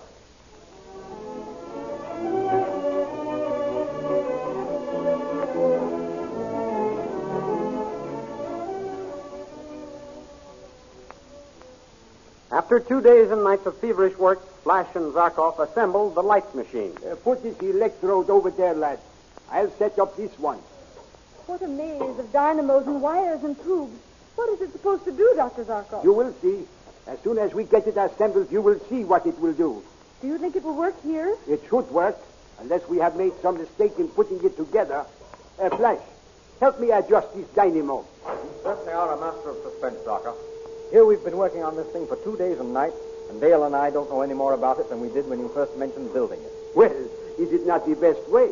If you do not know what it's supposed to do, then you won't be so disappointed if it does not work. The dynamo is all right. When are you going to try the whole machine, Dr. Zarkov? Just as soon as we get it hooked up, Dale. Flash, help me set up this platform. I I'm dying of curiosity. What is this thing for, anyway? Be patient, my child. Be patient. This is the machine which will help us conquer Azura. Is it some sort of long-distance ray machine? I don't think it can be, Flash. Don't you remember what Dr. Zarkov said about it being able to bend and destroy light? That is right, Dale. You have a good memory. That's what I said. Oh, yes, now I remember. But that's all you said, Dr. Zarkov. The machine is finished now. Can't you tell us about it? I shall do better than that. I shall show you what it does. Flash, please stand on that platform. Here? That's right. Now, Dale, watch Flash. Keep your eyes on him. If you can. Why, he's disappearing. Yes. Only his shadow remains. Flash, are you all right? Of course. I'm perfectly all right, Dale. You see, Flash is invisible. No one can fight what they cannot see. So Flash will become the Avenging Shadow.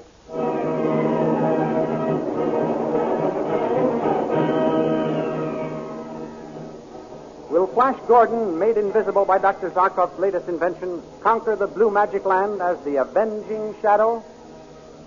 Be sure to see these amazing adventures, which are so graphically portrayed in full-color action pictures in the Comic Weekly. Don't miss the Comic Weekly next Sunday. The big full-page picture supplement distributed each Sunday with your Hearst Sunday newspaper. In addition to Flash Gordon, you will find many other favorite characters of fun and adventure waiting to entertain you. And don't forget our date at the same time next week for the next chapter in the amazing interplanetary adventures of Flash Gordon.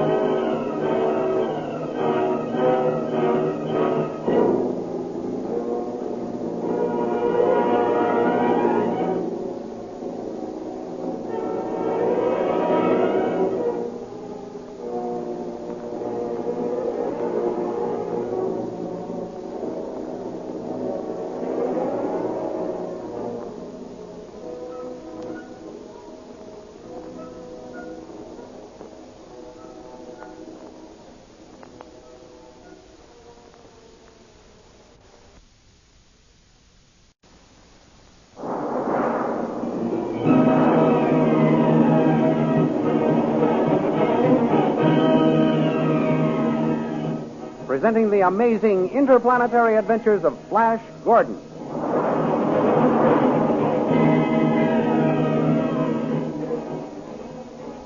Last week, Flash Gordon, Dale Arden, and Dr. Zarkov escaped from the palace of the Witch Queen Azura and found shelter in the cottage of a herdsman.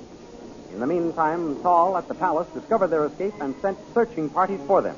Then he captured Khan and ordered him to become personal slave to Azura.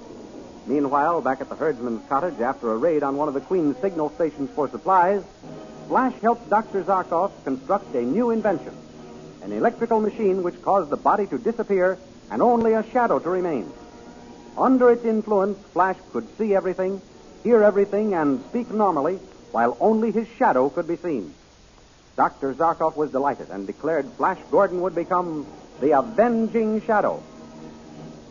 These thrilling adventures come to you as they are pictured each Sunday in the big full-page Comic Weekly, the world's greatest pictorial supplement of humor and adventure.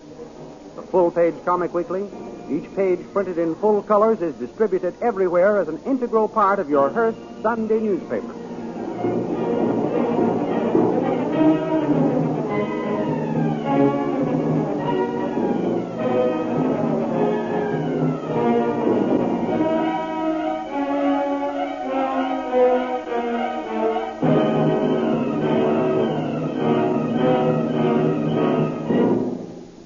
Now we continue the story. In the blue spark between the two huge electrodes is the shadow of Flash Gordon. Dr. Zarkov stands with his hand on the switch, controlling the electrical current. Both he and Dale Arden keep their eyes fastened on the shadow. You're sure you're all right, Flash? Why, of course I am. Don't look so startled, Dale. You'd look startled, too, if you heard a voice coming from the shadow. Dale is right, lad. It is a weird sensation, and one which the enemy will soon be given the opportunity to experience. Is Flash going to visit the Witch Queen's palace like this? He certainly is. Good. I'll make them jump through hoops when I go back, Zarkov. Especially that old wizard Tal. Don't forget how Azura drugged you, Flash. I won't. Don't worry, Dale, darling. I'll make her wish she'd never tried any of her tricks. There. That will do for a while. Why, Dr. Zarkov, you turned off the current, and still we can't see Flash. No. You will not until the charge wears off. Then he will again become visible. Isn't that dangerous? No. He will not feel anything or experience any reaction physically any more than he did when I made him invisible. I don't mean dangerous to him physically. Well, what do you mean, Dale? Well, suppose you should become visible while in the palace of wicked Azura. I'd have to get out the best way I could, I guess, Dale. Yes. You must be very careful, lads. Make every minute count while you are there, because you must get back here before the electric charge wears off. I warn you, be very careful. Thanks for the warning, Zarkov. I'll be careful. But, Dr. Zarkov, how will Flash know when the charge is wearing off? Won't he just suddenly appear before the enemy? No. You saw him gradually disappear before your eyes just now? Yes. He will become visible in the same way. Oh. Very faintly at first, then stronger and more clearly as the charge wears off. Oh, I see. No, you don't see. That's the point. You mean you understand. I'm sorry, Flash. I stand corrected. I understand, Dr. Zarkov. Flash, keep a close watch on your hands. Why? They will tell you when you are becoming visible. Oh. At the first faint appearance of them to your own eyes, leave the Witch Queen's palace at once. I shall follow your instructions, old friend. When shall I start? I am getting hungry. You too must be also. I'm starved. Well, now that you mention it, I am ready for some food. Well, let's go and see what is left in the cottage. Then you can start on your one-man war on the Witch Queen, Flash. I can hardly wait. Hurry, Dr. Zarkov. Hurry, Dale. I'll open the door for you. Oh, Flash, is that really you opening the door? Well, of course it is, Dale. It looks as if it were opening by itself.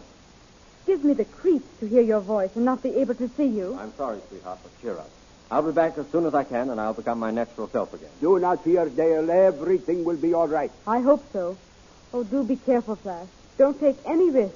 Start back as soon as you see even the faintest outline of your hand. Don't worry, darling. I'll be all right. Ah, there's some bread and cheese made from the milk of the milk deer. Let me at it. I wish you could see what we see, Flash. Nothing but the jug rising off the table. I see it, too, but I can't see my arms or hands. Of course. I was forgetting. Flash, there's a sword over here. You'd better take it to defend yourself. Oh, bring it to me, Dale. I won't need it to defend myself, but it may come in handy to help me get a ray pistol. Zarkov here will need his to protect you. Here's the sword. Oh, thank you. Well, I'm ready to start now. The peasant's horse is tied outside there. He won't have any use for it now. Take it, Flash. I shall. Dale, if it wouldn't be too creepy, I'd embrace you, but I know how weird it might be, so I'll just say goodbye. Goodbye, Flash, darling. Good luck, and hurry back. Good luck, lad. And remember my warning. Goodbye, Zarkov, old friend. Take care of Dale. I'm off to win a kingdom in her name.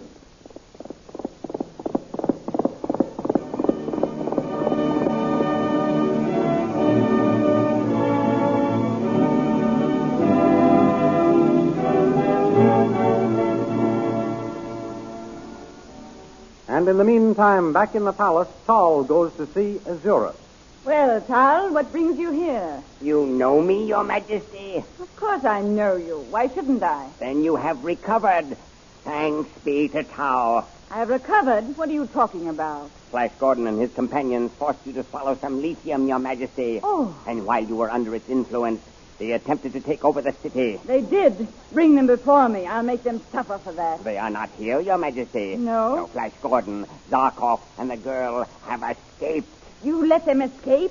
I will have you punished for this, Tal. Your Majesty, have mercy. It was not my fault they escaped. Why not? I had them besieged at the back of the palace and was melting down their door with a DeSalvo ray gun when they went out the window and climbed down the stout vine to the ground. Well, couldn't you have sent a patrol to meet them at the bottom of the cliff? I did, Your Majesty. But they reached the bottom sooner than we expected. Go on. We have patrols searching every town and village, every house, Your Majesty. They cannot escape our dragnet. Very well, but if they are not found and brought back here, I will have you thrown into a dungeon.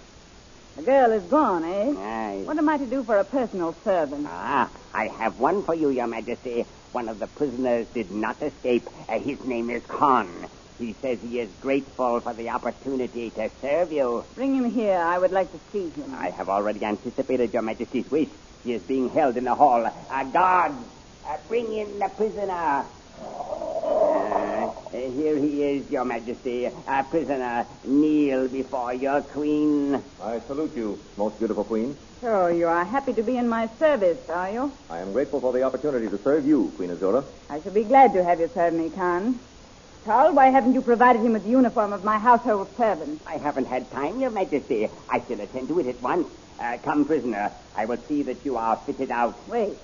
Go get the uniform, Carl, then come back for Khan. I should like to get acquainted with him first. As you command, O Queen, I shall carry out your wishes. You are a powerfully built man, Khan. I am no weakling, Queen Azura. I shall feel quite safe with you to protect me. Tell me, why did you not escape with the others? They left without telling me they were going. And they deserted you, left you to your fate. They left me to you, Your Majesty. Ah, you have a tongue for pretty speeches, too. I have no such reputation, Your Majesty. If this is your first attempt, you show great promise, Khan.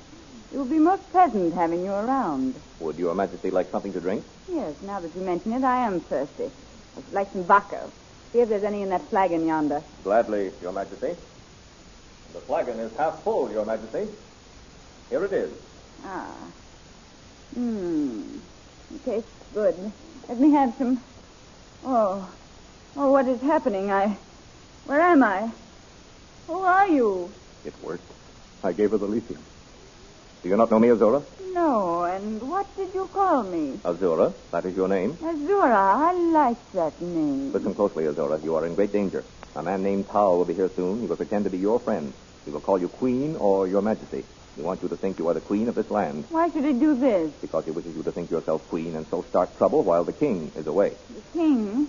Who is the King? King Flash is ruler here, but he happens to be away. I am his friend and yours. Pay no attention to this man Tal, except to humor him. What is your name? My name is Khan. Here comes Tal now. Remember, humor him. I have the uniform ready, Your Majesty. Well? Will you excuse the prisoner while we put it on him, Your Majesty? Khan is no prisoner. He is my friend. Your friend, Your Majesty? Yes, see that he is treated as such. Begging your pardon, Your Majesty, but are you not hasty in accepting this man as your friend? Remember... You are overly suspicious, Carl. Say no more. Just do as I ask. Very well, Your Majesty. May I retire and leave you in the company of your friend? Most certainly. Go at once. Splendid, Azura. You carried it off well. What shall I do now? Leave everything to me.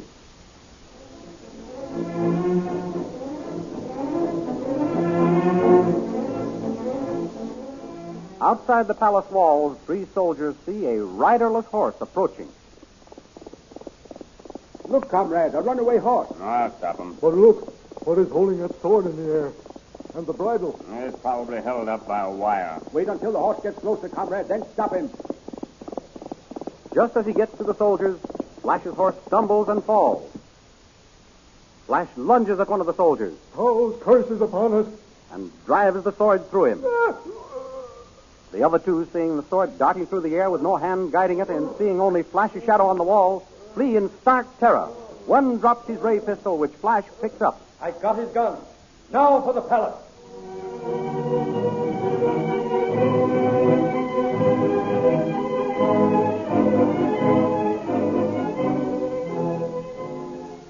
Back at the herdsman's cottage, Dale and Zarkov anxiously await Flash's return. Oh, Dr. Zarkov, how long will Flash remain invisible? I will tell you the truth, Dale.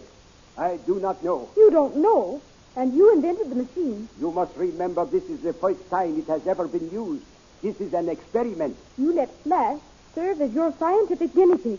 Oh, Dr. Zarkov, how could you treat him so? I know your natural reaction, Dale, but you must not be too harsh in judging me. There is no danger if Flash obeys my instructions to return at the first faint sign of his own hand. He had a speedy horse. He should have reached the palace by now, shouldn't he? Yes, Dale. Then why doesn't he come back? Oh, I just know something's happened to him. Be patient. Let us give him a little longer. The electrical charge was a strong one.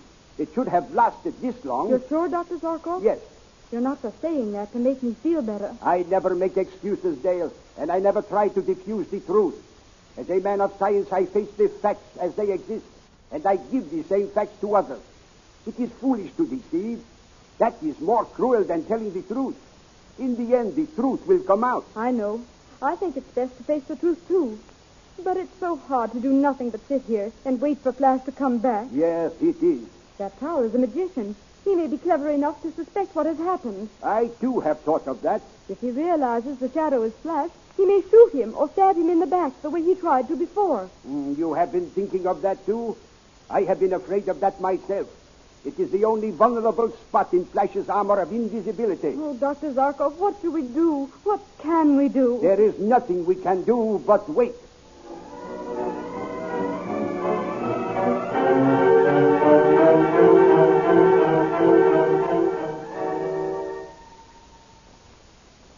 In the palace halls, two officers stopped one of the fleeing guards.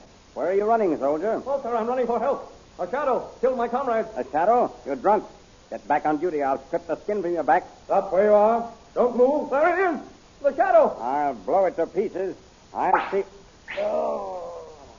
Before either officer can draw, Flash fires and kills both of them. Then, to a terror-frozen soldier, he says, Drop that gun, fool. You can't kill me. Go and tell Azura that the avenging shadow is coming.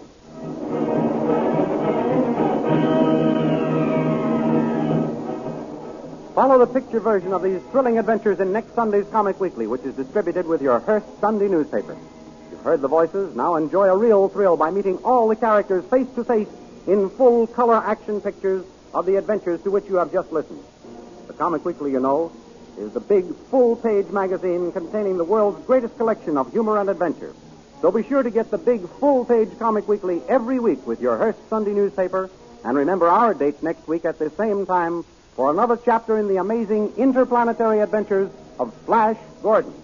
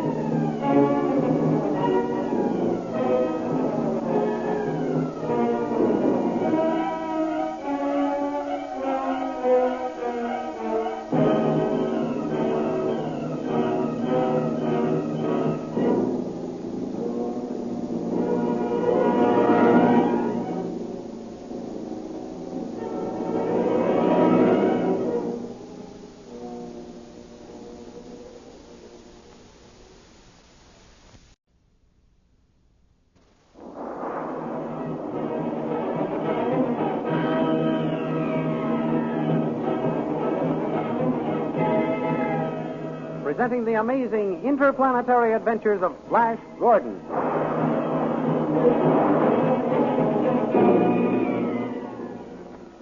Last week, Flash Gordon was given a charge of electrical current which would keep him invisible for a time sufficient for him to make a trip to the Witch Queen's palace. But he was warned most emphatically by Dr. Zarkov that he must return to the herdsman's cottage at the first sign of his reappearing to human vision. In the meantime, Azura was found to have recovered from the drug of forgetfulness, and Tall delivered Khan to her as a household servant. While Tall was out of the room, Khan gave Azura another portion of lithium. Azura followed Khan's coaching, and Tall never suspected she was again drugged. Meanwhile, Dale Arden was worrying about Flash and feared for his safety.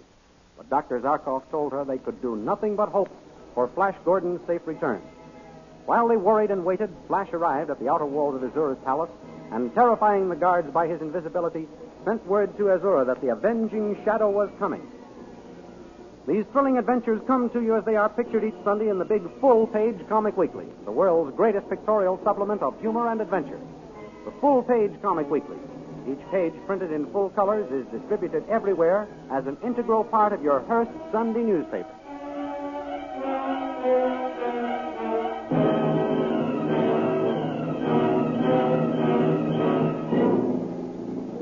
Now we continue the story. As Dale Arden and Dr. Zarkov anxiously wait for Flash, they suddenly hear a horse approaching. It's Flash. I'll go and welcome him. Wait. Let us make sure who it is first before you go out. It may be one of these soldiers searching for us. It is Flash. I can see the riderless horse. Yes, it is a riderless horse, all right. But we cannot tell whether the invisible Flash is riding him or whether the horse is really without a rider. You mean Flash may have been killed? Oh, no. He can't be dead. We shall soon know. Call him. Flash! Flash, darling! Are you there? Yes, Dale. It worked. Thank heavens. I was so worried about you, darling. Why? I promised to return before I became visible, and here I am. Yes, lad, here you are, and just in time. Look at your hands. Oh, I can see them. Can you? Yes. Yes, I guess I did get back just in time. But nobody at the palace saw me. Oh, how frightened they were. They ran like mice when they saw me. Saw my shadow, I mean. Did you see Tal? Or the Queen? No, neither one. I didn't trust this tricked disguise too long the first time.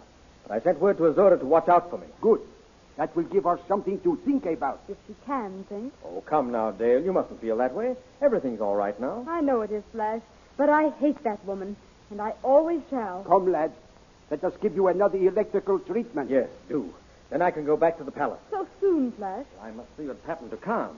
They've probably taken him prisoner again. I suppose so. But I hate to have you go and leave me. Step up on the platform, Flash. All right. I'm sorry to have to leave you, Dale, but you're safer here. Now, make this a good one, Zarkov. I'll have to stay at the palace longer this time. I can increase the charge now that we know how it works. Good. I have charted the amount of current used and the length of time it retains its power. Soon we can control it to suit the occasion. Zarkov, we'll conquer the Witch Queen yet.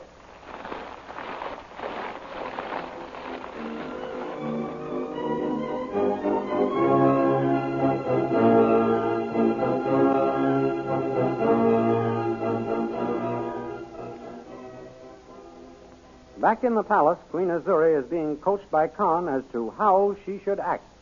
And when he returns, King Flash will reward you. Do you understand? Yes, but that does not interest me. Why must you always be talking about this King Flash? Can't you find a more interesting subject? I can. Time is fleeting, Azura. Tal leaves us alone so little I must work fast. Paul, Flash, forget them for a while. Let us talk about us. We cannot talk about us, Azura. Why not? Because when we become personal in our conversation, I become nothing. You are everything. Ah, that is the most interesting thing I've ever heard you say. Go on. Say something else nice like that. That's Tal. Oh, let him knock. I do not want to see him now. You must see him, Azura. He will be suspicious of your actions, and our cause will be lost. Oh, very well. Come in. Your Majesty, we are still unable to find any trace of Flash Gordon and his companions. Never mind. Let them go. Let them go?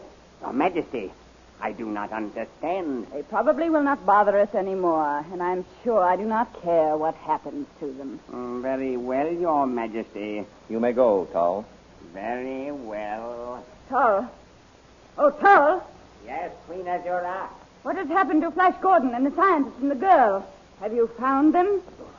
Your Majesty, I just told you You have told me nothing. How dare you say such a thing to me? You forget you are addressing your queen. No, what are you saying? Why, yes, Your Majesty. We are still unable to find any trace of Flash Gordon and his companions. Well, keep searching until you do. Do you understand? Yes, Your Majesty. Leave no place unsearched. Those people must be recaptured. But I thought you said to let them go, Your Majesty. I said to let them go? When? You must have misunderstood, Azura, Tal. What right has this servant to interfere? Do you not remember, Your Majesty? You ordered him treated as your friend. When? Your Majesty, forgive me, but this must be cleared up. One of us is hopelessly confused. Do you not remember me bringing this man to you as a household servant? Yes. And you ordering me to treat him as your friend? No. By my life, I swear that is truly what happened here in this very room.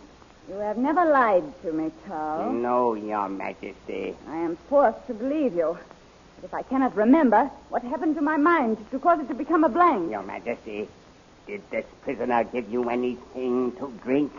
I do not remember. You've asked Her Majesty enough questions, Tal. You are tiring her. What did you give her to drink, you rebel? Her Majesty has not said I gave her anything. Wait. I seem to remember he gave me some Baco. Baco? I thought so. Your Majesty, this man gave you another portion of lithium. The drug of forgetfulness. That is what happened to me. He tricked me, Your Majesty. He said he would be glad to have the opportunity to serve you. Now I understand what he meant. Yes, now you understand. You thought because King Flash was forced to leave to save the life of Princess Dale that he had deserted me. Well, I let you think so. And I let you think I had deserted his cause. You will not have a chance to serve him or anyone else now, Khan. I have served him to the best of my ability. And if the power of the lithium had lasted a little longer, I should have been able to deliver you and Tal here into his hands. Take this man away and keep him closely guarded. Oh, God, take this man away. Queen Azura! Queen Azura! What is the trouble? Oh, Your Majesty, my companions have been slain by an invisible enemy. Invisible enemy? Yes, General. And the voice bade me tell Her Majesty... Well, go on. ...that the Avenging Shadow is coming. The Avenging Shadow? What nonsense is this? Wait, God. Khan, is this a trick of Flash Gordon's? If it is, I warn you two, King Flash will rule this magic land before long. Away with him. Take the prisoner to the fiery dungeon. What can this invisible enemy be like, Tal? Here, have a glass of vodka without lithium this time. Thank you, Your Majesty. The shadow is some new magic of Flash Gordon's, I'll wager. Well, whatever it is, we can foil it. How can we, Your Majesty, when we do not know what we are up against? Have my men stand shoulder to shoulder outside the door of my quarters, and nothing can pass them.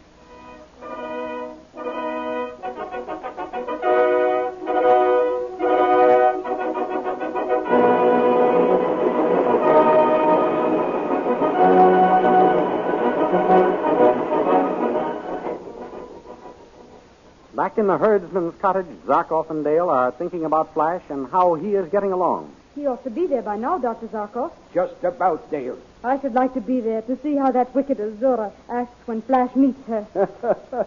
She will not be very pleased, I can assure you of that. You gave Flash a good supply of electricity, Dr. Zarkov? Yes, double strength this time. I'm so worried about him. All those blue magic soldiers there, and just Flash against them. Numbers are useless against an enemy they cannot see, Dale. I suppose that's true. And I assure you there is no cause for worry this time about the power of the electricity lasting. Besides, Flash has given me his word that he will run no risk of being seen. Oh, Doctor, if I were alone, I think I'd go mad with worry and suspense. I know how you feel, Dale, and I don't blame you for your anxiety. But if I did not know Flash Gordon like I do, I too might have some qualms about his safety. Oh, I know Flash can do almost anything he sets out to do. But this time it's different somehow. Now, see here, there is no use of us sitting here torturing ourselves with worry. Let us busy ourselves. Do something to keep our minds off Flash until he comes back. All right, Dr. Zarkov. What shall we do? Well, the firewood is getting low. Suppose I take that axe and chop some while you pick up kindling. Splendid. Come along. Be careful now, and don't get too far away from me, Dale. Why? What could possibly happen to me here in this wilderness? We haven't seen a soul since that searching party went by the day we came here. I know, but that doesn't prove anything, Dale. Somebody or something might be around. We do not know what lies in those woods. All right, Dr. Zarkov. I'll be careful. Well, I might as well start chopping down this tree. And I'll start picking up some of those small branches for kindling. Oh, this tree is a beauty. Look out, Dale. Here she goes. My, what a big tree. That ought to give us all the wood we need. That is right. Now I will break it up.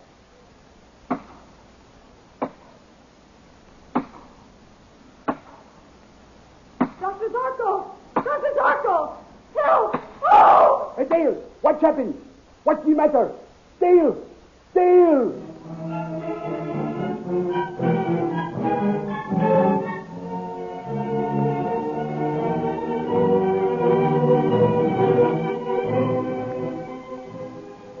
Back at the palace, Tal and Queen Azura await the promised visit from the Avenging Shadow. Well, there is no sign of this invisible enemy yet, Tal. No. I wonder if that was just a threat to try to scare us. Perhaps. Well, I'm going to have some more vodka. How about you? No, thank you, Your Majesty. Oh, Tal, the shadow. What? Look, it's taking the flagon out of my hand. Drop that flagon, whoever you are, or I'll drive us. Oh, Tal, you invisible fiend, you've killed Tal.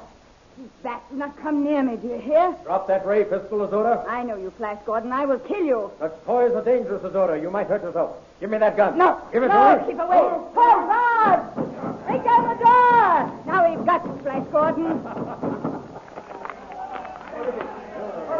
There, the shadow. The shadow is Flash Gordon. We have him trapped. Have you? Guard, to the window. He's climbing through the window. After him quickly. Now I have you in my power, Flash Gordon. Listen to me. Azura, your magic and your soldiers are useless against the avenging shadow. I leave now, but I shall return.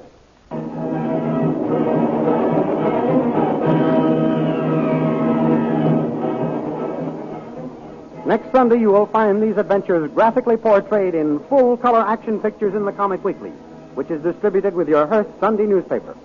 Meet all the characters face to face, and thus gain the added thrill of knowing them by sight as well as by voice. Flash Gordon, Dale Arden, and Dr. Zarkov are Earth people, but Saul, Azura, Khan, and all the many other characters are inhabitants of the Planet Mongo, where our story takes place. These remarkable people should be seen as well as heard in order to be fully appreciated. The Comic Weekly, you know, is the big full-page picture magazine containing the world's greatest collection of humor and adventure, bringing up Father, the Little King, Skippy, the Katzenjammer Kids, Toots and Casper, and many, many others are there each Sunday to entertain you. So be sure and get the big full-page Comic Weekly next week with your Hearst Sunday newspaper. And next week at this same time, we'll be back with another chapter in the amazing interplanetary adventures of Flash Gordon.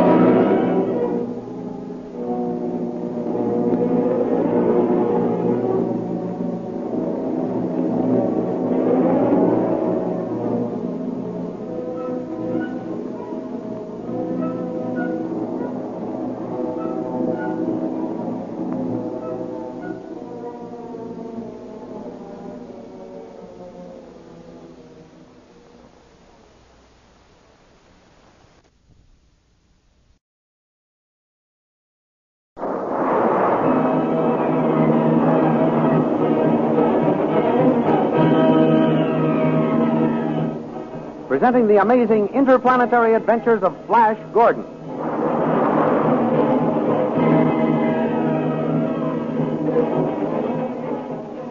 Last week, Flash Gordon returned from a raid on Queen Azura's palace and received another electrical treatment from Dr. Zarkov to make him invisible. The treatment was extra strong so that Flash could stay longer for his next raid on the palace. Meanwhile, Azura recovered from the lithium potion which Khan had given her, and thus his plot was discovered. Azura then ordered Khan locked up, but her commands had just been obeyed when news was brought that the avenging shadow had arrived at the palace. Although Azura had stationed guards shoulder to shoulder in front of the door to her quarters, Flash made his way inside and overpowered Tall.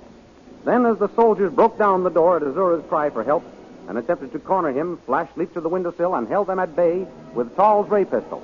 Then Flash warned Azura that her soldiers and her magic were useless against the avenging shadow, and that he would return. These thrilling adventures come to you as they are pictured each Sunday in the big full-page Comic Weekly, the world's greatest pictorial supplement of humor and adventure. The Comic Weekly, each page printed in full colors, is distributed everywhere as an integral part of your Hearst Sunday newspaper.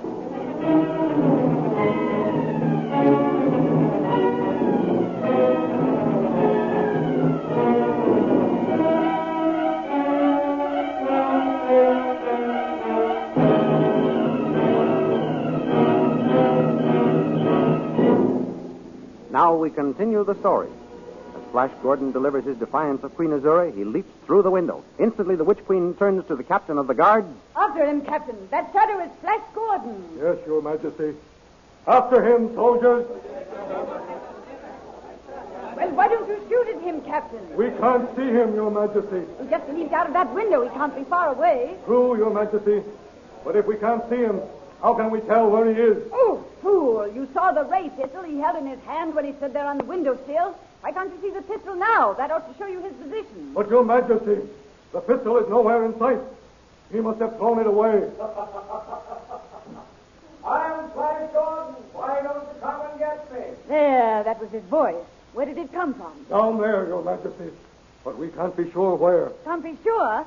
Fire a volley down there. You may hit him. It is useless, Your Majesty. He may have run in any one of 4 directions. There is no use wasting ammunition by firing at nothing. Very well, Captain. He threatened to return. If he does, as a shadow or as a man, you are to shoot to kill. Do you understand? Yes, Your Majesty. If we see him, we will shoot him down. Flash Gordon is invisible, but he is alive and whole, the same as we are. You can't see him, but you may be able to touch him. Shoot straight for the voice when you hear it again. That ought to put an end to Flash Gordon. Yes, Your Majesty. Return to quarters, men. Forward. Move!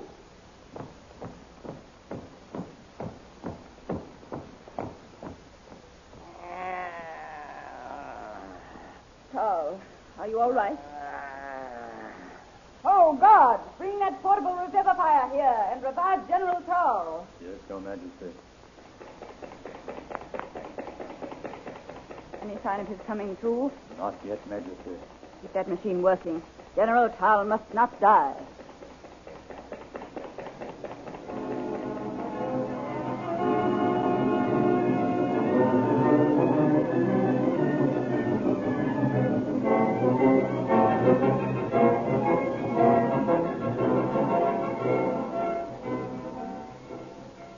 Meanwhile, back in the woods surrounding the herdsman's cottage, Zarkov hurries to the aid of Dale Arden. Dale! What has happened? Where are you?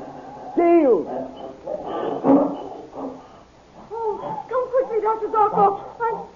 I'm coming to you, Dale, as fast as I can. An ape man. Do not struggle, Dale. Relax, and the ape man will think you are dead. Then it will drop you. That's it. Now lie still. I will draw its attention away from you.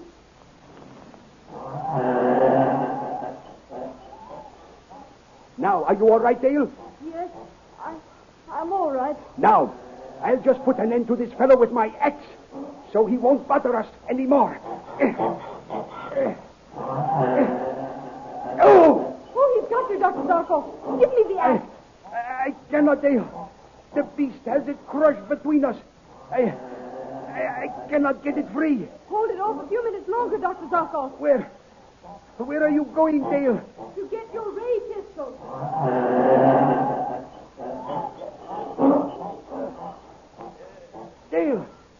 Dale, I am getting weak. Don't struggle, Dr. Zarkov. Relax, relax. Careful, Dr. Zarkov. I don't want to hit you. I'm free, Dale. Shoot. You hit it. Now kill it. Aim a little below its left shoulder.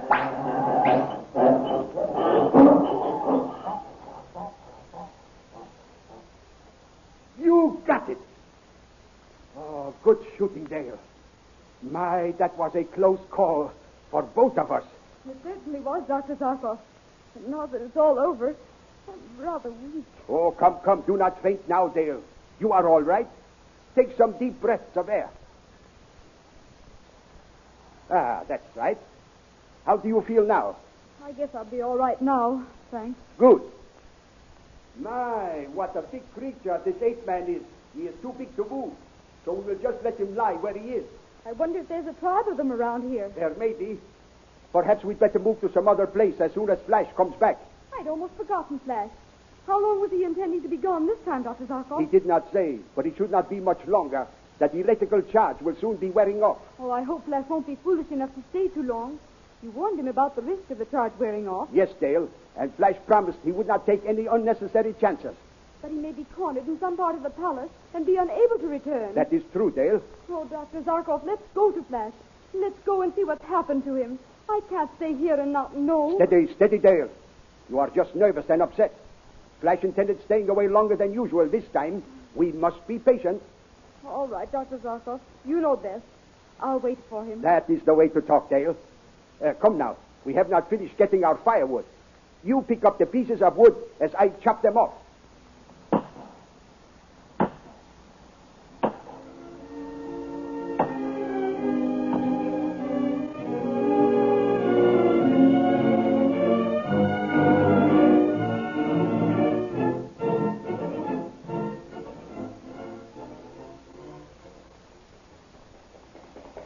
Obeying Azura's orders, the guard continues to work over the unconscious General Tall.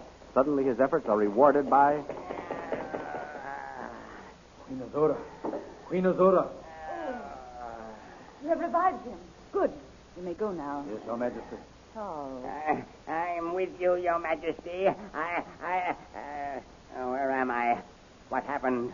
Oh, my head. The shadow hit you over the head with a flagon. Now I remember. The shadow. You were struggling with it. Where is it?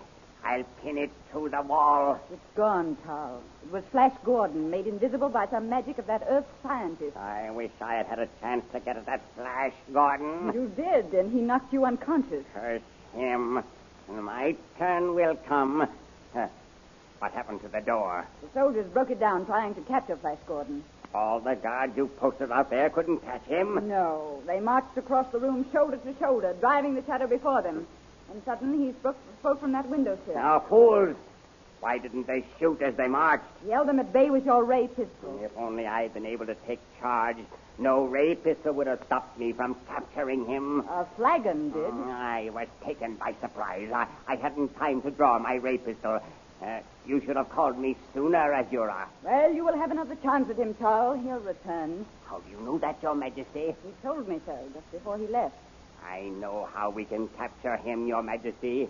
It is an indirect method, but it can be most effective. What is it, Charles? How can we capture him? There is no way of making a person permanently invisible, any more than you can make the drug of forgetfulness permanent. Go on, Charles. You mean that... Sometime the magic will wear off and have to be repeated. I see what you mean.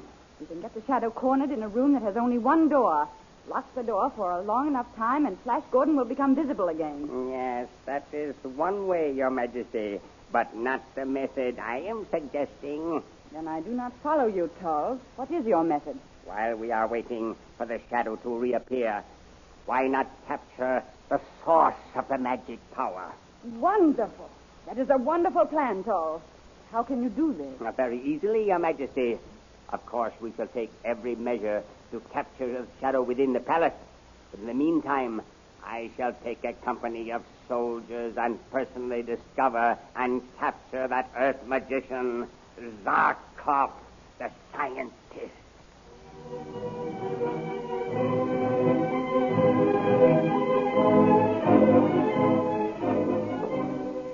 As Powell plots to capture Dr. Zarkov and the scientist and Dale anxiously await Flash Gordon's return, a solitary guard paces back and forth before the iron bars of the cell in which Khan, the Hawkman, has been put for safekeeping.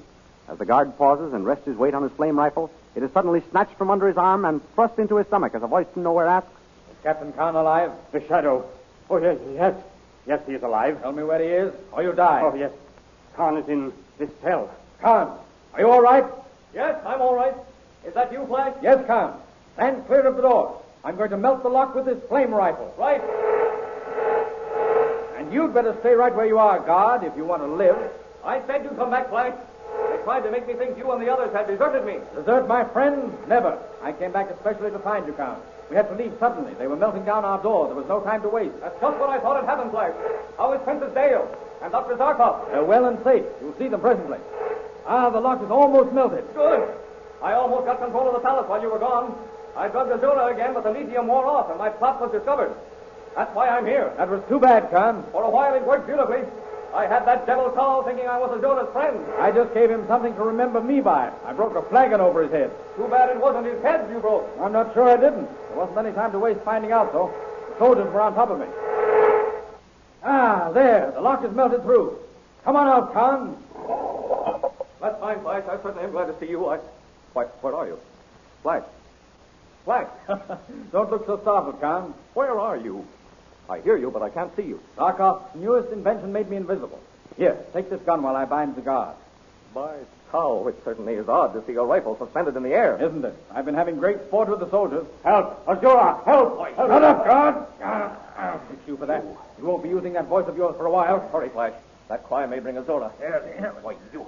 Have you got him? Yeah. Flash. What is it, Khan? I can see your hands. No, you can't. Zarkov warned me the electrical rays would wear off. We must hurry now. There's no time to lose. Here comes Azura with some more guards. You hold them back with that rifle. I'm going to capture Azura while their attention is centered on you. Stand back, you soldiers of the witch. I'm in charge here. Keep your distance. Stay where you are. How did he get out of that cell? Shoot him down, men. What are you waiting for?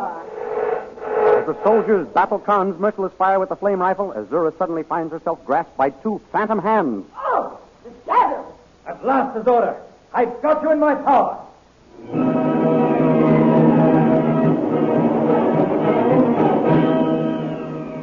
Next Sunday, you will find these adventures graphically portrayed in full-color action pictures in the Comic Weekly, which is distributed with your Hearst Sunday newspaper.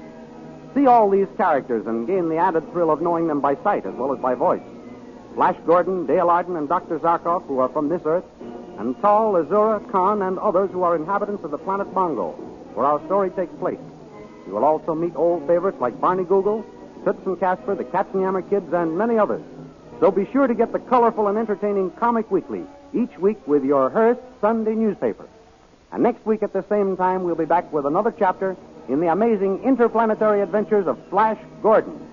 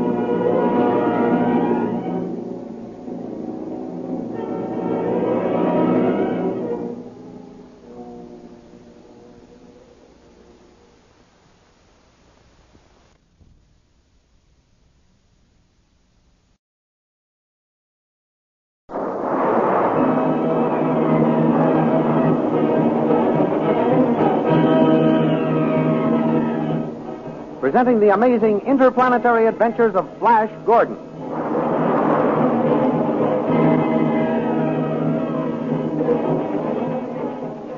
Last week, Flash Gordon returned from a raid on Queen Azura's palace and received another electrical treatment from Dr. Zarkov to make him invisible. The treatment was extra strong so that Flash could stay longer for his next raid on the palace. Meanwhile, Azura recovered from the lithium potion which Khan had given her, and thus his plot was discovered. Azura then ordered Khan locked up, but her commands had just been obeyed when news was brought that the Avenging Shadow had arrived at the palace. Although Azura had stationed guards shoulder to shoulder in front of the door to her quarters, Flash made his way inside and overpowered Tall. Then, as the soldiers broke down the door at Azura's cry for help and attempted to corner him, Flash leaped to the windowsill and held them at bay with Tall's ray pistol. Then Flash warned Azura that her soldiers and her magic were useless against the Avenging Shadow, and that he would return. These thrilling adventures come to you as they are pictured each Sunday in the big full-page Comic Weekly, the world's greatest pictorial supplement of humor and adventure. The Comic Weekly, each page printed in full colors, is distributed everywhere as an integral part of your Hearst Sunday newspaper.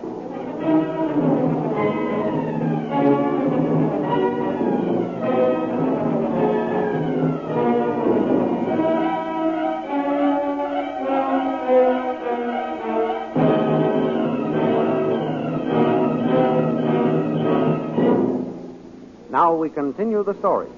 As Flash Gordon delivers his defiance of Queen Azura, he leaps through the window. Instantly, the Witch Queen turns to the captain of the guards. After him, Captain. That shadow is Flash Gordon. Yes, Your Majesty. After him, soldiers.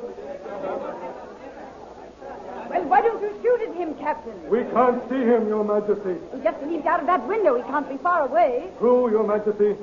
But if we can't see him, how can we tell where he is? Oh, fool. You saw the ray pistol he held in his hand when he stood there on the windowsill. Why can't you see the pistol now? That ought to show you his position. But, Your Majesty, The pistol is nowhere in sight. He must have thrown it away. I'm Flash Gordon. Why don't you come and get me? There, that was his voice. Where did it come from? Down there, Your Majesty. But we can't be sure where. Can't be sure. Fire a volley down there. You may hit him. It is useless, Your Majesty. He may have run in any one of 4 directions. There is no use wasting ammunition by firing at nothing. Very well, Captain. He threatened to return. If he does, as a shadow or as a man, you are to shoot to kill. Do you understand? Yes, Your Majesty. If we see him, we will shoot him down. Flash Gordon is invisible, but he is alive and whole, the same as we are. You can't see him, but you may be able to touch him. Shoot straight for the voice when you hear it again. That ought to put an end to Flash Gordon. Yes, Your Majesty. Return to quarters, men. Forward. Move!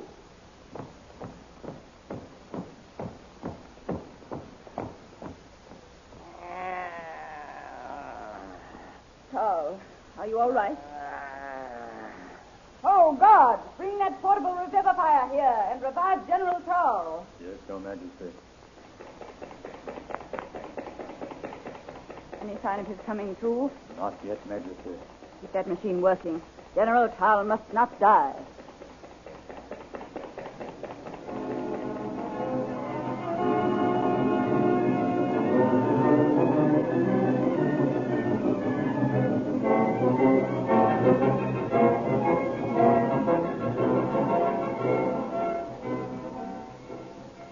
Meanwhile, back in the woods surrounding the herdsman's cottage, Zarkov hurries to the aid of Dale Arden.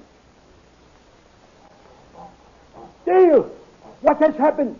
Where are you? Dale! Oh, come quickly, Dr. Zarkov.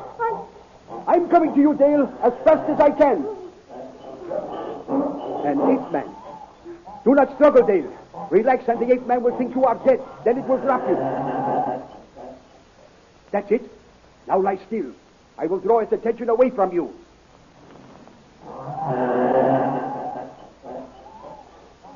Now, are you all right, Dale? Yes, I'm all right. Now, I'll just put an end to this fellow with my axe, so he won't bother us anymore. Oh, he's got you, Dr. Zarkov. Give me the axe. I cannot, Dale. The beast has it crushed between us. I cannot get it free. Hold it off a few minutes longer, Dr. Zarkov. Where are you going, Dale? To get your ray pistol.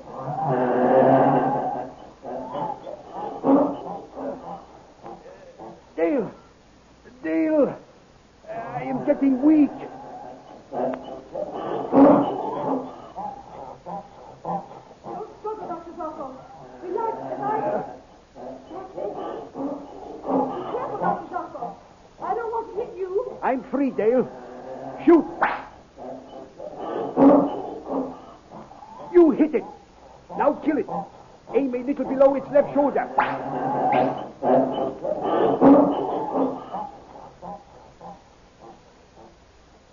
You got it.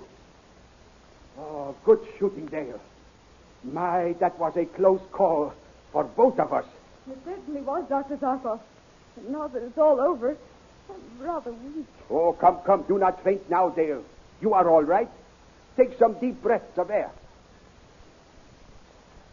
Ah, that's right. How do you feel now? I guess I'll be all right now, thanks. Good. My, what a big creature this ape man is. He is too big to move. So we will just let him lie where he is. I wonder if there's a tribe of them around here. There may be. Perhaps we'd better move to some other place as soon as Flash comes back. I'd almost forgotten Flash. How long was he intending to be gone this time, Dr. Zarkov? He did not say, but it should not be much longer. That electrical charge will soon be wearing off. Oh, I hope Flash won't be foolish enough to stay too long. You warned him about the risk of the charge wearing off. Yes, Dale. And Flash promised he would not take any unnecessary chances. But he may be cornered in some part of the palace and be unable to return. That is true, Dale. Oh, Dr. Zarkov, let's go to Flash. Let's go and see what's happened to him. I can't stay here and not know. Steady, Dale. You are just nervous and upset. Flash intended staying away longer than usual this time. We must be patient. All right, Dr. Zarkov. You know best. I'll wait for him. That is the way to talk, Dale. Come now. We have not finished getting our firewood. You pick up the pieces of wood as I chop them off.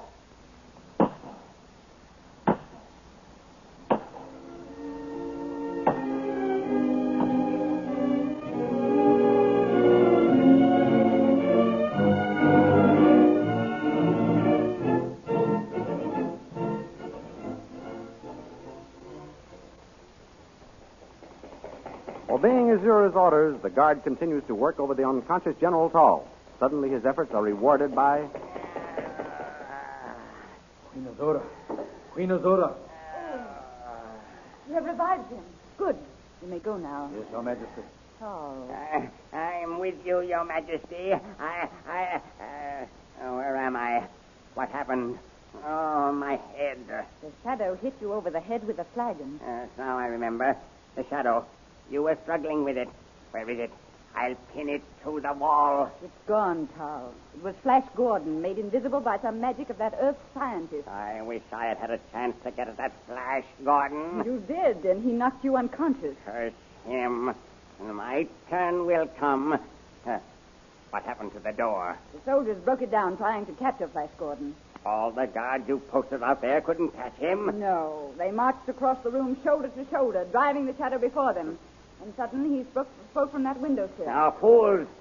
Why didn't they shoot as they marched? You held them at bay with your ray pistol. If only I'd been able to take charge, no ray pistol would have stopped me from capturing him. A flagon did. I was taken by surprise. I hadn't time to draw my ray pistol. You should have called me sooner, Azura. Well, you will have another chance at him, Tal. He'll return. How do you know that, Your Majesty? He told me so just before he left. I know how we can capture him, Your Majesty. It is an indirect method, but it can be most effective. What is it, Tal? How can we capture him? There is no way of making a person permanently invisible, any more than you can make the drug of forgetfulness permanent. Go on, Tal. You mean... Sometime the magic will wear off and have to be repeated. I see what you mean. You can get the shadow cornered in a room that has only one door. Lock the door for a long enough time, and Flash Gordon will become visible again. Yes, that is one way, Your Majesty, but not the method I am suggesting. Then I do not follow you, Tal. What is your method? While we are waiting for the shadow to reappear, why not capture the source of the magic power? Wonderful. That is a wonderful plan, Tal. How can you do this? Very easily, Your Majesty. Of course, we shall take every measure to capture the shadow within the palace. But in the meantime, I shall take a company of soldiers and personally discover and capture that Earth magician, Zarkov, the scientist.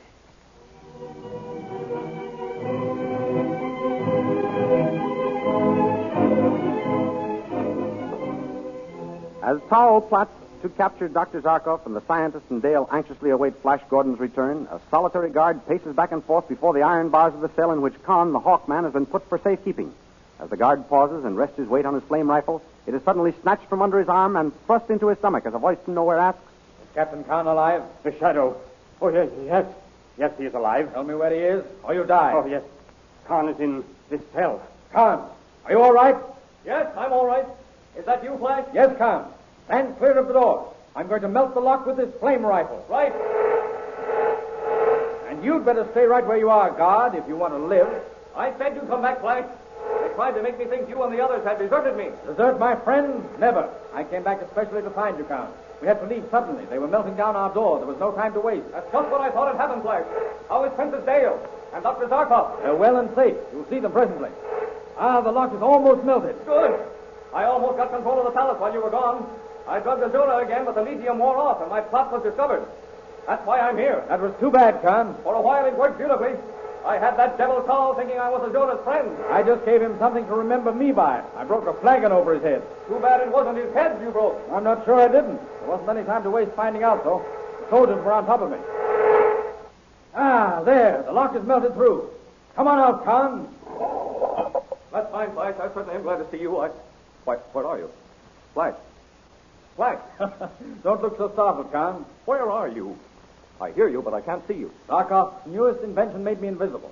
Here, take this gun while I bind the guard. By Tau, it certainly is odd to see a rifle suspended in the air. Isn't it? I've been having great sport with the soldiers. Help! Azura! Help! Shut up, guard! I'll fix you for that.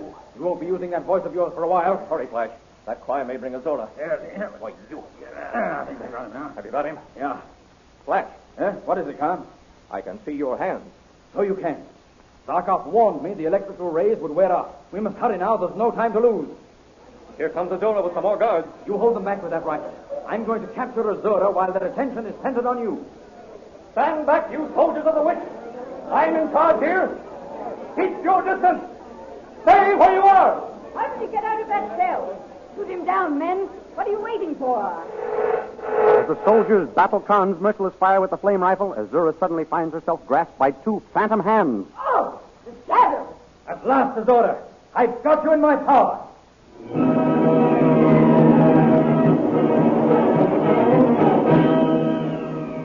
Next Sunday, you will find these adventures graphically portrayed in full-color action pictures in the Comic Weekly, which is distributed with your Hearst Sunday newspaper. See all these characters and gain the added thrill of knowing them by sight as well as by voice. Flash Gordon, Dale Arden, and Dr. Zarkov, who are from this Earth, and Tall, Azura, Khan, and others who are inhabitants of the planet Mongo, where our story takes place. You will also meet old favorites like Barney Google, Toots and Casper, the Katzenjammer Kids, and many others. So be sure to get the colorful and entertaining Comic Weekly each week with your Hearst Sunday newspaper.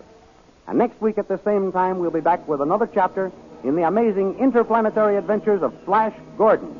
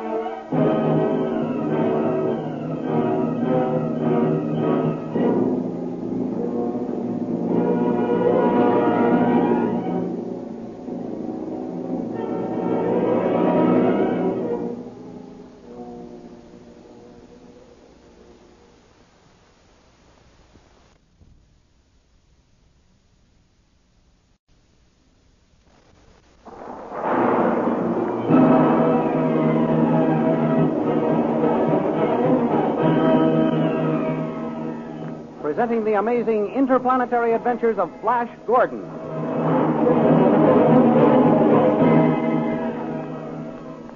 Last week, Flash Gordon, the Avenging Shadow, captured Queen Azura and escaped the pursuing soldiers by entering the tunnels of the Death Dwarfs.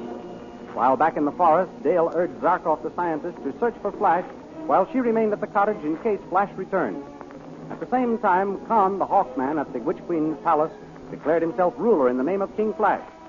Meantime, General Towles came upon the herdsman's cottage where Dale was hiding in the loft and decided to set fire to it with his own hands.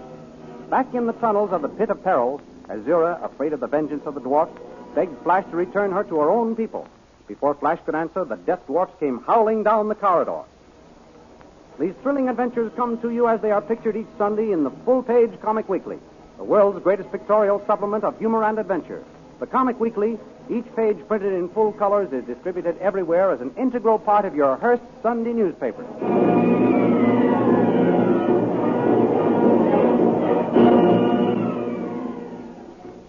Now we continue the story. Trapped in the tunnels of the Pit of Peril by the Death Dwarfs, Azura, now only a woman frightened for her life, clings to Flash Gordon. Flash, they will kill me. No, they won't. You forget I shall be near you, Azura. And they will kill you, too. They'll have to see me first. You forget you are becoming more and more visible every moment. I know that. I shall get behind one of these boulders that line the tunnel. You stand right there where you are. Don't leave me. I'm afraid, Flash. Don't leave me to their mercy. They have no mercy. Talk to them and see. Very well. But they will never catch Azura alive. Don't be a fool, Azura. If they want to take you with them, go peaceably. Nothing can be gained by fighting the whole crowd. I shall follow wherever you go and save you at the first opportunity. Oh, I'm depending upon you, Flash. Don't fail me. Azura! It is Queen Azura! Men of the dwarf tunnels, listen to me. I'm sorry I caused you to be banished from the Blue Magic Land. I will restore your freedom. Let me go back to my people safely. You lie! The Witch Queen lies! No, I do not lie. I'm telling you the truth. If you will give me my freedom, I will give you yours. Comrade, the Witch Queen is talking for time. Do not listen to her. Her words are meant to dull the fires of revenge which have been kindled in our hearts. Oh, have mercy, no drug. You had no mercy when we begged you not to send us to these tunnels. We will show you no mercy. Some of your comrades are interested in my offer, no drug. You had better take a vote, or you may find yourself talking without authority. Comrades, what is your wish? Shall we let the witch queen go? You see? What did I tell you, Flash? Keep up your courage, Azura. You're handling yourself like a true queen. Don't let them see you falter. Remember, no matter what happens, I am near you. Lead Azura. My comrades agree that you are to become our prisoner. What are you going to do with me, Nogrog? I have no power to decree your punishment, witch queen, much as I would like to. We must take you before King Hoko. Come with us.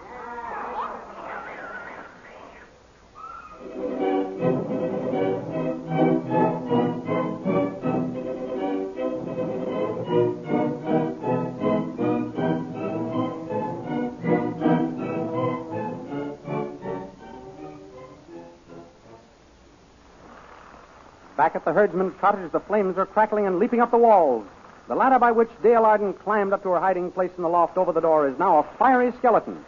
Terrified by the crackling flames and not daring to cry out for fear Tall is outside watching the destruction of the cottage, Dale crouches in a corner and tries to cover her face with her cloak to keep out the smoke. Suddenly she hears the door crashed in. And a voice call, Dale, are you in here? Dale, where are you? Here, in the raft. Jump, Dale, quickly. I will catch you. Catch me. Here I come, Dr. Zarkov. Thank heaven you are safe. Yes. Pull your cloak over your head and we will get out of here. Now we are in the open air.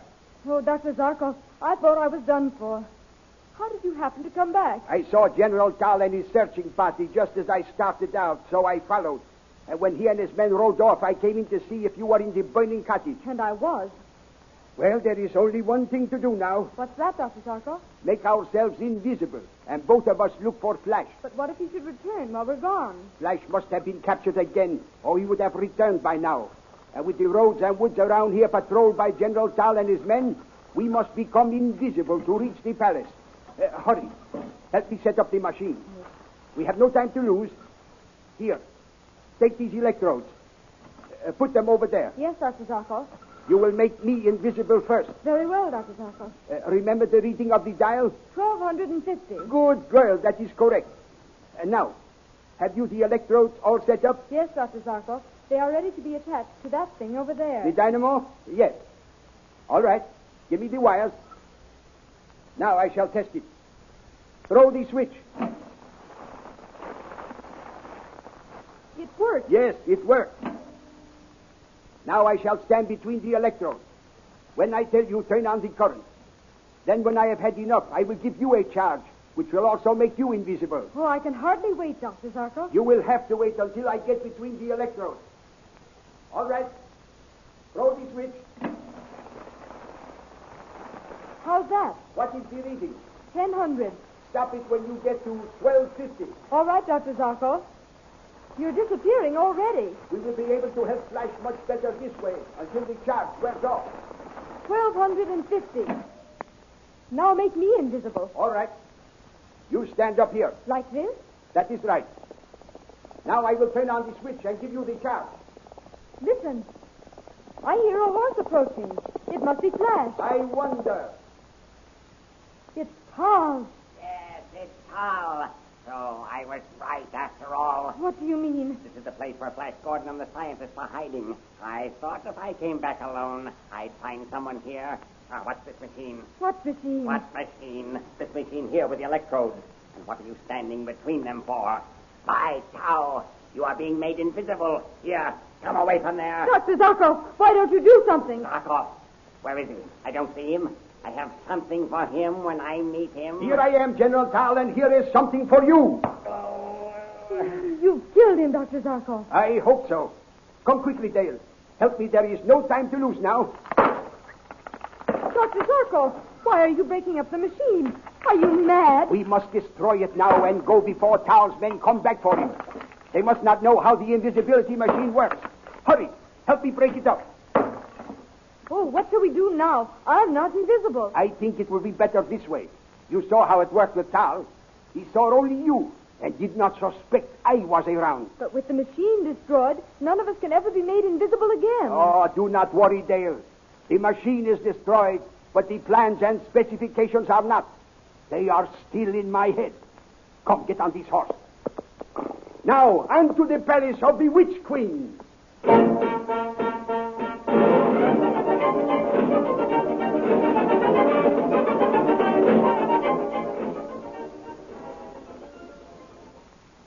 In the meantime, Latsup and the soldiers have led Khan the Hawkman to the iron door through which Flash and Azura disappeared. Here is the entrance to the pit of peril, mighty Khan. So this is the iron door you spoke of, eh? And there's the sign. Death to all who enter here. The sign speaks the truth, mighty Khan. Prisoners we have pushed through that doorway have never come out. Is that so? Well, the prisoners you pushed through that doorway were weaklings anyway. They weren't real men like King Flash. But we sent whole companies of men into the pit, not just one man. And they weren't able to get out again. We'll see about that. Open the door. Oh, mighty Khan, do not make us open that door. Why not? Are you all afraid? No. But when we do open the door, our whole army is stationed around it. There are so few of us here. Wait until we can summon the rest of the troops. There isn't time. Flash Gordon is down there, and I mean to let him out. Open that door. What is Hurry. going on here? Comrades, have you gone mad? Why is the prisoner unchained? Oh, General Tal, I'll give him the news. Tal, I am ruler here, in the name of King Flash. You are ruler here? Wait until Azura hears you say so. Where is the queen? Oh, General Tal, Queen Azura is... Dead. She's not dead. We do not know. Azura and King Flash are down there. In the pit of peril? Yes. Then they are dead. And if Azura has been killed, I am ruler here. This is my country, and I am next to occupy the throne. I don't care what you are when Azura is dead. As long as Flash Gordon is alive, he is king. And until he is proved dead, I am ruler here. Do you want proof? I do not fight with wounded men. I am not wounded. This is just a slight cut on the back of my head. If I could have seen that Zarkov come up behind me. Zarkov? Then he and Dale are still alive? They are still alive. Curse them. Where are they? I do not know, unfortunately. I discovered them with their magic machine, the one which made Flash Gordon invisible. While I talked with the girl, the Earth Wizard came up behind me and hit me over the head. Good. When I came to, they had disappeared and the machine was completely broken up. I'm glad to know they still live. And now, I'll free King Flash and we'll all be together before long. Do not be so sure, Khan. I will prove to you that Flash Gordon is no longer alive. How will you prove it? We will open the iron door. If Flash Gordon and Queen Azura do not come out, it will be proof they are both dead. Well? If that is so, I, Tal, am ruler of the Blue Magic Land. But if they come out, you will acknowledge Flash Gordon as king? Yes. Guard, open the iron door. Queen Azura! Queen Azura! Flash! King Flash! Well, Khan, what do you say? You win, Tal. Here is my sword.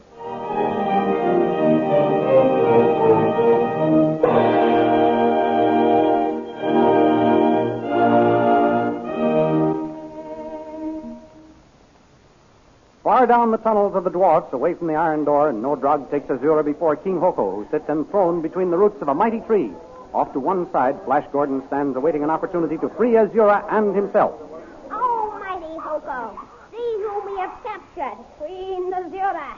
Yes, mighty Hoko. Well, this is a pleasant surprise. We are delighted to see you, Azura. Yes, I am sure you are, Hoko. What shall we do to entertain our royal visitor, Nodrog?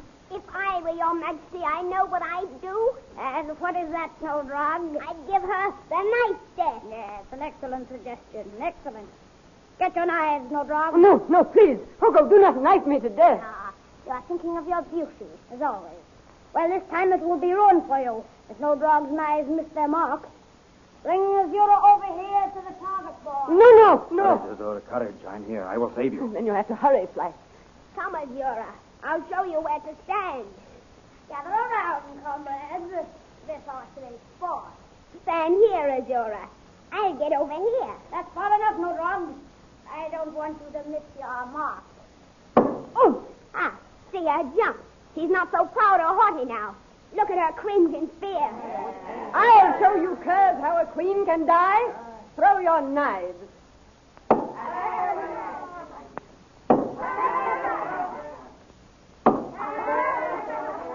And now, my beautiful before Queen. The last knife. The knife of death. 1, 2, 3. Before the dwarf could hurl his last knife, Flash Gordon pushed a great rock down on top of him. What has happened? No wrong. No wrong. Here, somebody pushed the rock off him. No drug. The Witch Queen's magic struck your comrade down. Quick, to the fire pits of Azura. We'll roast the magic out of her.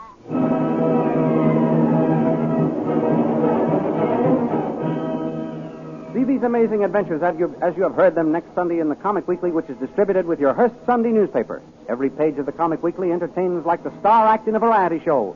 For the big full-page Comic Weekly is the world's greatest variety show of humor and adventure, with every act a headliner, bringing up Father, Skippy, Jungle Jim, the Little King, and many, many others. Be sure to get the Comic Weekly with your Hearst newspaper next Sunday. Meanwhile, goodbye until next week when we will bring you another chapter in the amazing interplanetary adventures of Flash Gordon.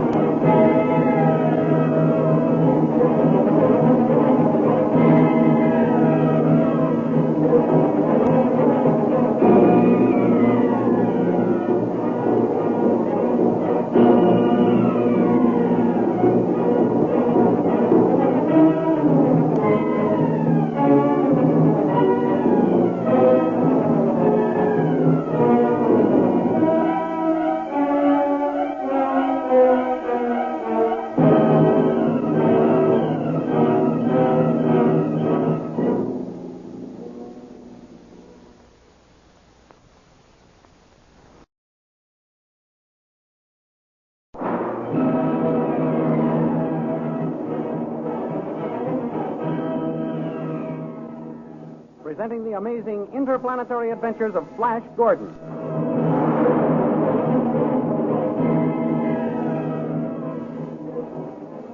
Last week, Flash Gordon, growing more and more visible, followed Queen Azura when she was captured by the Death Dwarfs and taken to Hoko, their king, while Zarkov rescued Dale Arden from the flaming cottage and they destroyed the invisibility machine to prevent the Blue Magic Men from using it. In the meanwhile, Khan the Hawkman had the soldiers show him the iron door leading to the pit of Peril, to which Azura and Flash had disappeared. He ordered them to open the iron door. Paul arrived and questioned Khan's authority. Then Paul declared that as Azura was dead, he was the new ruler. Khan refused to acknowledge him ruler until it was definitely proved that Flash was dead. When the iron door was opened, neither Flash nor Azura answered when their names were called. Back in the tunnel, King Hoko ordered Azura taken to the fiery pit and burned to death. These thrilling adventures come to you as they are pictured each Sunday in the Comic Weekly, the world's greatest pictorial supplement of humor and adventure. The Comic Weekly, each page printed in full colors, is distributed everywhere as an integral part of your Hearst Sunday newspaper.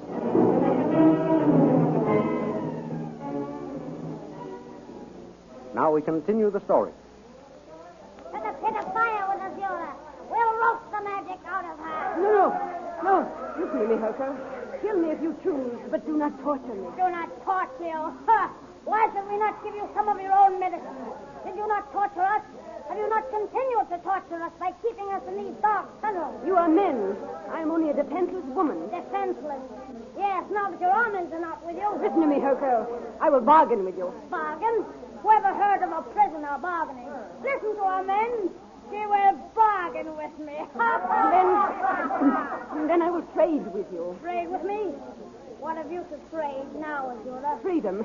Freedom? My freedom for yours. What do you mean?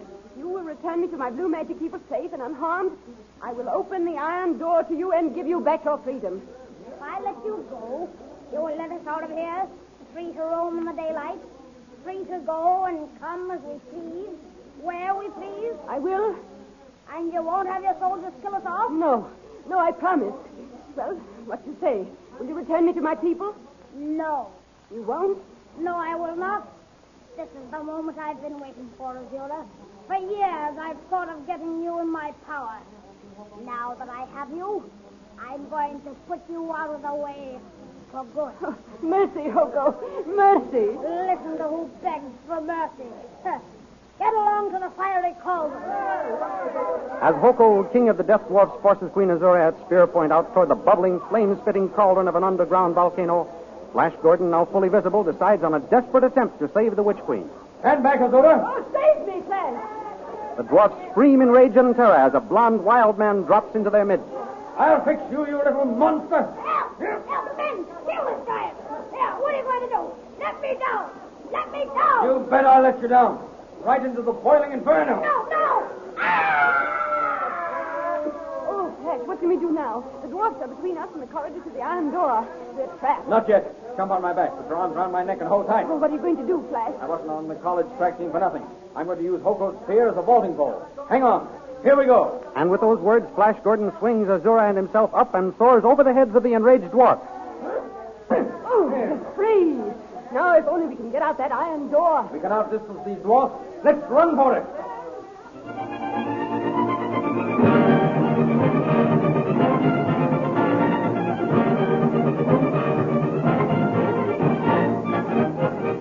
In the meantime, Dr. Zarkov and Dale Arden arrive at the palace walls. Here we are at the palace, Dale. Yes, Dr. Zarkov. Where shall I tie our horse? Lead him over there until we can see how the land lies. Oh, Dr. Zarkov, I do hope we aren't too late. I hope Flash isn't... Trust Flash to use his head, Dale. He will not willingly risk his life for nothing. If he is dead, it is only because he died fighting for his life. What's that? The sun is going down. It must be the changing of the guard. Right up to the gate. They will only see you. Then when they get you inside, I will slide off the horse and follow you wherever they take you. All right, Dr. Zarkov. I don't care what they do to me. If only I can save Flash.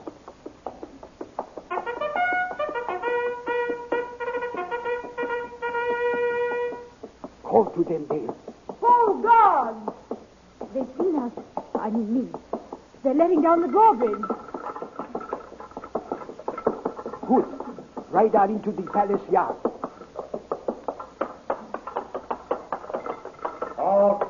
Stand where you are. Why, it's the Earth Girl. Where did you come from? Where is Flash Gordon? Take me to him at once. What? Take me to Flash Gordon at once. Did you hear, comrade? She wants to be taken to Flash Gordon. All right, Earth Girl. Come this way. You'll get your wish. Dr. Zarkov, what do you suppose he means? I do not know, Dale. And I do not like the way he said that. Wait until we get around the corner. I will grab his rifle. Here, give me back my rifle, Earth Girl. I haven't got it. I have it, guard. Shiloh. That is enough out of you. Get down off the horse quickly, Dale. There is no time to lose. All right, I'm coming. I'm down. Now what shall we do? Get rid of this animal first. Here, get along. Now we will tie this guard up and hide him so he cannot give the alarm too soon. Here, give me your cloak, Dale. Here it is. Now, first we will gag him. There, put him in his mouth. He can't speak Yes, now. That's fine. Now tie his arms. Yes, a little more around there. That's All it. right. That's it. Fine. And now his feet. Tighter? Yes, one more knot. Good. Ah, there. Now open that door, Dale. Yes. Now we will put him in that closet. Good. Help me with his feet, Dale. Certainly, Dr. Zarkov. Now we will search the palace for Flash Gordon.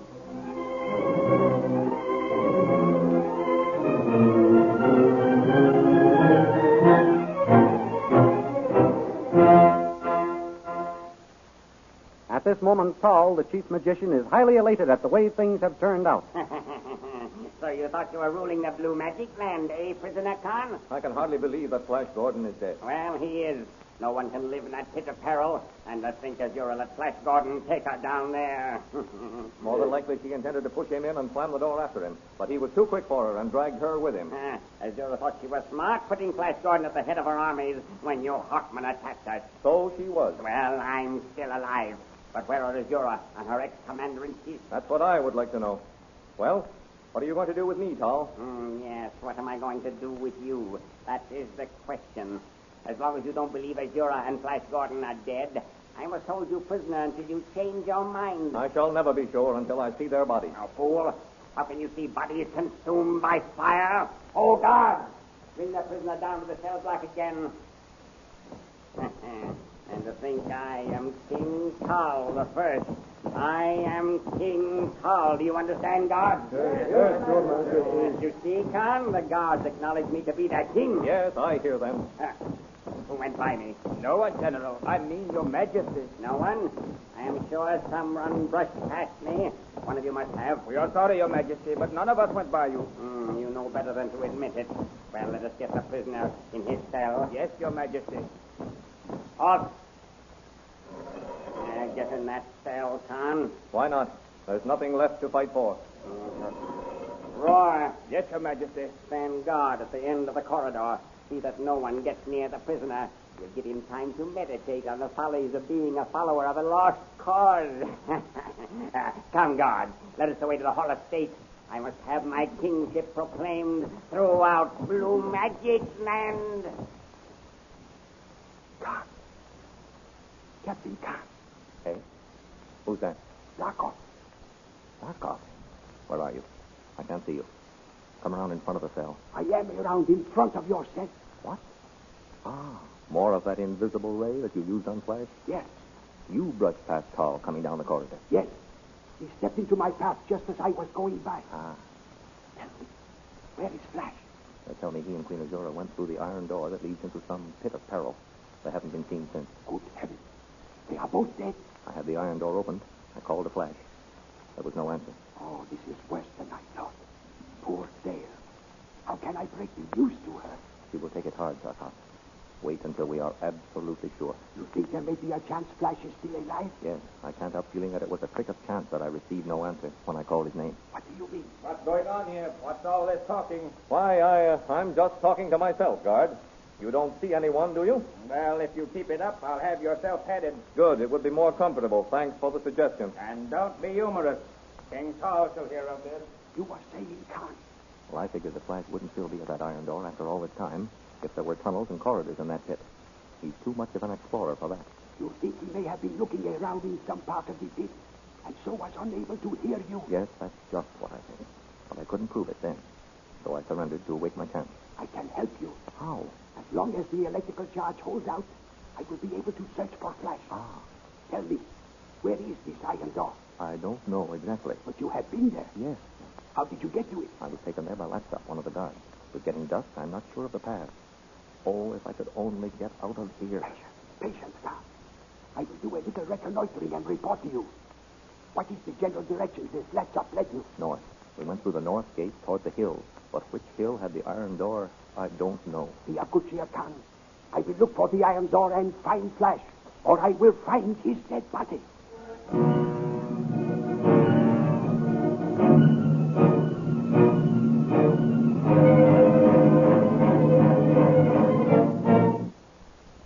While his friends are planning to search for him, Flash is running down corridor after corridor toward the iron door, followed by Azura and pursued by the tribe of dwarfs. Hurry, Azura. Hurry. This way. I'm hurrying as fast as I can, Flash. Can't be far now. This pit can't be very large. But it's got endless passages, Flash. We must be careful not to take a blind turn and land up against the wall. This is a great time to think of that, Azura. Oh, I've been thinking of it. Each corner we've rounded. Those little fiends are still after us. We can outdistance them. If we get to that iron door, we're safe. Oh, hurry, Flash. What's down that turn? I see it. The iron door, Azura. We've made it. We're safe. Flash! What's the matter? You all in? No, the door is barred from the outside. Oh, it is. That makes it tougher. I'll beat on it and see if any of our soldiers are standing guard. Help! Help! It's your queen, Azura. No use, Azura. Here come the dwarfs. Stand behind me. I'll hold them off as long as I can.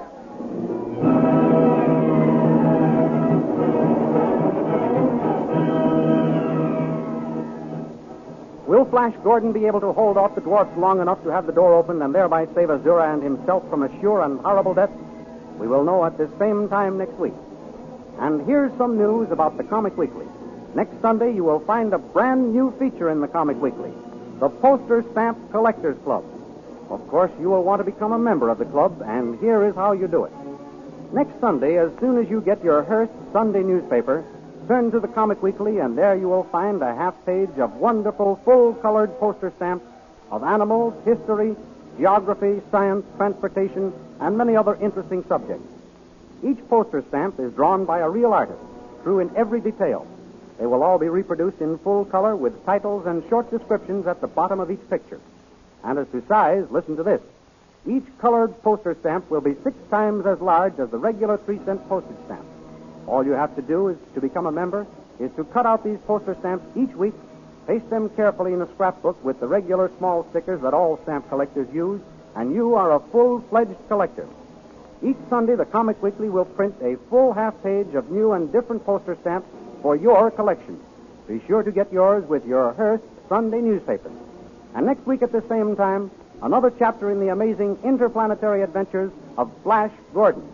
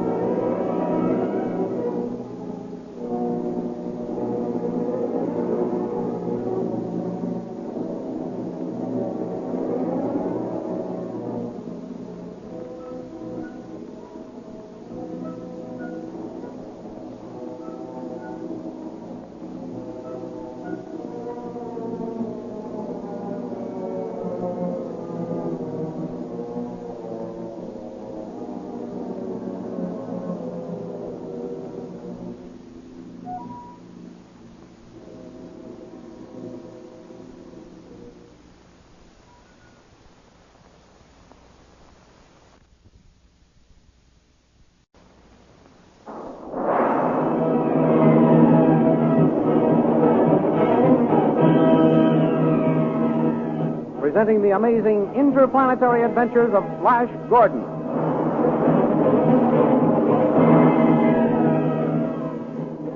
Last week, Flash Gordon saved Queen Azura's life by throwing Hoko, king of the Death Dwarfs, into his own fiery pit. Then he and the Witch Queen raced for the iron door leading to freedom. In the meantime, Dale and the invisible Zarkov managed to enter the palace. Then Zarkov made his way to where General Tal was putting Khan, the Hawkman, into a cell. From Khan, the scientist learned what had happened to Flash and Azura. Although Khan had only a theory about Flash's being still alive and was unable to tell Khan exactly where the iron door was located, the great scientist decided to search for it before his invisibility wore off. At that moment, Flash and Queen Azura reached the iron door in their mad dash for freedom.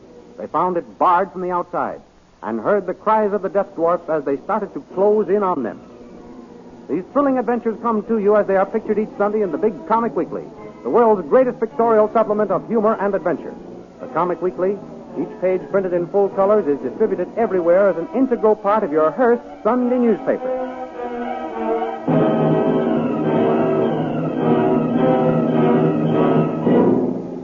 Now we continue the story. Brandishing the spear of the dead dwarf king, Flash Gordon places himself between Queen Azura and the howling mob of half-sized men closing in on them as they stand at the barred iron door. Here come the dwarves, Azura. Stand behind me. I'll hold them off as long as I can. Oh, you're a brave man, Flash, but I'm afraid there are too many for you. There'll be quite a few less pygmies walking around by the time they get me, Azura. Oh, I'm sure of that, Flash. Why, they seem to be in a conference. Why don't they attack? I don't know. I wish they'd hurry up and come out of the huddle. The suspense is worse than the actual fighting. I'm going to pound on that door again. Somebody must be out there. Help! Help! This is Azura, your queen. Calling all doors! Save your voice, Azura. It's no use. I guess you are right, Flash. I know I'm right, this time. But I was a fool not to listen to you, Azura, in the first place. It's all my fault that we're in this tough spot. Well, I know apologizing won't save our lives, but I want you to know I'm sorry I've risked your life. I only wanted to capture you as a hostage in order to conquer Tal and your army. I believe you, Flash. And while apologies are in order, I'd like to ask your forgiveness for the way I've treated you. It was only because I loved you. May I remind you of the saying, all fair in love and war? It's only fair to remind you, Azura, that I love Dale Arden, and I always will. I know that. But for once and for all, I beat her out. What do you mean? Look, here come the dwarfs to attack us. You may love Dale Arden, but I shall be the one to die with you.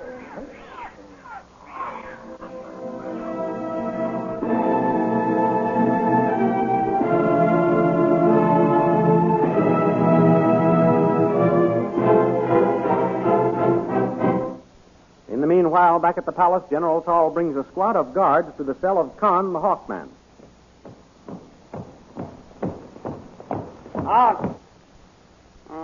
Well, Prisoner Khan, what have you to say for yourself? Just that this cell isn't as comfortable as it might be, Tal. You are pleased to jest.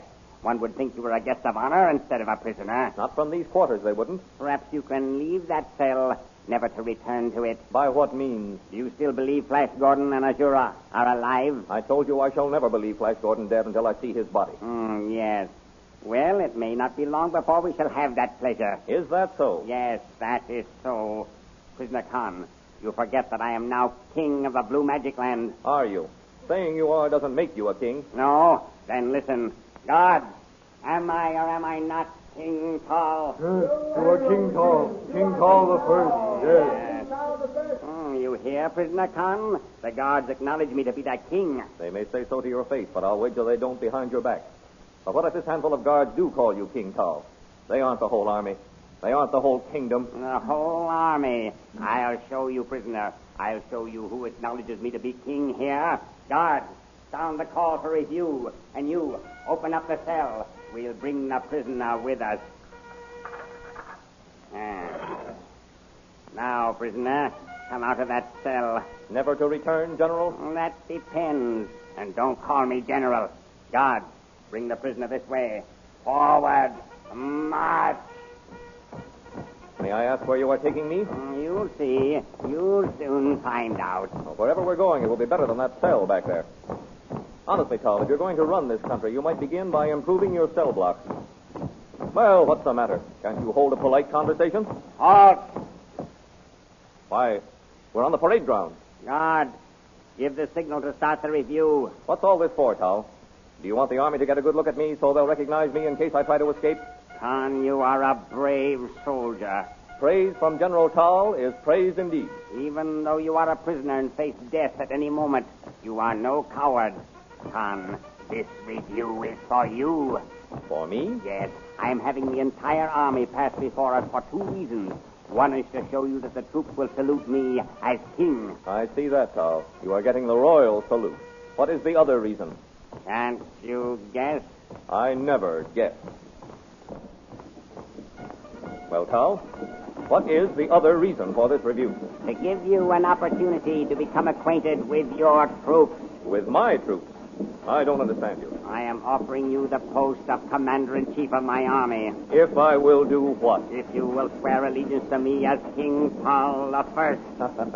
You can call off your review, Tal. You will not swear allegiance to me? Most emphatically, no. Very well. Guard, stop the review. Take the prisoner back to his cell and keep him there for the rest of his life.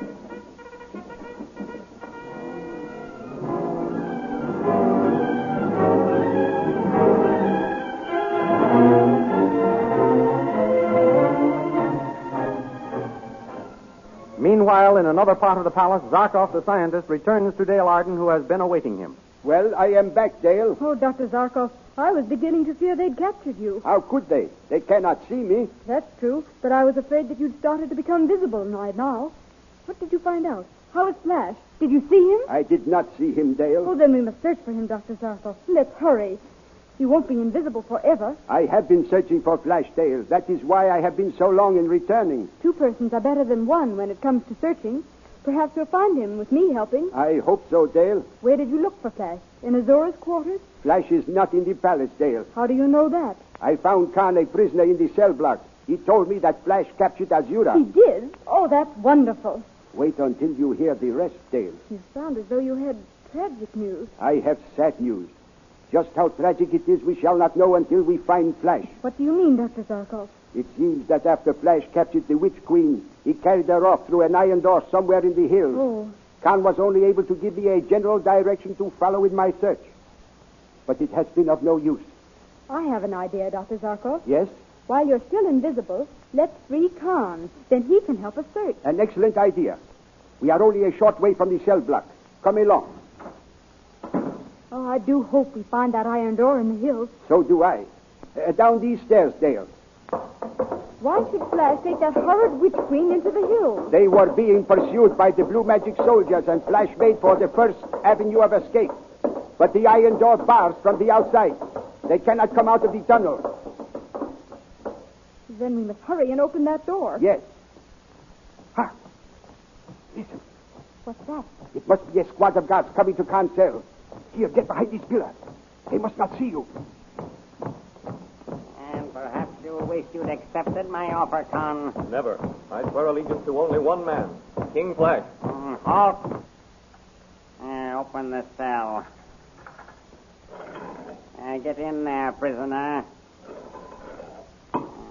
Forward. Forward, march.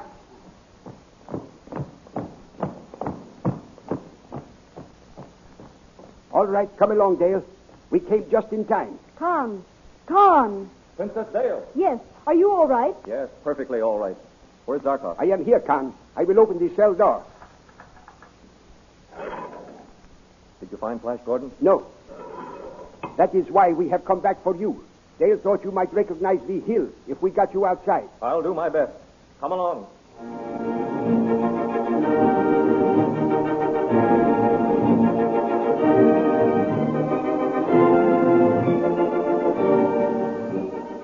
Back in the tunnel of the Death Dwarfs, Flash Gordon is valiantly resisting the attack. Come on, you pygmies! Good work, Flash. You are holding them off wonderfully. I hope I don't get tired before they do. Why, you...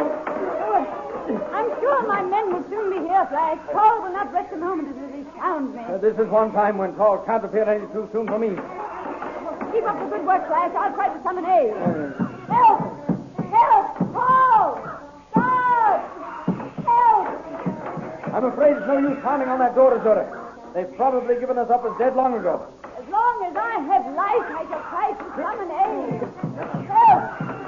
Help!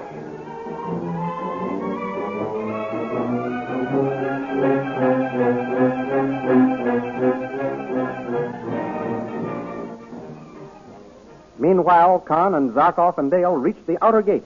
Now for the hill. Which one? Well, it's either... What? Why, I can see you, Zarkov. Yes, you've become visible. So I have. It is a good thing we got these robes off the guard. Well, it is do or die from now on. No more reconnoitering until I build another machine. Oh, I do hope we can find that iron door. Which hill is it, Con? Let me see. It's either that one or that one over there. Suppose you take that one, Con. Dale and I will try the other one. Very well. Take this ray pistol, Con. Thanks. Goodbye, Princess Dale, and good luck. Thanks, Con. Same to you. Now, let us see. Look out. Here comes an officer of the guard. Quick, Dale. Pull up the hood of your robe.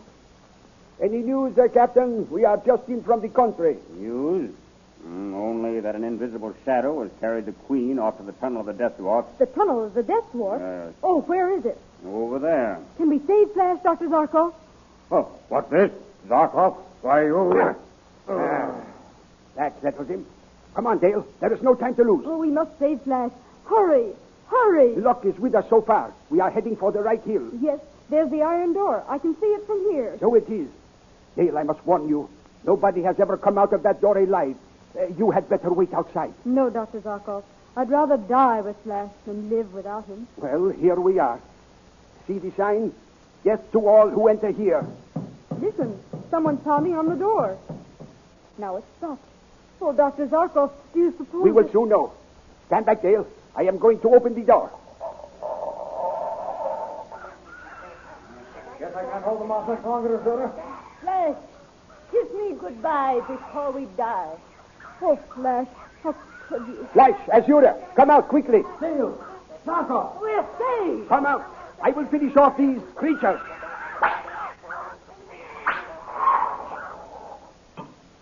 Dale, darling, you don't know how glad I am to see you. Don't touch me, Flash Gordon.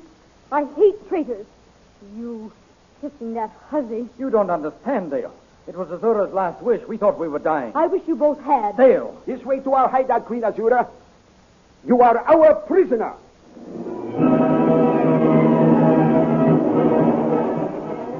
Did you get your colored poster stamps in the Comic Weekly last Sunday?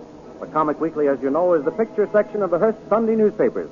And each week it contains a half page of wonderful full-color poster stamps of animals, ships, American history, famous persons, flags, and many other interesting subjects.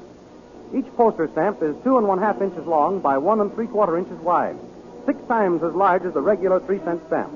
I have one in front of me right now.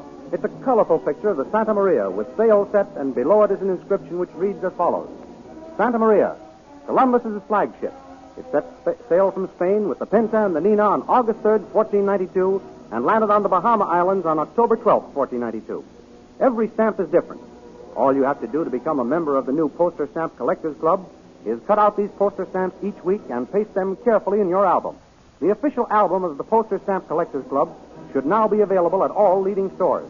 So be sure and get your poster stamps in the Comic Weekly section of your Hearst newspaper next Sunday.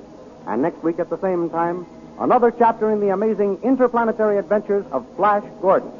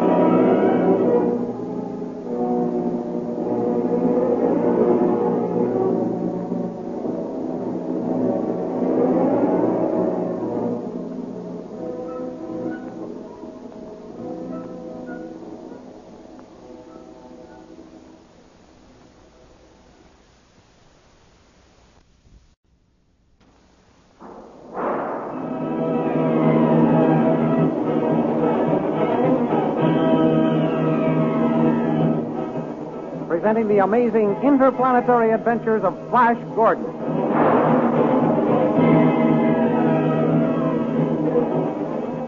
Last week, Flash Gordon defended the Witch Queen Azura from the attack of the Death Dwarfs. Tal, having proclaimed himself King of Blue Magic Land, offered Khan the Hawkman the command of the army if he would swear allegiance to him. Khan refused. Unable to find the hill with the iron door through which Flash and Azura had disappeared, Zarkov returned to Dale. She suggested that they free Khan and let him direct them to the hill. When Dale and Zarkov reached the iron door in the hill and opened it, they found Azura in Flash Gordon's arms. Zarkov hurried them out of the tunnel, killed the dwarf. Then he took Azura prisoner. These thrilling adventures come to you as they are pictured each Sunday in the Big Comic Weekly, the world's greatest pictorial supplement of humor and adventure. The Comic Weekly, each page printed in full colors, is distributed everywhere as an integral part of your Hearst Sunday newspaper.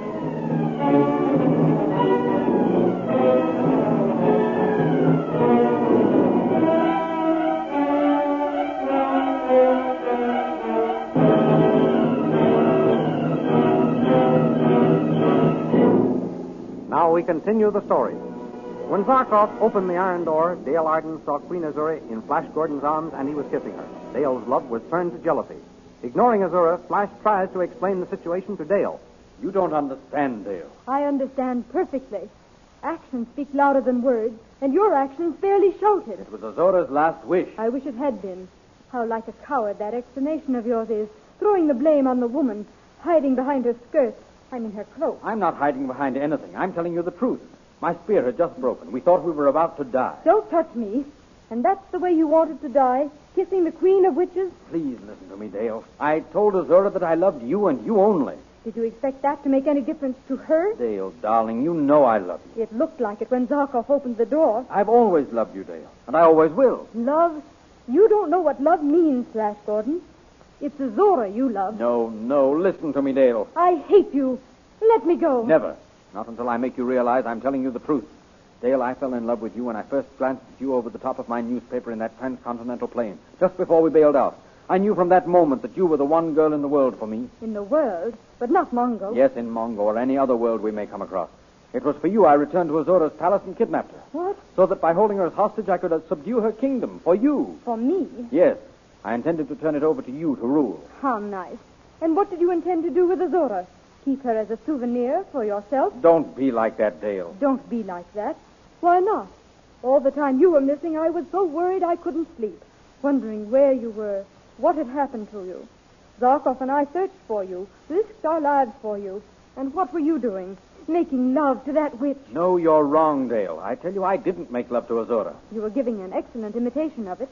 If you weren't making love to her, what do you call holding her in your arms and kissing her? The only reason I kissed her was because she asked me to. Oh, indeed.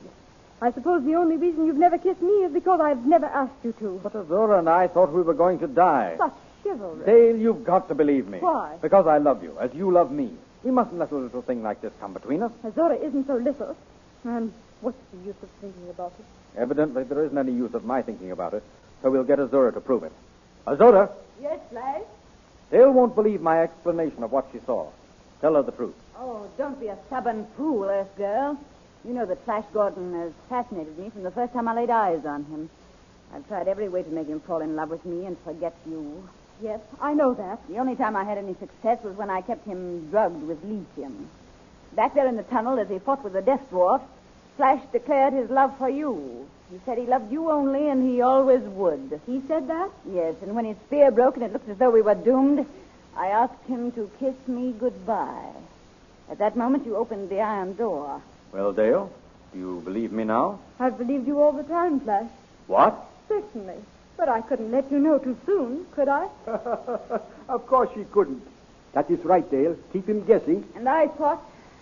Well, what does it matter what I thought? I was wrong. Now that we have that little matter taken care of, we must take care of our beautiful and valuable prisoner.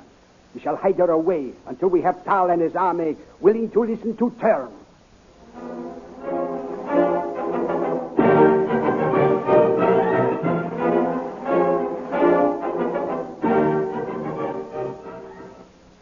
Meanwhile, Tal inspects the fortifications of his newly acquired palace. Roar, let down the drawbridge. Yes, it works very smoothly. See that it is kept in the same good condition. Come, Roar, we will have a look at the sentry gate. Yes, Your Majesty. The moat looks dry. See that more water is let in. Keep the level up to that iron hook. Yes, Your Majesty. What is that, Roar? We call for the changing of the guard, Your Majesty. Good. Let us wait and see how well they do it.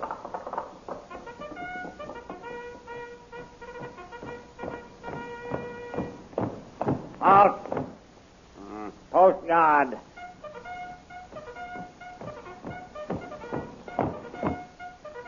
What are the orders for this post? Stand guard constantly. Pace the distance between the arch of the gate, pivoting always with the face turned looking outward. At any unusual sight, notify by bugle the commandant of the guard. Challenge all who draw near. If challenge is unheeded, start firing. Very good. Relieved guard, fall in. Forward. March.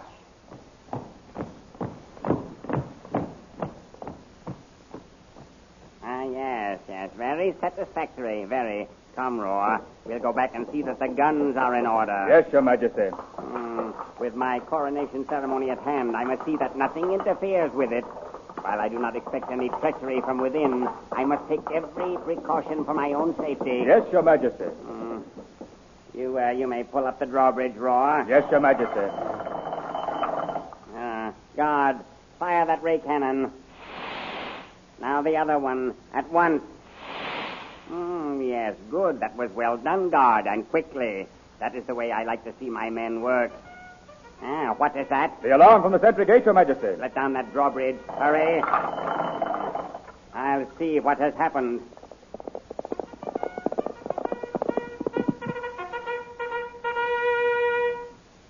Sentry, what is the trouble here? There's a man running this way from the hills, Your Majesty. Give me the cytoscope. Yes, I see him. Why, it's Khan. Khan, how did he escape? I do not know, Your Majesty. No matter. I'll capture him again myself.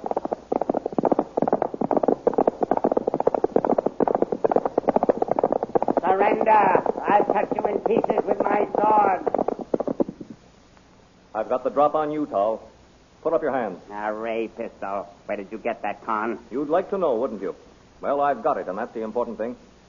Get down off that horse. What are you going to do? As you said to me once, Tal, you'll see. You'll soon find out. I warn you, it's useless for you to think you can escape. My men all know you. They'll find you wherever you may go. Will they? I'm not so sure about that. Tal, I've been waiting for this moment for a long time. You're so brave and mighty with a squad of guards at your back. How does it feel to be alone with a man who is more than a match for you? I haven't met such a man yet. Brave words, Tal, but it's an idle gesture. Out here, I can kill you before your soldiers can arrive. That would do you no good. They will kill you on sight. You think so? Are you willing to risk it? You heard my guards acknowledge me to be their king? I heard your guards acknowledge you as King Tal the First, not their king. A soldier obeys his superior, no matter if a superior is wrong. I'll show you who's wrong. Put down that ray pistol. Not until I'm ready, Tal. I have something to say to you first. I'll say it quickly, then. My soldiers will be out here any moment, and you'll be a dead man. Tal, when I let you put me in that cell, I thought there was nothing left to fight for. Well? Now I find there is. What do you mean, Con? I mean Princess Dale. She's still alive, and I'm going to take over the Blue Magic Land for her. You won't live long enough. We'll see about that, you and I. We will? Yes, you were willing to make me commander of your army if I would swear allegiance to you. I see. You'll do that if I make the Earth Girl queen? No, I'll do it if you beat me in fair fight. You will? Yes. But if I win, Princess Dale will rule Blue Magic Land. And if I refuse to agree to your terms? I'll kill you where you stand. I agree. Then break your sword in half, and I'll empty this ray pistol. What is this, a trick? No, we'll fight with bare hands. Break that sword. Very well. Good. Here goes the ray pistol. Now, Tal, put up your fists and defend yourself. This is a fight to the finish.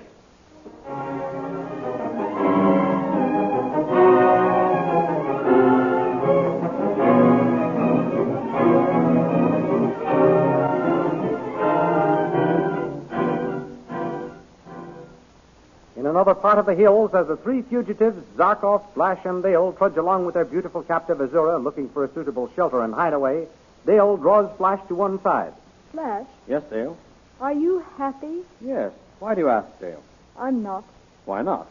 I've been doing a lot of thinking lately, in between worrying about you. In fact, it was the worrying about you that got me to thinking. What have you been thinking about? About the Earth. We've been up here in Mongo for, I really don't know how long. Isn't it time we were going home? Just when we've got Azura captured and can take over the kingdom of the cave world? Yes, right now. Let's give up this conquest business and try to find our way back to the Earth. I'm tired of risking our lives at every turn we make. Well, we have had some thrills, I'll admit, Dale, but that's all part of the game. A game I don't care anything about, Flash. I'm sick of being taken prisoner and treated like a slave. I'm sick of going around in odd-looking clothes. I want to go back to the Earth. Take me back. I can't take you back, Dale. I have no idea where the Earth is. And even if I could, it's asking a lot to give up conquering this kingdom. I've got a winning streak on. I can't break my luck. If you keep on, you'll break your neck. Oh, Flash, darling, can't you see? This isn't going to get either of us anywhere, really. You and I are Earth people, Flash. We belong on the Earth. You're tired, Dale. We ought to find shelter soon, and then you can rest. Why, after you've had some food and sleep, you'll laugh at such talk. Think of it. You'll be a queen. I'd rather be a citizen back on the Earth than queen of all this funny universe. Flash! Dale! What is it, Zarkov? A scout patrol. We have been sighted. They are coming down that trail ahead and will cut us off. What did I tell you, Flash? This is the end of it. Don't you worry, Dale. Perhaps that's some other band of men. Azura, Yes, Flash? are those men part of your army? Yes, they are my chief scouts. Your friend Zarkov just noticed them, but I've been watching them for some time. They have dismounted. They are advancing on foot with leveled flame guns. Oh, we're doomed to a fiery death. Be brave, Dale. We'll die together. Zarkov and the girl and Flash Gordon. Shoot them down. Halt, soldiers! On your knees to your queen. Captain, the Earthman has saved my life. He is henceforth your king, in fact as well as in name. Flash Gordon and his friends are to be escorted to my palace in honor and safety. What? Do you hear, Flash? You are king of the cave world now. Do you really mean it, Azura? Yes, Flash. Oh, now we'll never get back to the Earth. My queen, it is my duty to warn you. Warn me of what? The army remains loyal to you, but in your absence, Tal has seized the throne.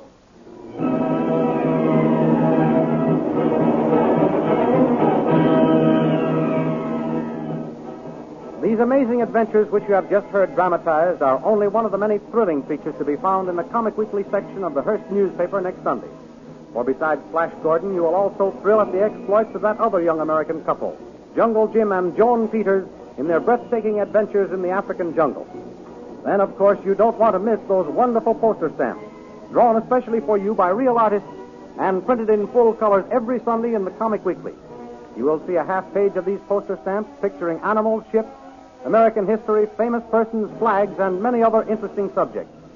Each poster stamp is 2 1/2 inches long by 1 3/4 inches wide, 6 times as large as the regular 3-cent stamp. If you are not already saving these stamps, be sure and start next Sunday and become a full-fledged member of the new Poster Stamp Collectors Club. All you have to do is cut out these stamps each Sunday, paste them in your album, and you're a member. The official album of the Poster Stamp Collectors Club should now be available at all leading stores. So goodbye until next week at the same time, when we will be back with another chapter in the amazing interplanetary adventures of Flash Gordon.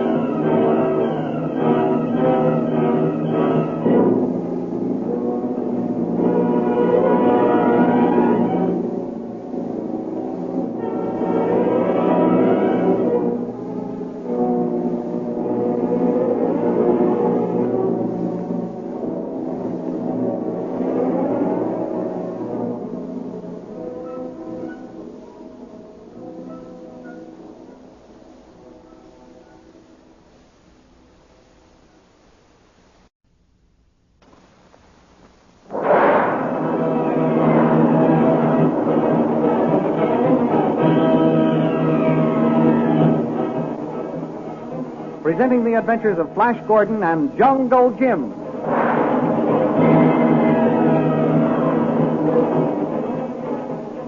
Last week, Flash Gordon reconciled Dale Arden with his explanation of why he kissed Azura. And Dr. Zarkov, the scientist, declared they would hold the Witch Queen as hostage until they could bring Tal to terms. Back at the palace, Tal sees Khan running toward the castle from the hills and rides out to capture him. But Khan, with a ray pistol, captures Tal and forces him to break his sword. Then the two men fight hand-to-hand in a battle to the finish.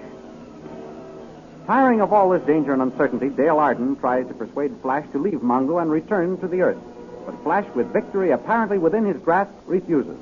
At that moment, a blue magic scout patrol overtakes them, and Queen Azura surprises them all by declaring Flash Gordon king of Kira and the cave world.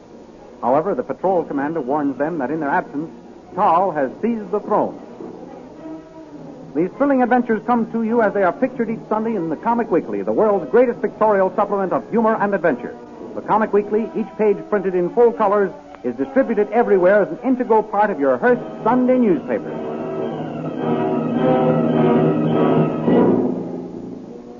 Now we continue the story. So Tal has seized the throne, has he? The ingrate, I'll have his life for this. And I'll settle once and for all with that fellow. It will take some planning, lads. Remember, he has control of the palace and the fortifications. Yes, Flash. We're on the outside looking in. There must be some way of overthrowing this treacherous despot. What's the matter with charging suddenly at night with the forces I have at my command here? It might work. My king, if I may be so bold, my patrol would be as nothing against the guns of the entrance gate. I suppose you're right. Of course the captain is right, Flash. We must do it some other way. Wait, Captain. My queen?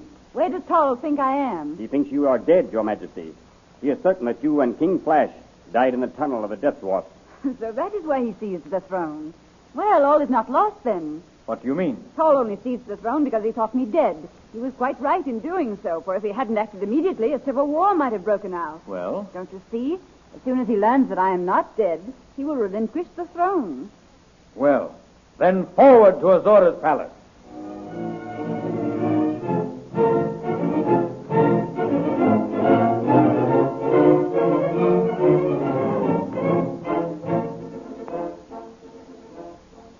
Meanwhile, back on the plains before the palace walls, Tal and Khan fight hand-to-hand for supremacy.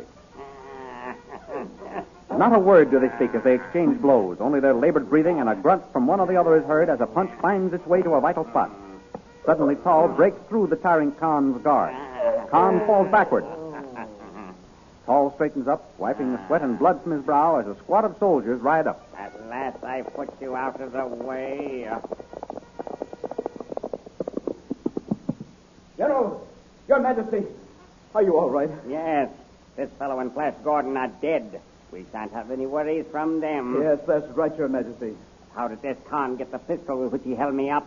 One of the sentries on the top tower said he saw another figure with the ex-prisoner going towards the hills a while ago, Your Majesty. Then that explains it. Khan was rescued by his friend, that Earth wizard, Zarkov. But we haven't seen any sign of Zarkov, Your Majesty. Oh, he must have gotten by you somehow, fool. But he couldn't have, Your Majesty. We'll see about that. Come back to the palace. Squad forward. Gallop.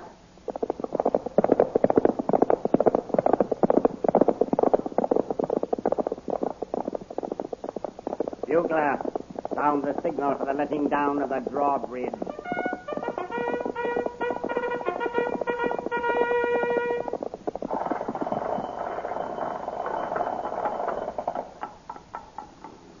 Squad, patrol this gateway. I shall go in the palace. And remember, this time I'm to have a signal no matter who comes within range of your vision. Well, guard. What happened to you? Your Majesty, it wasn't my fault. What wasn't your fault? The girl. What girl? Dale Arden. Rode up to the gate and asked to be taken to Flash Gordon. I started to lead her to the captain of the guards. Yes. When my rifle was snatched from my hand and I was attacked. The girl. So that's how Khan got free, eh? No, Your Majesty. Well? I heard that Earth scientist's voice, although I couldn't see him. That Earth wizard. Some more of his magic. He was invisible like Flash Gordon. Yes, Your Majesty. When I came to, I was stuffed into a closet and all bound and gagged. Yes. My comrades just found me. Good. I'm glad you were saved in time. Thank you, Your Majesty. So Zarkov and Dale Arden are still alive, eh? Men, scour the lane for them. Bring in their heads.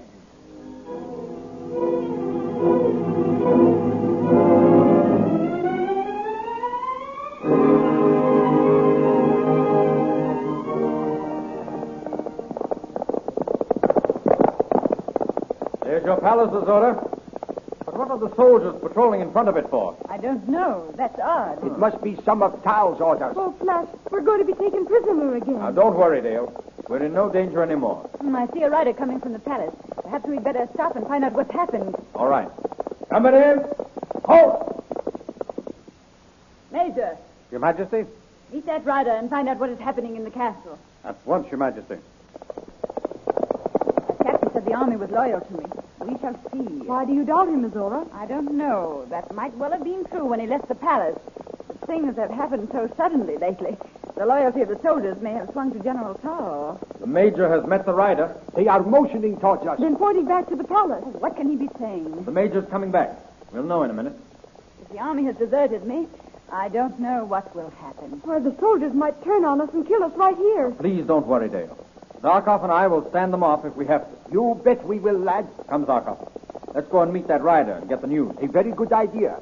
If it is bad news, we can see that it does not get out. Well, Major, what's the news? The ex-prisoner Khan has been killed, Your Majesty.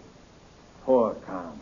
That's terrible. He was a brave and loyal soldier. And Tal has issued orders that his men are to scour the country for Dr. Zarkov and Dale Arden. These soldiers patrolling the gate are watching for you, Dr. Zarkov. He thinks you are dead, lad, along with the Queen. Yes? Well, here's where we pull him. How? You'll see. Azura, Dale. Yes. Come here, please. Zarkov, those soldiers are going to let us in the castle without a challenge. You called it? What is it, Flash?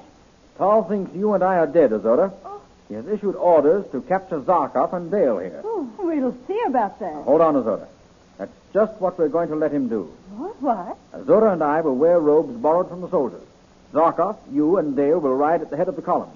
The guards will be so glad to see you, they won't notice us. As soon as we get inside the gates, we'll throw off the robes and take possession of the throne.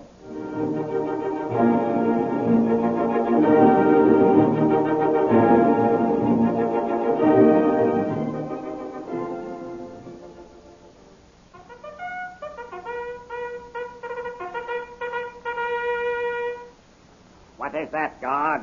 The sentry gate, Your Majesty. Zarkov and Dale Arden have been sighted approaching at the head of a company of scouts. They have been captured? Good, excellent. See if they are brought here directly. Gentlemen, rejoice. The Queen lives. What's that you say, Major?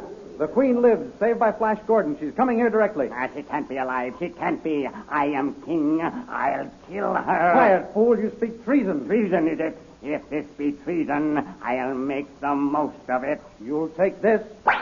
Death to the traitor. Long live Queen Azura. What has happened? happened here? Look, Tar lying on the floor. He must be dead. Is Tar dead? Forgive me, O Queen, but he wanted to kill you. So I shot him down. Oh, there is nothing to forgive, Major. You did your duty, and you shall be rewarded. And now, soldiers, salute your king, Flash Gordon. It is my wish and my command. Present arms. Thank you, men. Dismissed.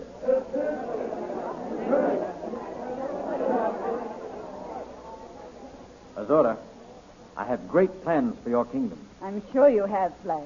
The very first thing we must do is construct a spaceship of some kind and take a good look at the kingdom as a whole. It would take much too long by horseback. A splendid idea, Flash, but there's no one in my kingdom who knows anything about ships of the air. Never mind, Azura.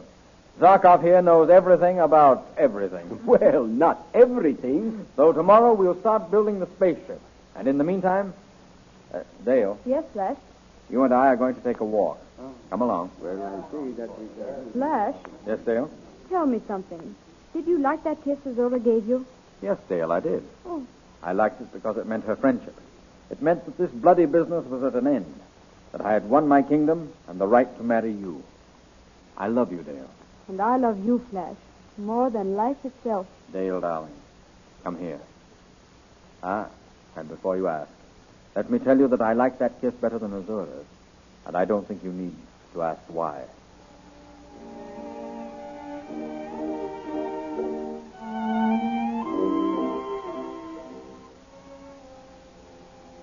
After a time, Dr. Zarkov completes the building of the spaceship.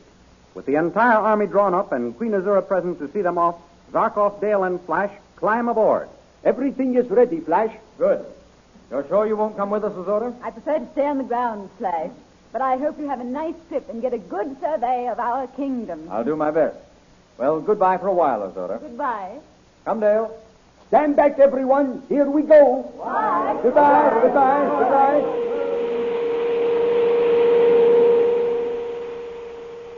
It feels good to be in the air again. You bet it does. Don't you think so, Dale? Yes, Flash. But where are we heading, Dr. I am Zarkov? going to test the ship for altitude. Then we will just cruise over the kingdom and map it for Azura. Goodness, how quickly the palace disappeared. Yes. This is a much faster machine than the rocket ship, isn't it, Zarkov? Much faster, lad. It was a good thing we managed to salvage the instruments from the old wreck of Ming's spaceship.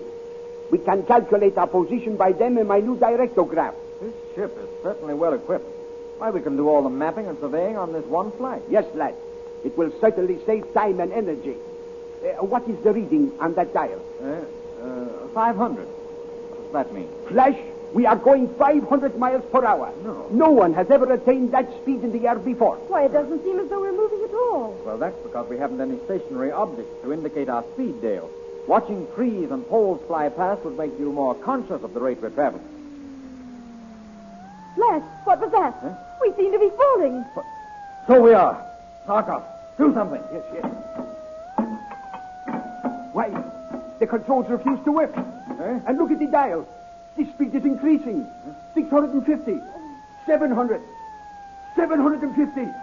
900. 1,000. We're falling at 1,000 miles an hour. Oh, Flash. Don't be frightened, Dale, darling. I'm with you. Oh, but we'll be killed. Well, let's hope not, Dale. Can't you do something, Zarkov? Yes, I'm trying. Let me look at the directograph. Oh, Flash, this is awful. Never mind, dear, never mind. Be brave. Well, Zarkov, where will we land? Just a minute. I want to be sure. Sure? Sure of what, Dr. Zarkov? We have, Flash, Dale. We have left the gravitational influence of the planet Mongo. Oh, what will become of us? Where are we heading? We are now being drawn towards the Earth. The Earth? Yes. But whereabouts on the Earth, Zarkov? I don't know.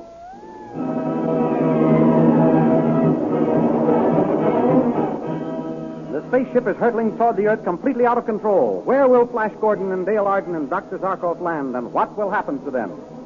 These amazing adventures which you have just heard dramatized are only one of the many thrilling features to be found in the Comic Weekly section of the Hearst newspaper next Sunday. For besides Flash Gordon, you will find that other daring American adventurer, Jungle Jim.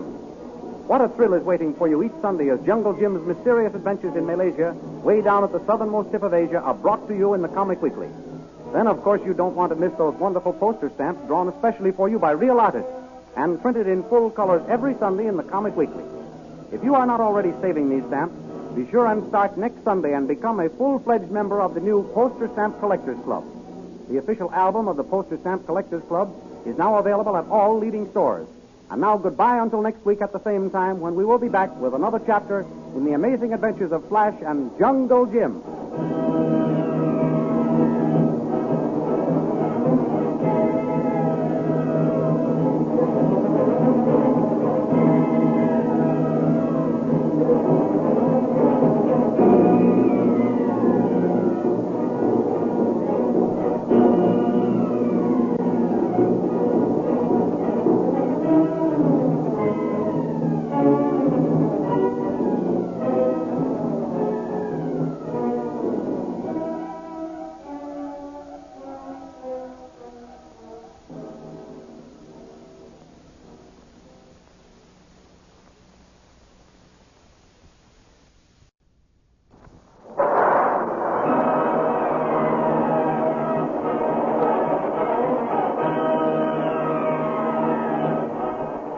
Presenting the adventures of Flash Gordon and Jungle Jim.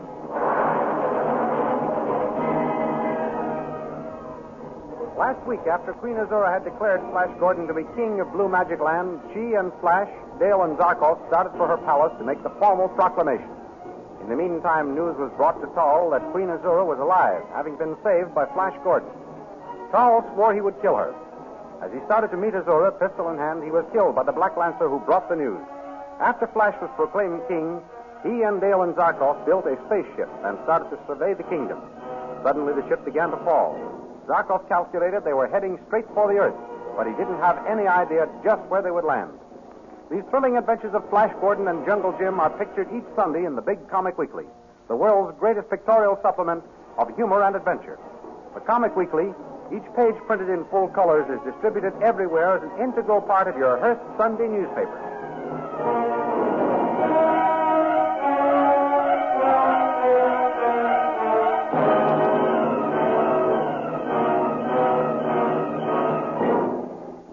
The spaceship containing Dr. Zarkov, Flash, and Dale is falling away from the planet Mongo towards the Earth.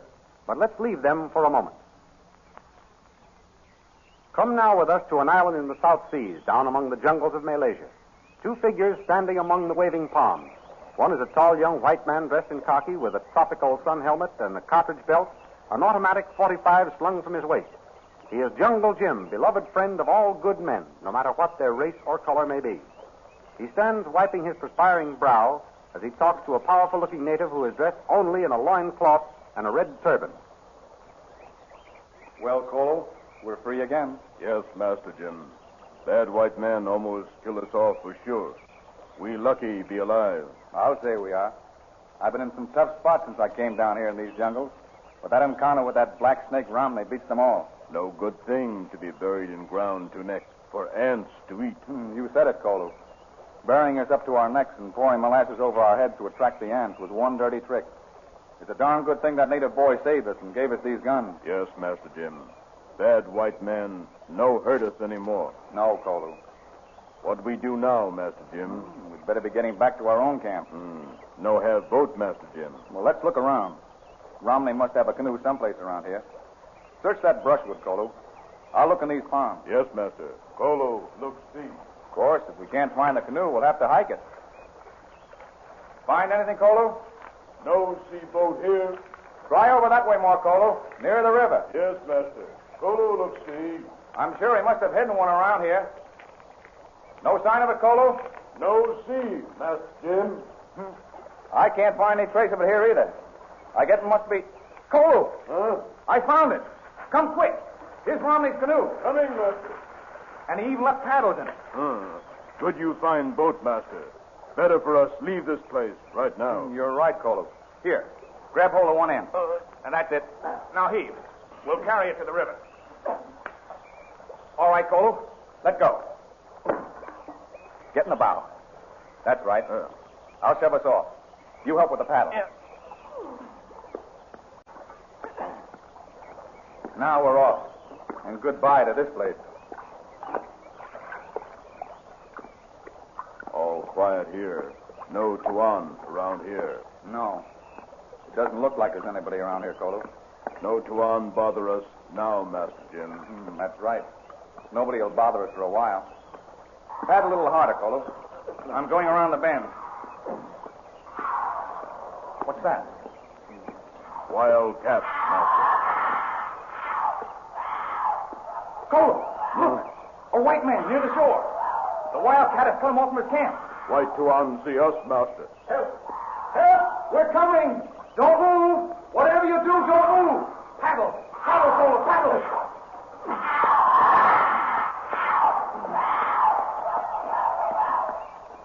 Now, hold it steady, Colo. I'll get a beat on the pack. Good shot. I say, how can I ever thank you? Pull in the shore, Colo. Don't try. Glad I happened along. Let me give you a hand. Oh, thanks. You were in a tight spot, sir? Yeah. Bless my soul, I should say I was. Allow me to introduce myself. My name is Chalmers, the Reverend Manley Chalmers. Pleased to meet you, Reverend Chalmers. I'm called Jungle Jim in these parts, and this is Kolu. Delighted to know you both, I'm sure. Come and meet my wife. We pitched camp up there for the night. We're on our way to our new mission. Mission? You work for one big fella, Master, on top in the sky? Yes, my friend. I am engaged in the work of God. But where did you learn of him? From Mr. Jim here? Yes, Tuan. Also from other mission Tuans. Hear all about when die. Go on top along. Good fella, Master. Kolu is a good boy, Reverend. I'm sure he is. By the way, have you had your dinner? Well, no. Then you must come and have some with us. I've just come down to the river for some water when that wildcat sprang out from the bush and cornered me. I'll get the water now. Manley? Manley! What happened? Quite all right, my dear. No cause for alarm. This young man just shot a cat. Oh, I was so frightened when I heard the shot. I was afraid you'd run into bandits. Mary, my dear, allow me to present Jungle Jim. Oh, how do you do? Pleased to meet you, ma'am. And this is Kolu. Kolu? Yes, sir. Oh, thank goodness it wasn't anything more serious than the shooting of a cat. Yes, my dear. I've invited Jungle Jim to have dinner with us. Why, of course. It'll come right on up to camp. Oh, thanks, ma'am. Kolu. Yes, Master. Pull the canoe well up on shore. Yes, Master Jim. Lonely bit of a place to have darkness overtake you, isn't it? Yes, Reverend. But Kolu and I know our way around here pretty much. You're a stranger hereabouts. Yes. That makes a difference. All the difference between being safe and being attacked by heaven knows what. I've my motorboat moored in that little cove around there. Mrs. Chalmers feels better sleeping on the land, so whenever night is coming on, we stop and pitch camp. Are you a trader, young man? No, not exactly, ma'am. I came down here originally to capture wild animals and train them for circuses. Oh? And then the first thing I knew, I was getting into one adventure after another. I see your point. You're an adventurer. Well, in a manner of speaking, but not the way you mean, sir. I try to right wrongs, not make them. Yes, of course. There are adventurers and adventurers, my dear chap. Oh, for instance, there was a man named Dirk Romney who called himself Hawk Brutus. Was? Is he dead? Yes, ma'am, he's dead. He died very suddenly. Well, as I was saying, this Hawk Brutus was chief of a band of river pirates. He was the black sheep of a good English family. Oh. You may have heard of his brother, Craig Romney, Reverend. Craig Romney? Yes, indeed. Well-known explorer. Died someplace down here, I believe. Yes, I buried him. Indeed. He was murdered by his brother Dirk. Oh. And his wife and baby were kidnapped by the pirates. How terrible. They held me up as I was starting out in my canoe. I was unable to rescue the woman because they threatened to throw her and the baby overboard unless I surrendered. What? At that time, I had no idea who she was. How did you find out? As the big war canoe came near me, I saw the young woman put the baby's nursing bottle into the water. After they left, I got it and found a note inside telling me her name. I say, but how did you find her husband? I figured it out. The woman's clothes were crisp and fresh-looking, so her camp couldn't have been far away. Very clever. I noticed the direction from which the war canoe came, went that way, and soon found the Romney camp. And the young woman's husband was dead? Yes, ma'am. And so were his two assistants. Oh, my. Well, I buried them and raised 2 wooden crosses over the graves to mark the spot. I'll show you where they are, Reverend. Your people back in England may be interested. Indeed they will. Thank you. I'll see that the bodies are taken back home. But how did you know the brother had committed the crimes, young man? Well, ma'am, I found Craig Romney's diary in which he said there was only one man in the world he feared, his brother. By Jove, why, this is like a mystery story, isn't it, Mary? Yes, indeed. How did you locate the missing brother? By accident. That night, as I slept by my campfire, the diary was stolen from my kit bag. In the morning, I saw imprints of bare feet in the sand. I followed and came upon a sprawled body. Of the other Romney? No, it was a native. With his dying hand, he managed to scrawl in the sand a statement that he had stolen a book from Hawk Bruder. And Bruder, when he got it, shot him down. Ghastly. Well, I figured that book was only of vital interest to one man. To Craig Romney's brother? Exactly. I trailed this Hawk Bruder, but got captured by him. But how did you escape? The brother of a native Bruder killed in cold blood saved us and brought us revolvers. When he took us to where Bruder was, Bruder made a move to shoot me, but my hand was quicker than his. Yes, we understand. Oh, thanks, Reverend. Well, Kolo and I were starting back...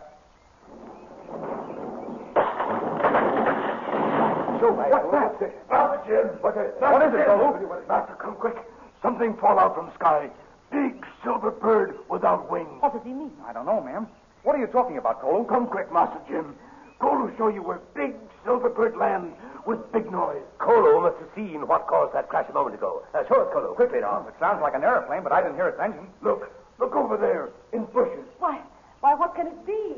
Bless my soul, I never saw such an odd machine. It's some kind of airplane. There must be somebody in it. Come along, Reverend. Certainly, I'm right with you. But, where could it have come from? Well, that's what we'll find out in a minute. If anyone's left alive to tell us. Hurry, Kolo. Yes, sir. Hurry, Reverend.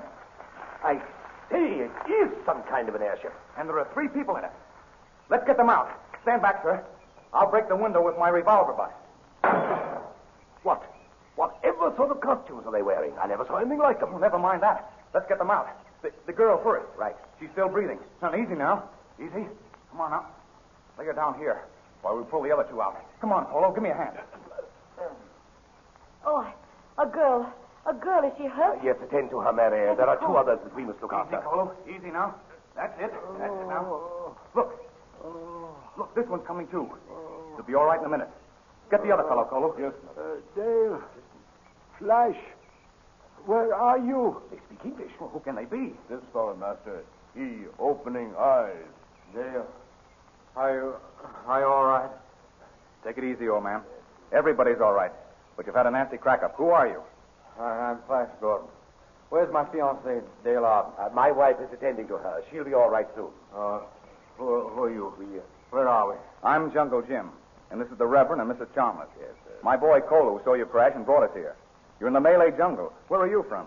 Mongo. Mongo? The girl is asking for someone by the name of Flash. Oh, Dale, darling, I'm here. Are you all right? Yes. Are you all right? Where are we? We're back on the Earth, dear. Somewhere in the jungle. Flash. Dale. Yes, Zarkov. We're safe and among friends. Thank God. Amen. Where is this place called Mongo? Don't ask me. Ask Dr. Zarkov there. It is a newly discovered planet. We landed there in a rocket ship and were marooned. Zarkov, are you the famous Dr. Zarkov who was lost about 2 years ago? Yes. Somebody still remembers me. Remembers you, of course. What a sensation when the news gets out. Imagine you're returning. I'm sorry, but I don't know what this is all about. Well, it's a most fascinating mystery which will no doubt now be cleared up. Yes, that's right. It's a long story, but right now we'd like some food and some sleep. And some decent clothes. And you shall have all 3. My camp is right over there. Thank you. Are you able to walk, Dale? Yes. My head aches, but I'll be all right soon. We are lucky to escape without serious injuries. Or worse. You are indeed. Where were you going, Gordon? Well, that doesn't matter now. But since we're here, we're going to get back to the good old USA as soon as we can. Well, after you've recovered from your crash, we'll see about getting you to the mainland somehow. You can get a boat from there. Thanks. You see, Dale and I want to be married as soon as possible. That's why we're in such a hurry to get back to civilization. I see. Well, of course, that's sort of out of my department, but maybe the Reverend here can fix you up, Gordon. Oh, will you, Reverend? Yes. Will you, sir? Well, that is something that can't be decided in a hurry, my young friend. Suppose you come back to my camp and we'll talk it over.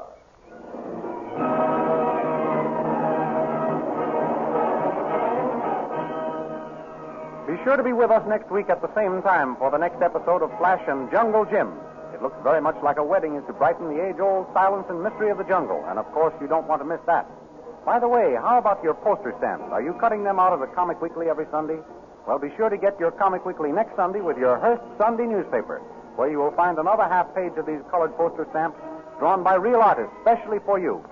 And then next week at the same time, be our guest at a real jungle wedding, which will feature the next chapter in the adventures of Flash and Jungle Jim.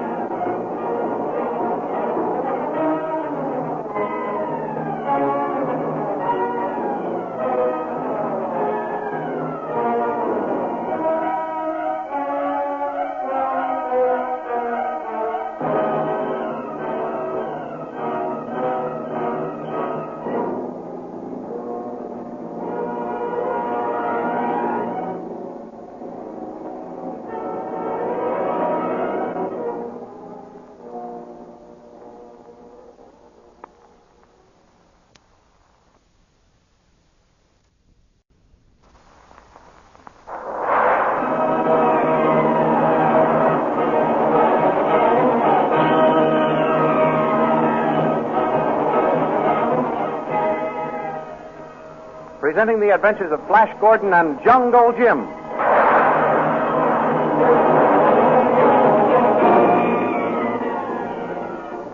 Last week we met Jungle Jim, gentleman adventurer, down in Malaysia. With him was his faithful man, Kolu. They rescued a missionary, the Reverend Manly Chalmers, from a wildcat and were invited to stay for supper with him and his wife. While they were getting acquainted, there was a terrible crash. Kolu came running with the news that an airship of some kind had landed in the bush. Jungle Jim and the missionary, closely followed by Mrs. Chalmers and Kolu, ran to the wreck.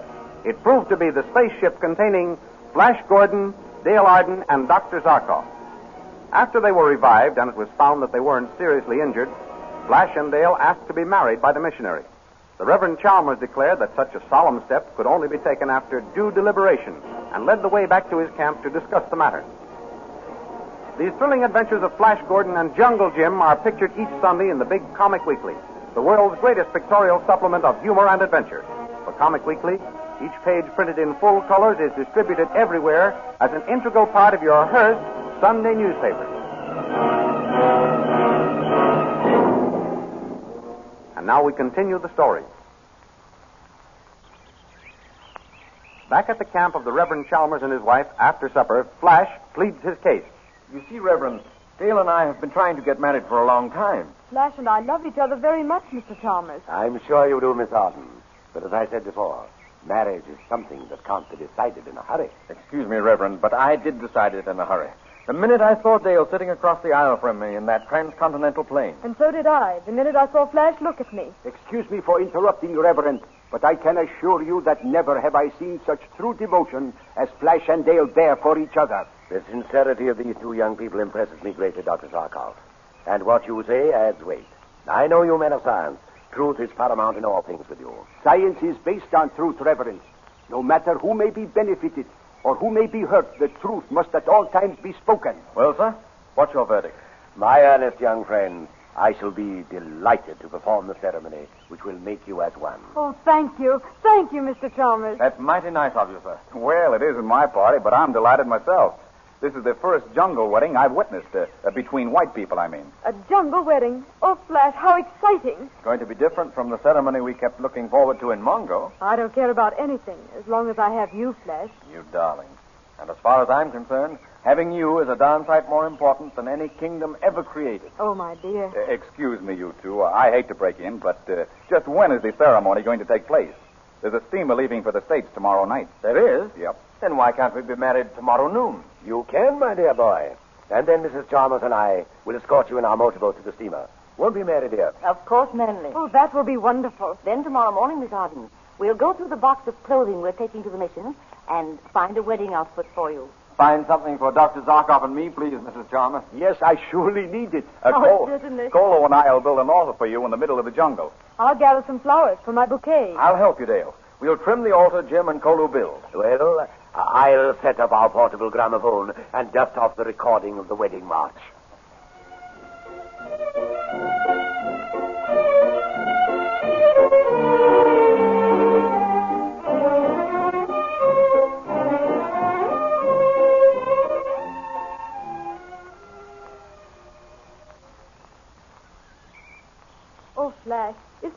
gorgeous. Not half as gorgeous as you are, Dale. Thank you. But just think, we couldn't have an altar all trimmed in orchids if we were being married in the States. That's only too true. Your color of gardenias is beautiful. I thought it was when I made it. And to think all this was had just for the picking. I wonder what that can be. Jim? Jim? Hello? What are those tom-toms for? Oh, some natives having a powwow. Say, you're the prettiest bride I ever saw, Miss Arden. Why, thank you. For once, Dale can't use the usual feminine reply to a compliment. Oh, these things, heavens, they're old. I could say that, and it would be true. But I'm grateful to Miss Somebody for them. As I am to Mr. Somebody for this blue suit and bow tie. Jim, have you the ring we borrowed from Mrs. Chalmers? Right here. Keep your shirt on. Where's Dr. Zarkov and Mr. Chalmers? Well, Zarkov's getting dressed. The Reverend setting the gramophone so Mrs. Chalmers can play the wedding march. All right, Mr. Gordon. I think we're ready.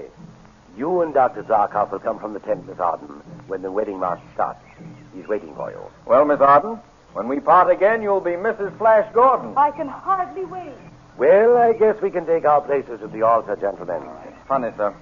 This is the thing I've wanted more than anything in my life, marrying Dale. Now I'm more scared to stand in front of that altar and go through the ceremony than I ever was when I rescued her from our enemies in Mongo. It's the solemnity of the occasion, my dear boy. Now, you and Jungle Jim stand here at my left. That's it. All ready, Mary?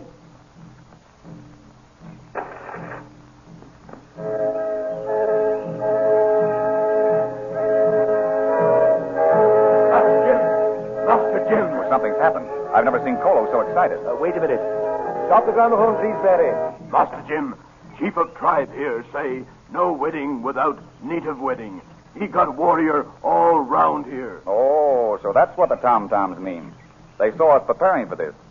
Do you mind being married a la native first, Flash? It will simplify things. No, of course not. Dale, come here. Here come Chief to perform ceremony. What's the matter, Flash? The natives intend to start trouble if we don't let them marry us for the local ceremony. Do you mind going through with it? Of course I don't. I think it's thrilling. Our wedding will really be a jungle wedding in more ways than one. All right, Chief. Shoot. What do we do? Weini taunga, magataga daraita, ipang pananag kanimawai babuega, yamo nagasira, et magayen nagapa, ak marua nagapanulod. What's he saying? We ask Derek to make a happy union. Give good hunting, and may you have all the things you need for the rest of your lives. Hold out hand. What's he going to do? Anoint Flash's forefinger with coconut oil. See? He's tracing Flash's finger from the tip to the pulse. Apayat magayen naga palad. That means, may your good fortune ascend. Apayat yagamen naga lapay. And that means, may your bad fortune descend. And now he goes from the pulse to the tip of the finger. You're next, Miss Arden. Apayat magayen naga palad. Apayat yagamen naga lapay. Here rice to unflash. Missy? What do we do with these balls of rice? The chief is making signs for you to exchange them. Oh. Here, Dale. And you take this one, Flash. And now, friends, everything's okay with the chief. You're married. Is that all there is to it? Yes, that's all. Why, it's terribly unimpressive. Well, that's because it doesn't mean anything to us. Let's really be married now. Please take your places. Come, Dale, back to the tent. All right, Mary.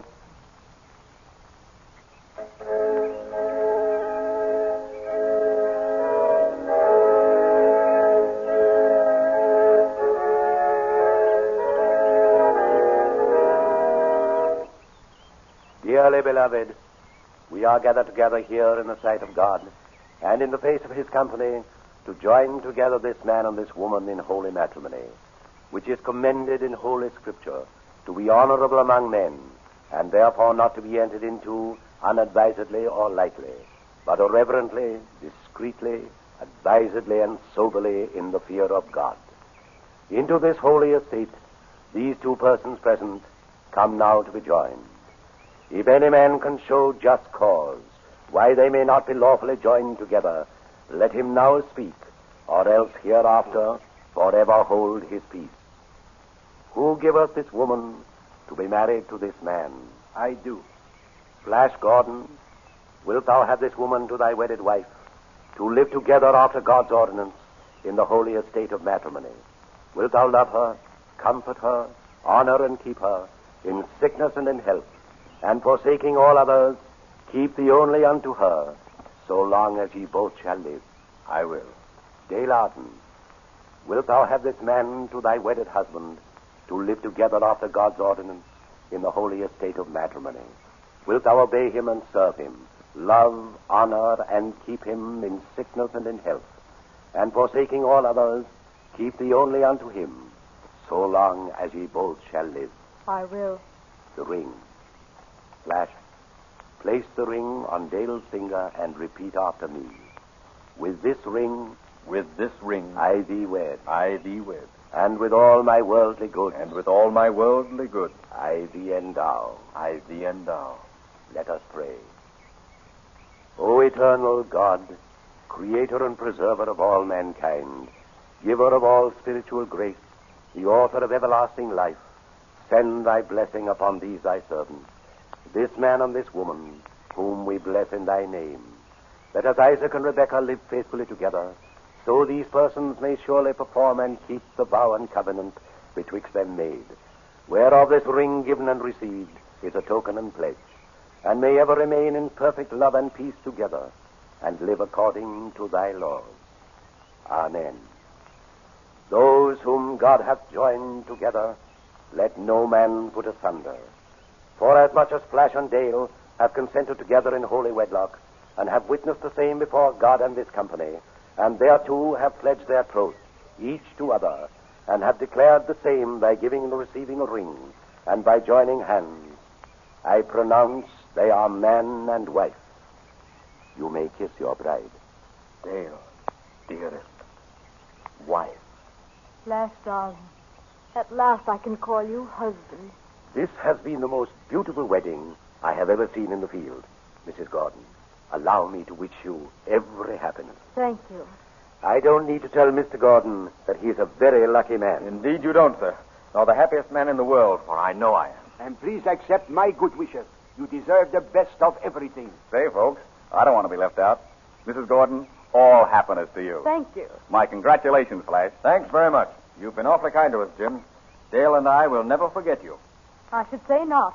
And when you come back to the United States, you must come and see us. Thank you, ma'am. I sure will. And speaking of the States, I don't want to hurry you, but... Bless my soul. We'd better be getting started if you want to make the steamer. Are you all ready? Yes. We're going with just the clothes we have on our backs, thanks to your people back home. Come on. Let's get into the motorboat. This old Prince Albert could be a little looser, but it's very dressy looking, don't you think? You look terribly distinguished, Dr. Zarkov. Oh, thank you, Dale. Well, since the Charmers are taking us to the steamer, I guess there's just you and Colo to say goodbye to, Jim. Wish you were coming to see us off. Well, we might if there'd been room, but it's just as well parting now. We can say it all here. And Colo and I better be getting back to that camp of ours, if there's any camp left. You right, Boss Jim. Maybe river pirates set fire camp while we gone. Flash, hurry. We're waiting. Coming, dear. Well, so long, Jim. Thanks for everything. That's okay, Flash. Good luck to you. Goodbye, Colo. Goodbye, Tuan Flash. Hurry up, Flash. Very well. Goodbye. Goodbye.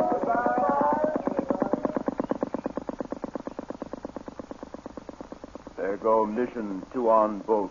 Downriver against sun. Yes, Colo. There goes Mission 2-on's boat. You know, Flash Gordon's a great fellow. Maybe we'll see him again sometime. Well, I wonder what's going to happen to us next, Colo.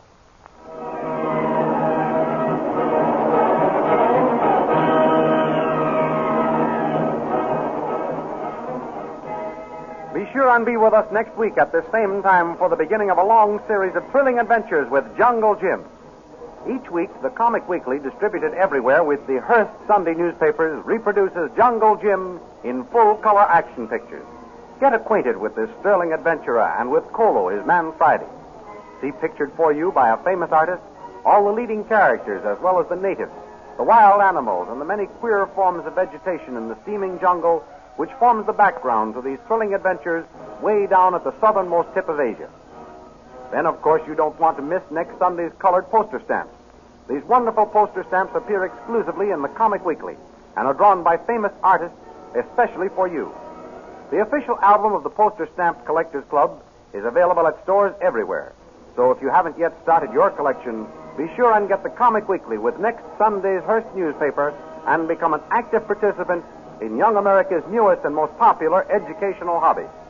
And now, goodbye until next week, when we will be back with a thrilling adventure story of Jungle Jim.